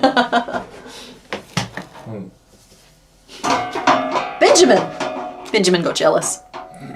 It's a good thing he doesn't have teeth. Anymore. We pulled them for safety. Sorry, I've got us on 30-second delay. We're very funny. We're hilarious. I can smell it. It smells good. Mr. Bones has been working on dinner and I appreciate him greatly. Yeah, so Fraggle Rock. I kind of want to rewrite the instructions again because this is what my notes currently look like. We've got a lot happening Like this is the initial shaping, this is me adjusting the shaping, and this is me realizing that I need to change the shaping. Still think the whole time changing thing is dumb and should be done away with. Agreed, Sith Assassin. That's why we don't let it exist here in Western Australia. We say no, and when they force us to have it for a year, we then say no again. The Benjamin. Head, thorax, abdomen. Yeah, cool. So I think what I was saying is that we need to be building out the abdomen while we're still actively thinking about legs. And this is my bad. I should have drawn these rows on earlier. So like abdomen would come from there. So the legs will be there and there. And then that's the row with that leg in it.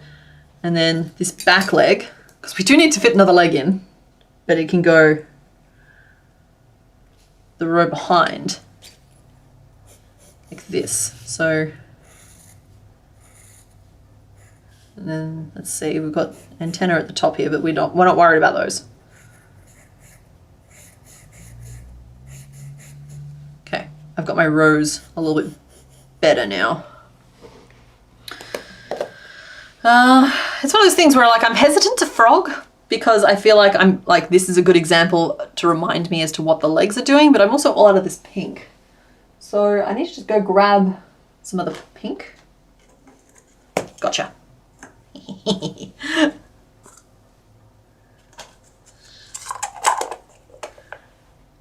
Oh yeah, see, they're great.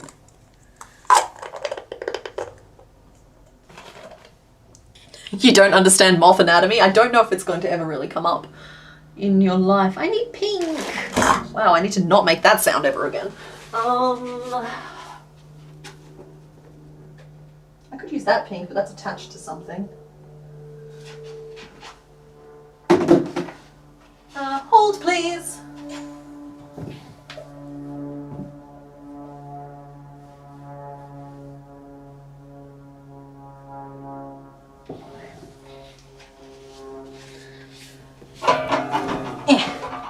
We could surface crochet the angle change, but if I can achieve it more easily with actual shaping, I'm going to use the actual shaping.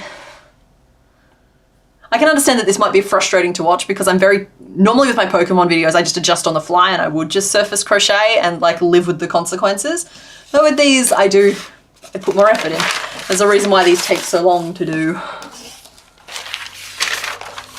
The pink, yes, exactly. So I'm going to be rewriting this pattern from scratch as we go. I'm still pretty confident in the magic ring of 6 and in how we're attaching the antenna. So I'm not going to write that row out again. I'm just going to say same as previous. Moth, Mock 2. So I'm going to start you again, buddy, but you can stay there for now. And this is fun too because then we can show like iterations. So this is a slightly bolder pink. Oh, Caterpickle, hello. Every hour spent designing knocks 5 minutes off the time to crochet the final design. Yeah, basically. It's more like every 3 hours, but yeah, I think that's what you were trying to type. Thinking about Bugsmas and how you need to get around to finishing off the minis from the previous years. Yes, you do. I don't know where my previous year is at the moment. That's why I've got the Australian ones on my desk as examples. Because I packed all the South American ones away. I was like very responsible and I packed them away and I don't know where they are. I've put them in storage, but they're stored safely. I want to dig them all out for this year though so that we can get a big family shot.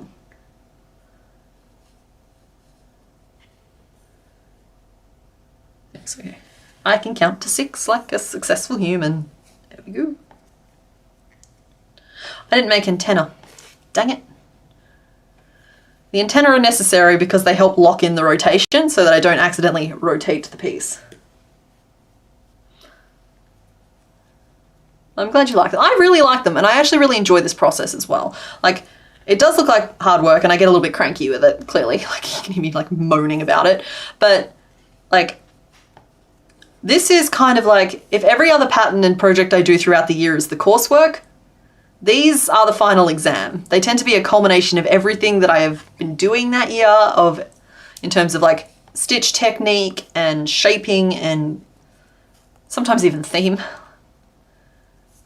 and yeah, and all that kind of thing, and even video editing, because like it is a time crunch to get all that edited in time, and that means that I have to pull out every trick and tip and everything else that I've learned across the year. It's my final exam. It's my PhD,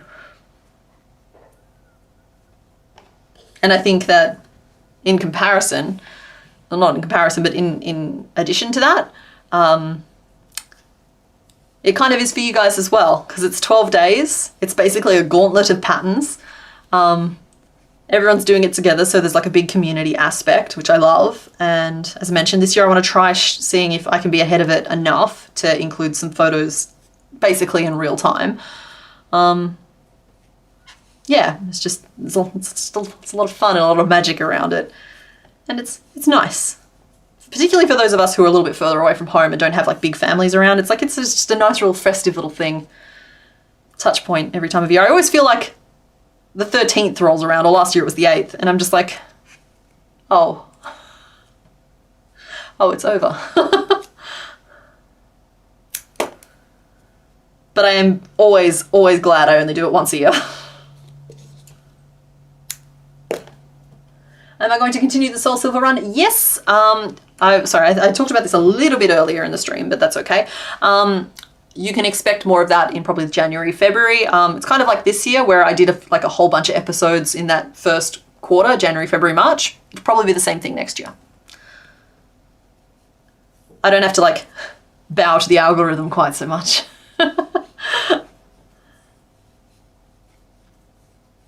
So yeah, I'm planning on a few more episodes of that during that period.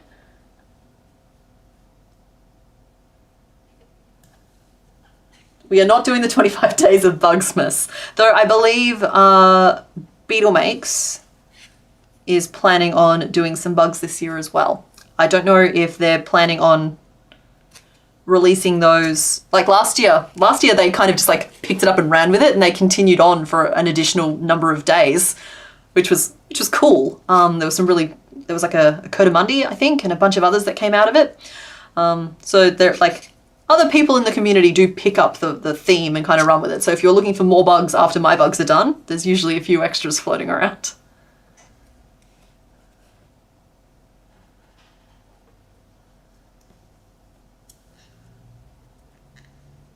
Okay, and we attach the antenna. All right, I will tell you now though, this is my last iteration of this for today. And then I will be calling it. I have a tendency to like very abruptly end stream, but you have to understand that when it's just you talking, it doesn't feel abrupt. It feels like, okay, I'm feeling my own like feelings, and I'm feeling like we're winding down, things are getting a little cruisier, we've hit the weird part of the stream or whatever. But apparently it's not quite as obvious to everybody watching, and I need to give a little bit more notice. So this is your notice that this is our final iteration. I don't know how long it's going to take us. I don't know if we'll make it all the way to the end, but I want to at least get past the front legs. And then that'll be it for today. So did we still like the name Marshmallow? Go bug wild.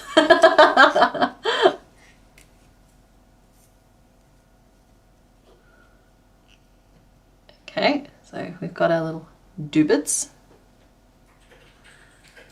And I think we're still going to make the head the same way. Turning pages. Do you guys mind if I just have my notes on screen? It'd be a lot easier for me to work with if I wasn't reaching over for them. Like, they're not going to be fully on screen, but they're going to be kind of on screen. I like spiral bound books, but I couldn't get one this time, and so I've got like a stupid, I don't know what this kind of binding is called, but it means I have to work with this lump, and it's a problem.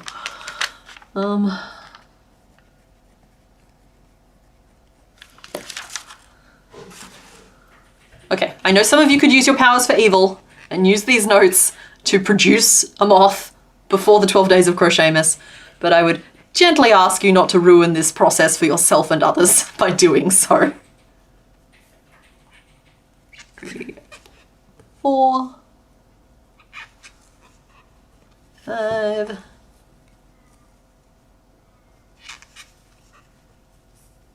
6,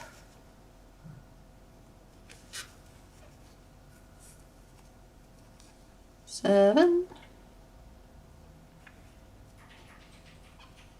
8, 9, 6, 7, 8, 9, 10, 11, 12 little ladybugs came to the ladybug picnic. 2, 3, 4, 5, 6, 7, 8. I love Mothmellow. He's just a little Mothmellow. Just a Mothmellow fellow.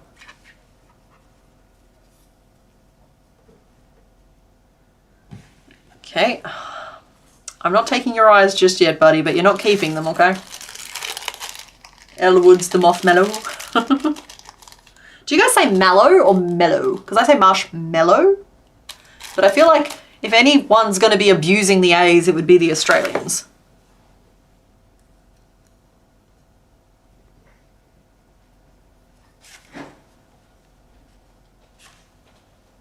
There you go.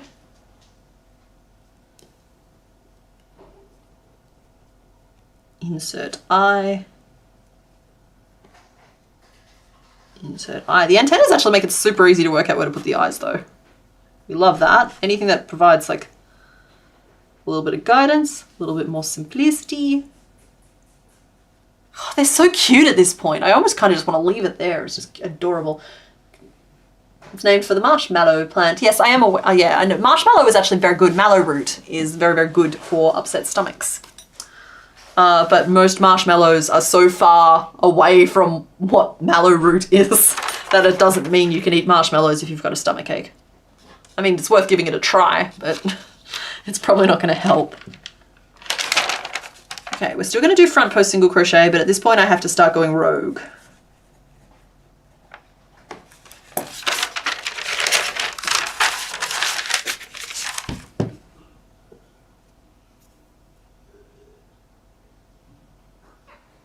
Can I have this? Or is it attached to you? Oh, I see it's attached. I'm just going to frog one little row. Don't freak out. Thank you. And then you can keep the rest. Because iterations are fun.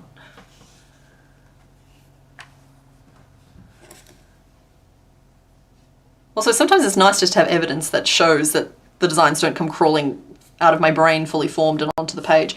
Because I get that, I feel like I give that impression sometimes, and I don't want to ever discourage anyone from trying to make their own things and then worrying that they're not getting it exactly right the first time. It's just like, no one's getting it right the first time. As the shirt says, everybody frogs. So, like, this is me on my third attempt at this moth. We're nowhere near its finishing point. We haven't even started wings, and I don't have all 6 legs attached in the same to the same creature yet. Like, it's the design process. It's called process for a reason. Mallow root tea should be a thing. Tastes very grassy.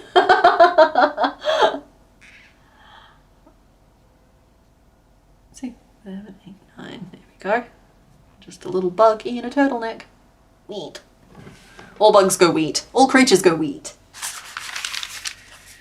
Yeah, I don't think mallow root is included. That's what I was saying. It's like marshmallows are very far removed from what mallow root is. Okay, now this is where my original shaping kicks in, where I made the neck floof. This time, I need to see this again. I don't know if I want to go as far out in front. So I think we can just get some even growth for one row. I'm going to still do half double crochets along the front here to help it curve a little bit.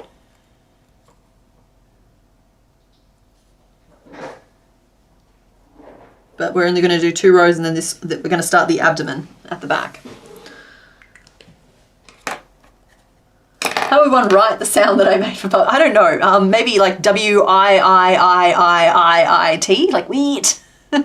It's a sound. It's an annoying sound that I make sometimes. But it's like my go-to cute thing sound. And everything's cute. Wheat.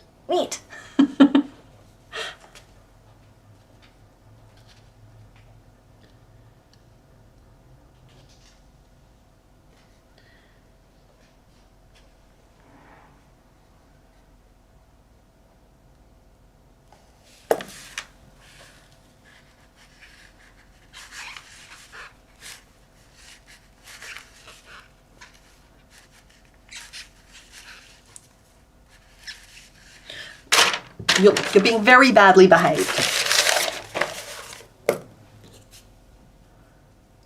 Weed. Yeah, a little bit like weed Bix. I feel like it's more of an E than an E sound, and it's definitely not an eh. So that's why I was suggesting the I's have it.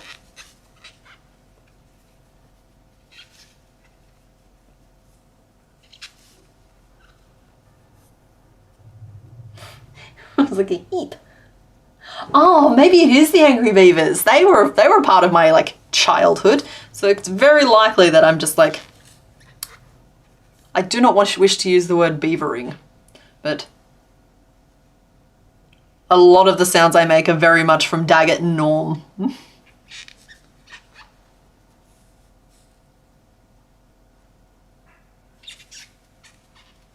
Musk. Okay, we've gone for a bit more of an even collar this time. So now we'll work 1, 2, 3, 4, 5, 6, I think 7. Nope, 6. Cool, excellent. I am enjoying the direction this is heading. 6 half double crochet and 6 regular single crochet, because we're working with a 12 multiple this time.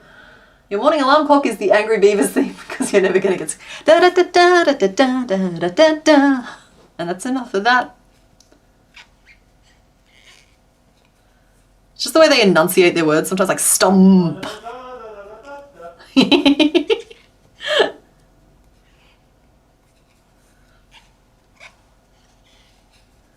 That and like Are Real Monsters, Cat Dog. Truly the golden age. Though recently, like I watched this when I was a little bit older, but Foster's Home for Imaginary Kids, I want to find that and watch that again, because I remember really liking that. And I know Phineas and Ferb is getting a new season or something, and I believe they've brought the original creators or something back on. So I am cautiously optimistic, but tend to be skeptical. I'm a little bit of a pessimist when it comes to these things. You stand corrected? You love learning new things?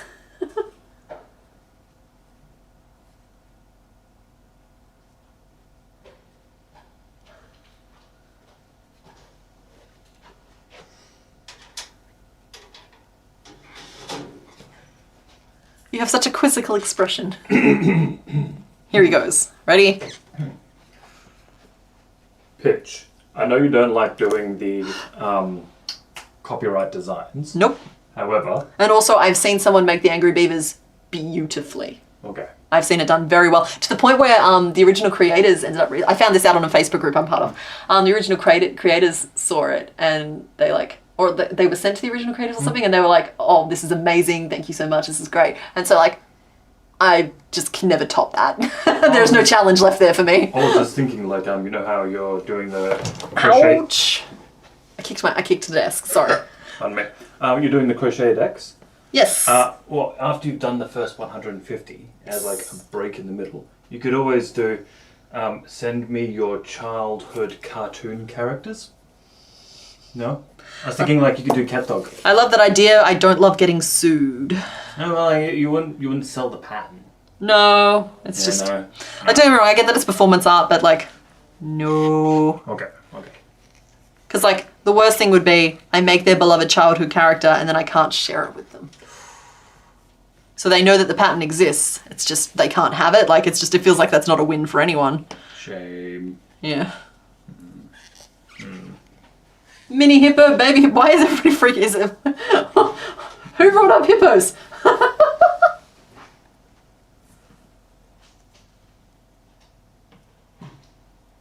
I'm Loot. I believe it was, the designer's name may have been Olga, but I could just be mixing together memories there. It's from the Amigurumis Without Karen group on Facebook. I think that's what it's called. It's been a long time since I've been truly active there, but they were always a very lovely group of people. Hi, Susanna. Mudang. Yeah, that's the name I was trying to remember, Dominique. I was just like, Mudang has entered the chat.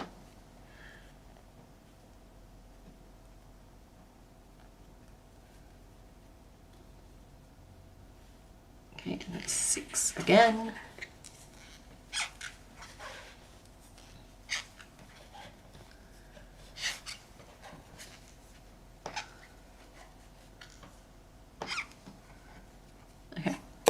I don't want to repeat the mistakes from before, but we are curving a little bit differently because we've chosen to. It's been a conscious decision.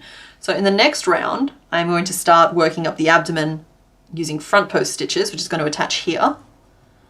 And we will do the legs, I think, underneath. I need bobby pins. Who is babysitting the bobby pins? I know I put 2 of them in my hair, but I swear I was working with 2 others. There's one. Old childhood cartoons characters thing made you think of an old Canadian commercial about a fictional thing called house hippos. Right. Oh, okay. We were talking about, oh no, I was talking about Phineas and Ferb is coming back, and Angry Beavers got mentioned because we're pretty sure that the wheat noise that I make is from the Angry Beavers. It's just I hadn't put those 2 thoughts together until chat pointed it out. So I do appreciate you.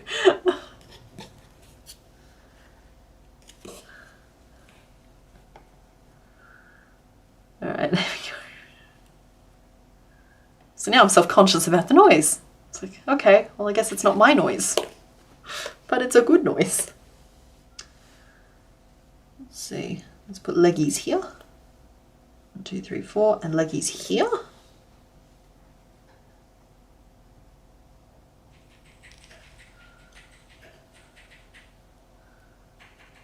That will make them climb. Maybe I put them together, a little bit more together. It's good to have a little bit of a break and breather between them though. So I do want to leave some stitches available. There's no need to look so gruntled, sir. Okay, so then it'll be like there, there. That could work. I think that might work. Okay. All right, let's work through the theory of this row. So I've identified where I'm going to try attaching my legs. They may end up having to move out 1 stitch each. And we've got 2 stitches prior to the leg. So we'll work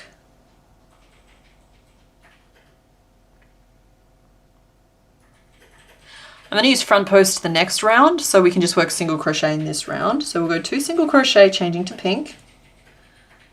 Which you spell with a K, not a C. What is going on, brain? Come on. And then in the same stitch, we're going to work leg, slip stitch, leg. I already wrote out what that means on the previous page. I don't need to write it out again. And that is all in the front loop, the floop, if you will. Not as opposed to the bloop. Then we've got back loop only, 2 slip stitches. We'll stay in pink again, because again, it does not matter. And then in the same stitch, we'll go leg, slip stitch, leg, again in the floop. And then we've got, we want to balance it out, so we'll do 2 single crochet up. Oh, that means we need to change to yellow. So we'll go, oh, this is a bit tricky. We'll go 1 single crochet and then on the start of this, I'm just trying to balance out the 2 sides. Sorry, I told you this would be a lot of muttering. So we'll do a back loop only single crochet to yellow. That can just be a single crochet as well. Keeps it even on both sides. And then we'll do a yellow single crochet, which will bring us back to these top 4 stitches, which we will work as 4 front post stitches, pulling the work back and giving a foundation for the abdomen. Ah, my rage has blinded me.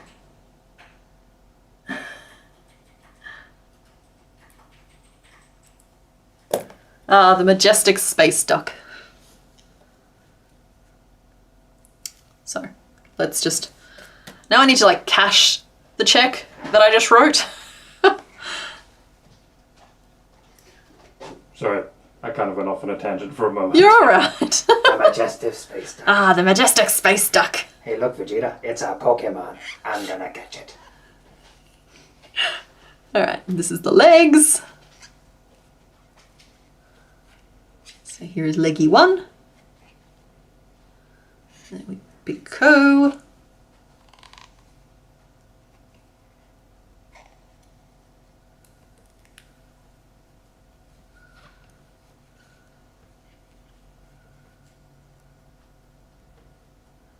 Where did the picot go?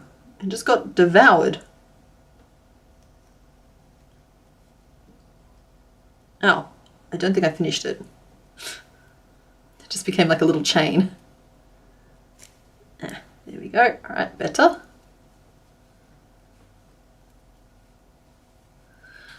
I better get used to these because once I decide a technique is part of the thing, I try and use it across more than one thing. So these legs will probably appear somewhere else, and if not the legs, the stitch will. So by the end of this, we will all be masters at 4 double crochet clusters with picots in the middle. Don't we all look forward to that?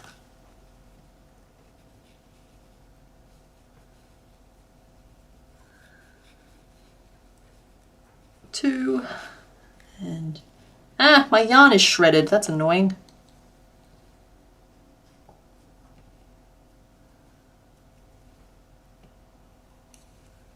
We're going to soldier on. It's just annoying that it happened on the feet. There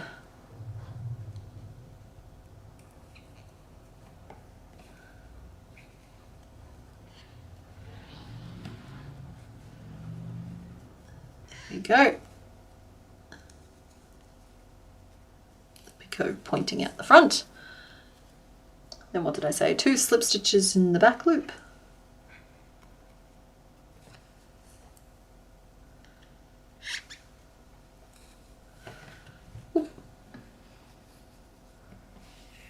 Vegeta, I can fly. Oh good, everybody's just quoting Dragon Ball Z abridged to each other. I love that.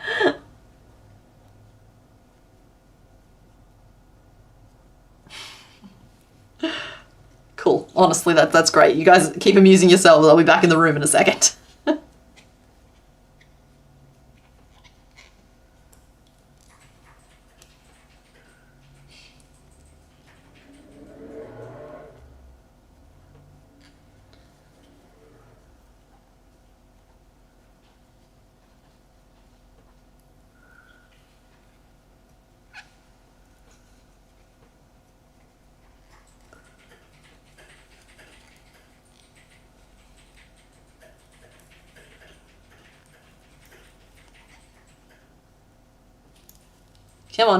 Come on, bobby pin.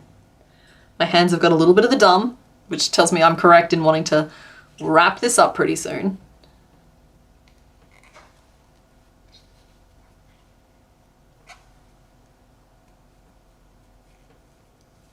Maybe go for a walk. It's a nice day outside. I might go for a walk after this.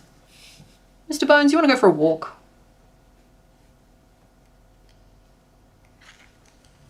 Wait the 30 seconds.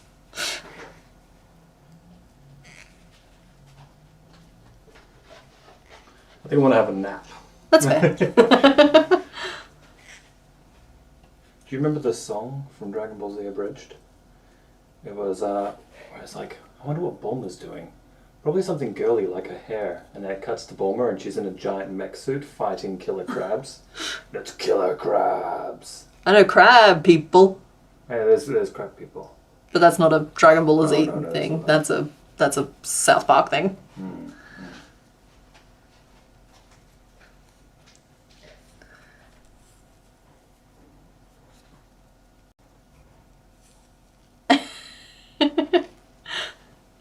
Just waiting for you guys to run out of steam, but you're amusing yourselves very effectively. I love it.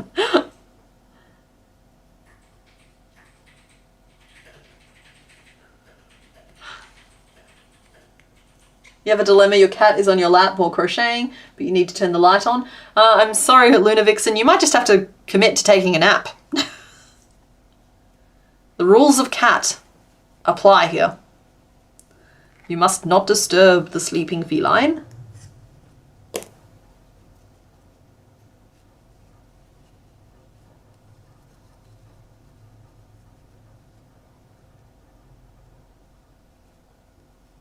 You're just a tiny little bug puppy, you are.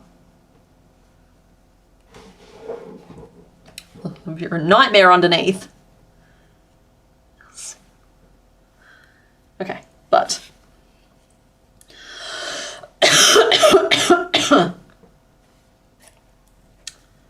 we got this. Alright, so in the next row, we lock our leggies in. All in our yellow, we don't need pink anymore.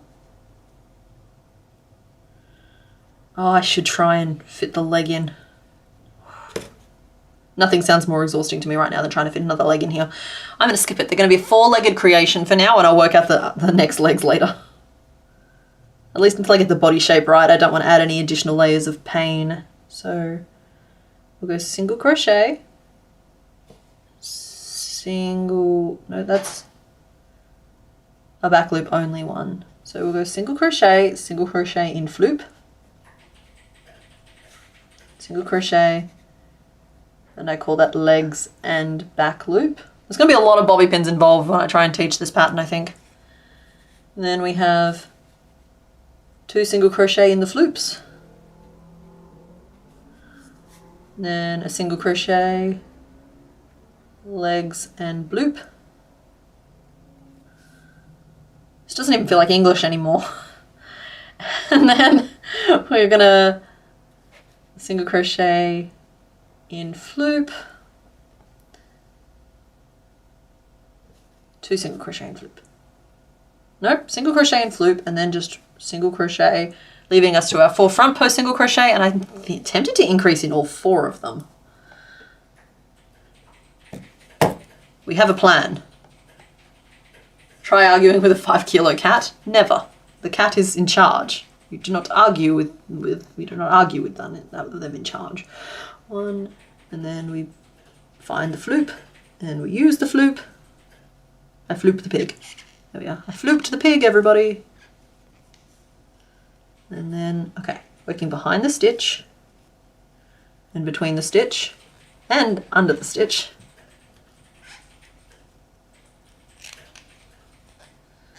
After a brief argument with the bobby pin, we have negotiated a peace treaty. Cool, and then we got these stitches in between. I think this is even more complex. Excuse me. I think this is more complex than the tarantula from last year, which I didn't think I would ever do again.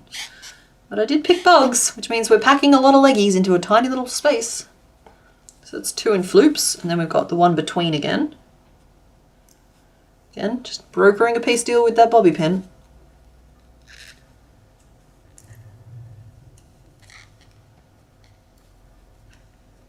No, we have to be behind the leg, not in front of it. Come on.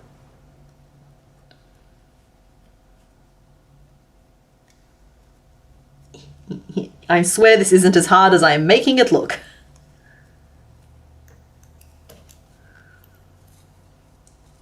I can tell you that if the Rosy Maple Moth does make it into the roster, which is a pretty good bet that it will, it'll either be day 1, or it's going to be day 12.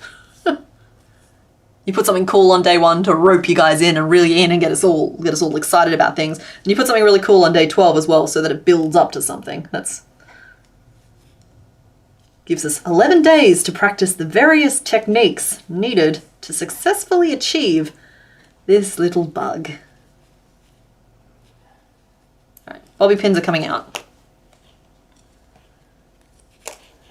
Okay, we have 2 little leggies, 2 sitting at the front, 2 sitting at the sides. Cute, cute, cute. Not super happy with how elongated he's trying to be. Your leg is numb. Oh no.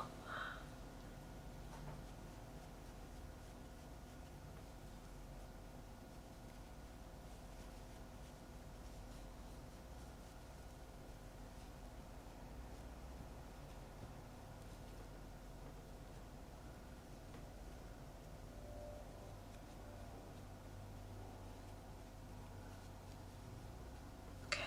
All right. I gotta finish this row.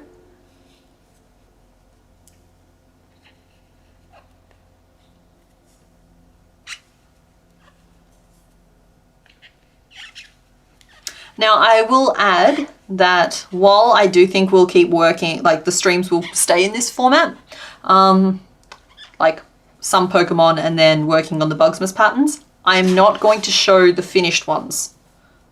So I know I showed the snail and where we're up to with it today, just because, you know, I don't like to not offer closure, but I think with these bugs, we're going to start the development on stream, and then like next stream we'll be working on a different one, and you won't get to see how the finished Rosy Maple necessarily turns out, unless I can't resist showing you, in which case that's not my fault. But you're not going to, sorry, I'm like that. But yeah, I wouldn't come into this expecting to see what all 12 end up looking like, because not only do I have to do some of them off stream, but I don't want to spoil it for anyone either. Like there's a difference between knowing that we're doing a Rosy Maple Moth and knowing exactly what it looks like as well. There needs to be some element of surprise.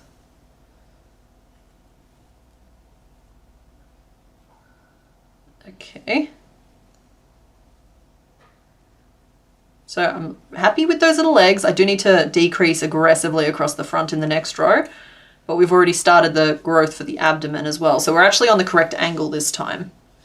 If you see our little revised picture. I have run out of yellow yarn though, so I'm kind of just like, do I start a new ball of yarn with 10 minutes left in the stream? I don't think I do. But I might grab, oh, I've got some behind me. Okay, maybe we do, hold on. Going for a walk. Hey, Mr. Bones. How you doing, buddy? We'll steal it from the project for this week, which is not a pattern. I get that question sometimes. It's not a pattern. If anything, it's like 6 fragments from 3 different ones. Yeah, no, Melissa, you haven't missed it all. We're still here, kind of. We're all kind of like starting to wrap it up a little.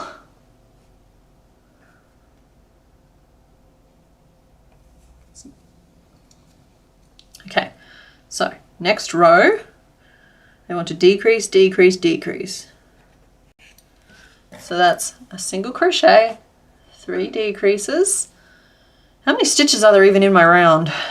You know it's bad when it's easier to count the stitches than it is to do the math on what I've written down.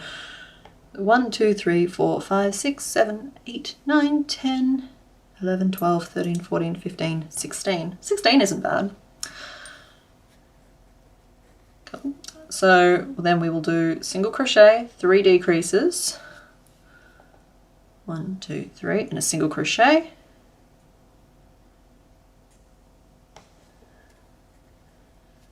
Leaving us with 1, 2, 3, 4, 5, 6, 7, 8, leaving us with 8 stitches, which is just the 4 increases from last time. And let's get a nice mirrored effect. So 4 increases, looks like this, 8 stitches, so they were increases. And then I want to increase some more, but I want it nicely reflected. So I can put my increases here and go for a pointier back, which might actually be suitable for this pattern. Normally I wouldn't do that, or I can go for a slightly more low rounded back, which would mean putting the increases here and here. And see how they reflect across that midpoint instead of just being 4 repeats? It's just a little detail that we're trying out.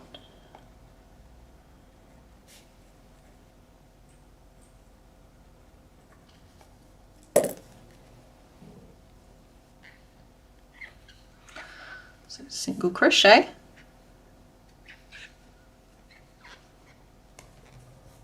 Decrease.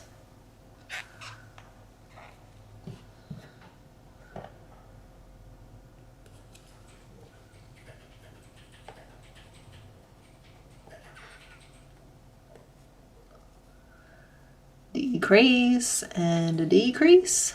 So that's my 3 decreases. Which means next row I'll be able to do a single crochet 3 together and just really pinch that in, which means I have to be careful to make sure that I put enough growth on top, which won't be an issue because we've already got plans to do significant growth. Okay, increase there and increase there, increase there. I think that'll work. Oh, I don't want that too floofy actually. So I'm going to invert these. So I was doing the increases first to make them longer, lower and wider, but I think I want the growth more on top. So I'm changing it to the other way around. Single crochet, increase. Oh, bye Emily. Oh, well, we'll miss you next stream, but we'll look forward to hearing all your stories when you get back.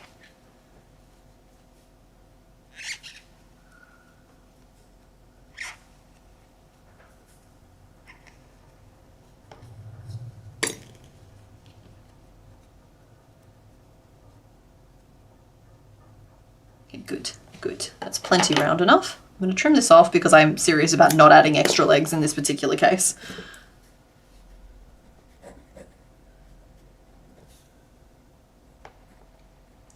Finish that line of notes. So in that note line, we lost 3 stitches but gained 4, which means that we are now up to a row of 17. But we're going to fix that next round. Never you mind. So with a single crochet and a single crochet 3 together, and a single crochet, and that should get us back on the bug train. So I feel like we might have had too much growth. This feels like I let it grow too big. I'm thinking instead of 4 increases, we go back and do 2. I'm sorry, guys. I can't imagine this is interesting, but it's the thought process of what we're currently doing. So, yeah.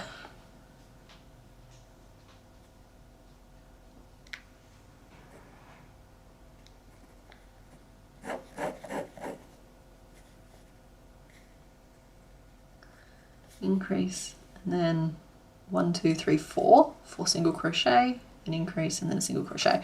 So now instead of gaining 1, we've lost 1. Hi, Nat. Oh, hi Nat! I do have a frog on my head. You can turn all crochet into hair ornaments with using a bobby pin, and it just sort of, he's happy up there.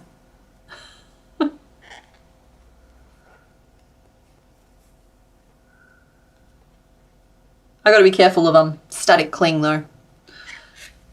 The acrylic yarn makes my hair frizzy.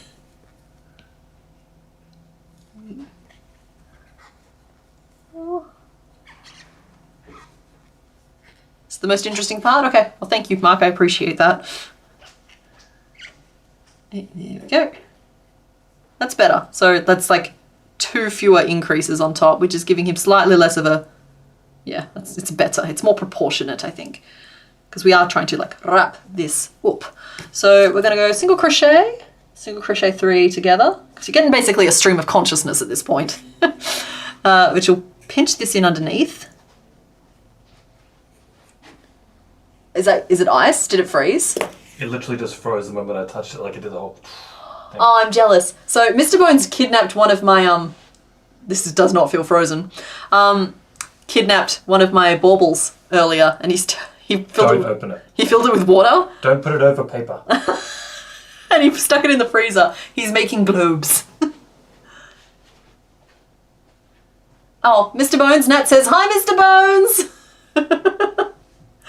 Oh, Luna Vixen, you're free! Unfortunately, you no longer have a cat on your lap, which is also a sad thing. Hi, Nat.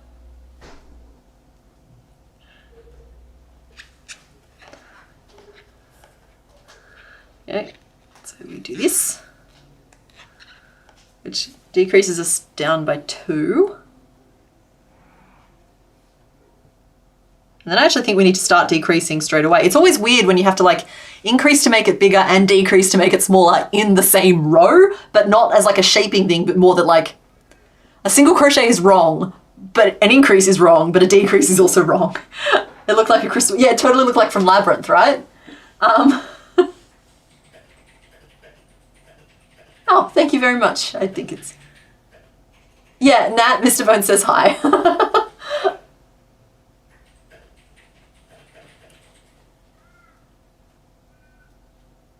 They are perfect for snowballs. I got a whole pack of them. Mr. Bones just kidnapped one because I thought it might be cute to have like... I think someone said that they were doing this in previous years, but like I thought it could be a cute little thing for the days of Bugsmas. So I have just like stacks of these and I'm going to go get some more. Because 20 is not enough.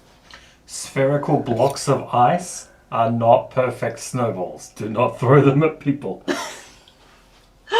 Note how I've learnt to say the word throw again. You have? Yes.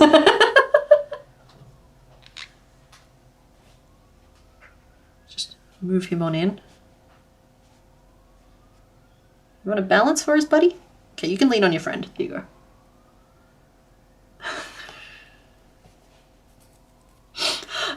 Yeah, I'm just going to keep making the moth because we are trying to get to the end of the stream. But bear with me. All right, I think we'll do 2 single crochet and then I'm going to decrease.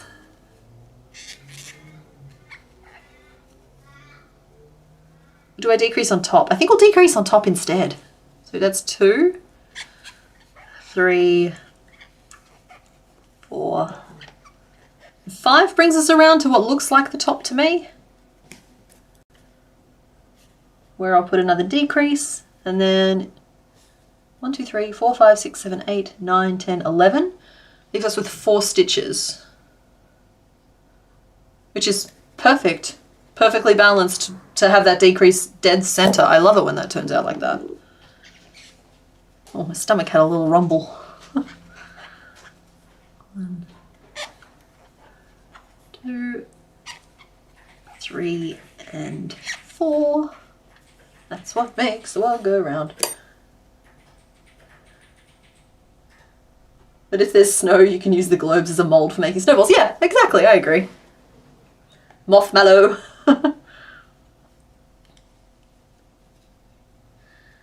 You want to stick your little toesies out for the people? People love toe beans.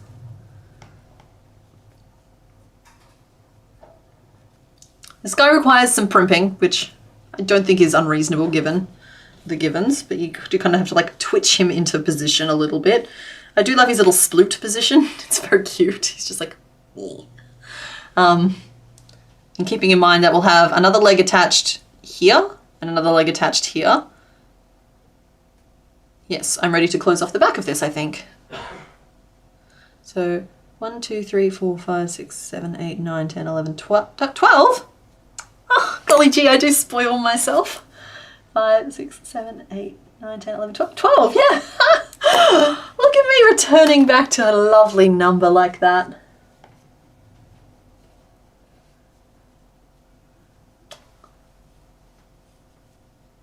Elwood's the Mothmellow. Yeah, I feel like Elwood's the Mothmellow is fine. Though, just as a gentle reminder again, they will not be introduced as such. But we can know. We can know between us that that's the name. Okay. Yeah. And then I would just decrease, decrease, decrease. And I could do that now. Though realistically, I'm probably going to frog this back when I go to design later.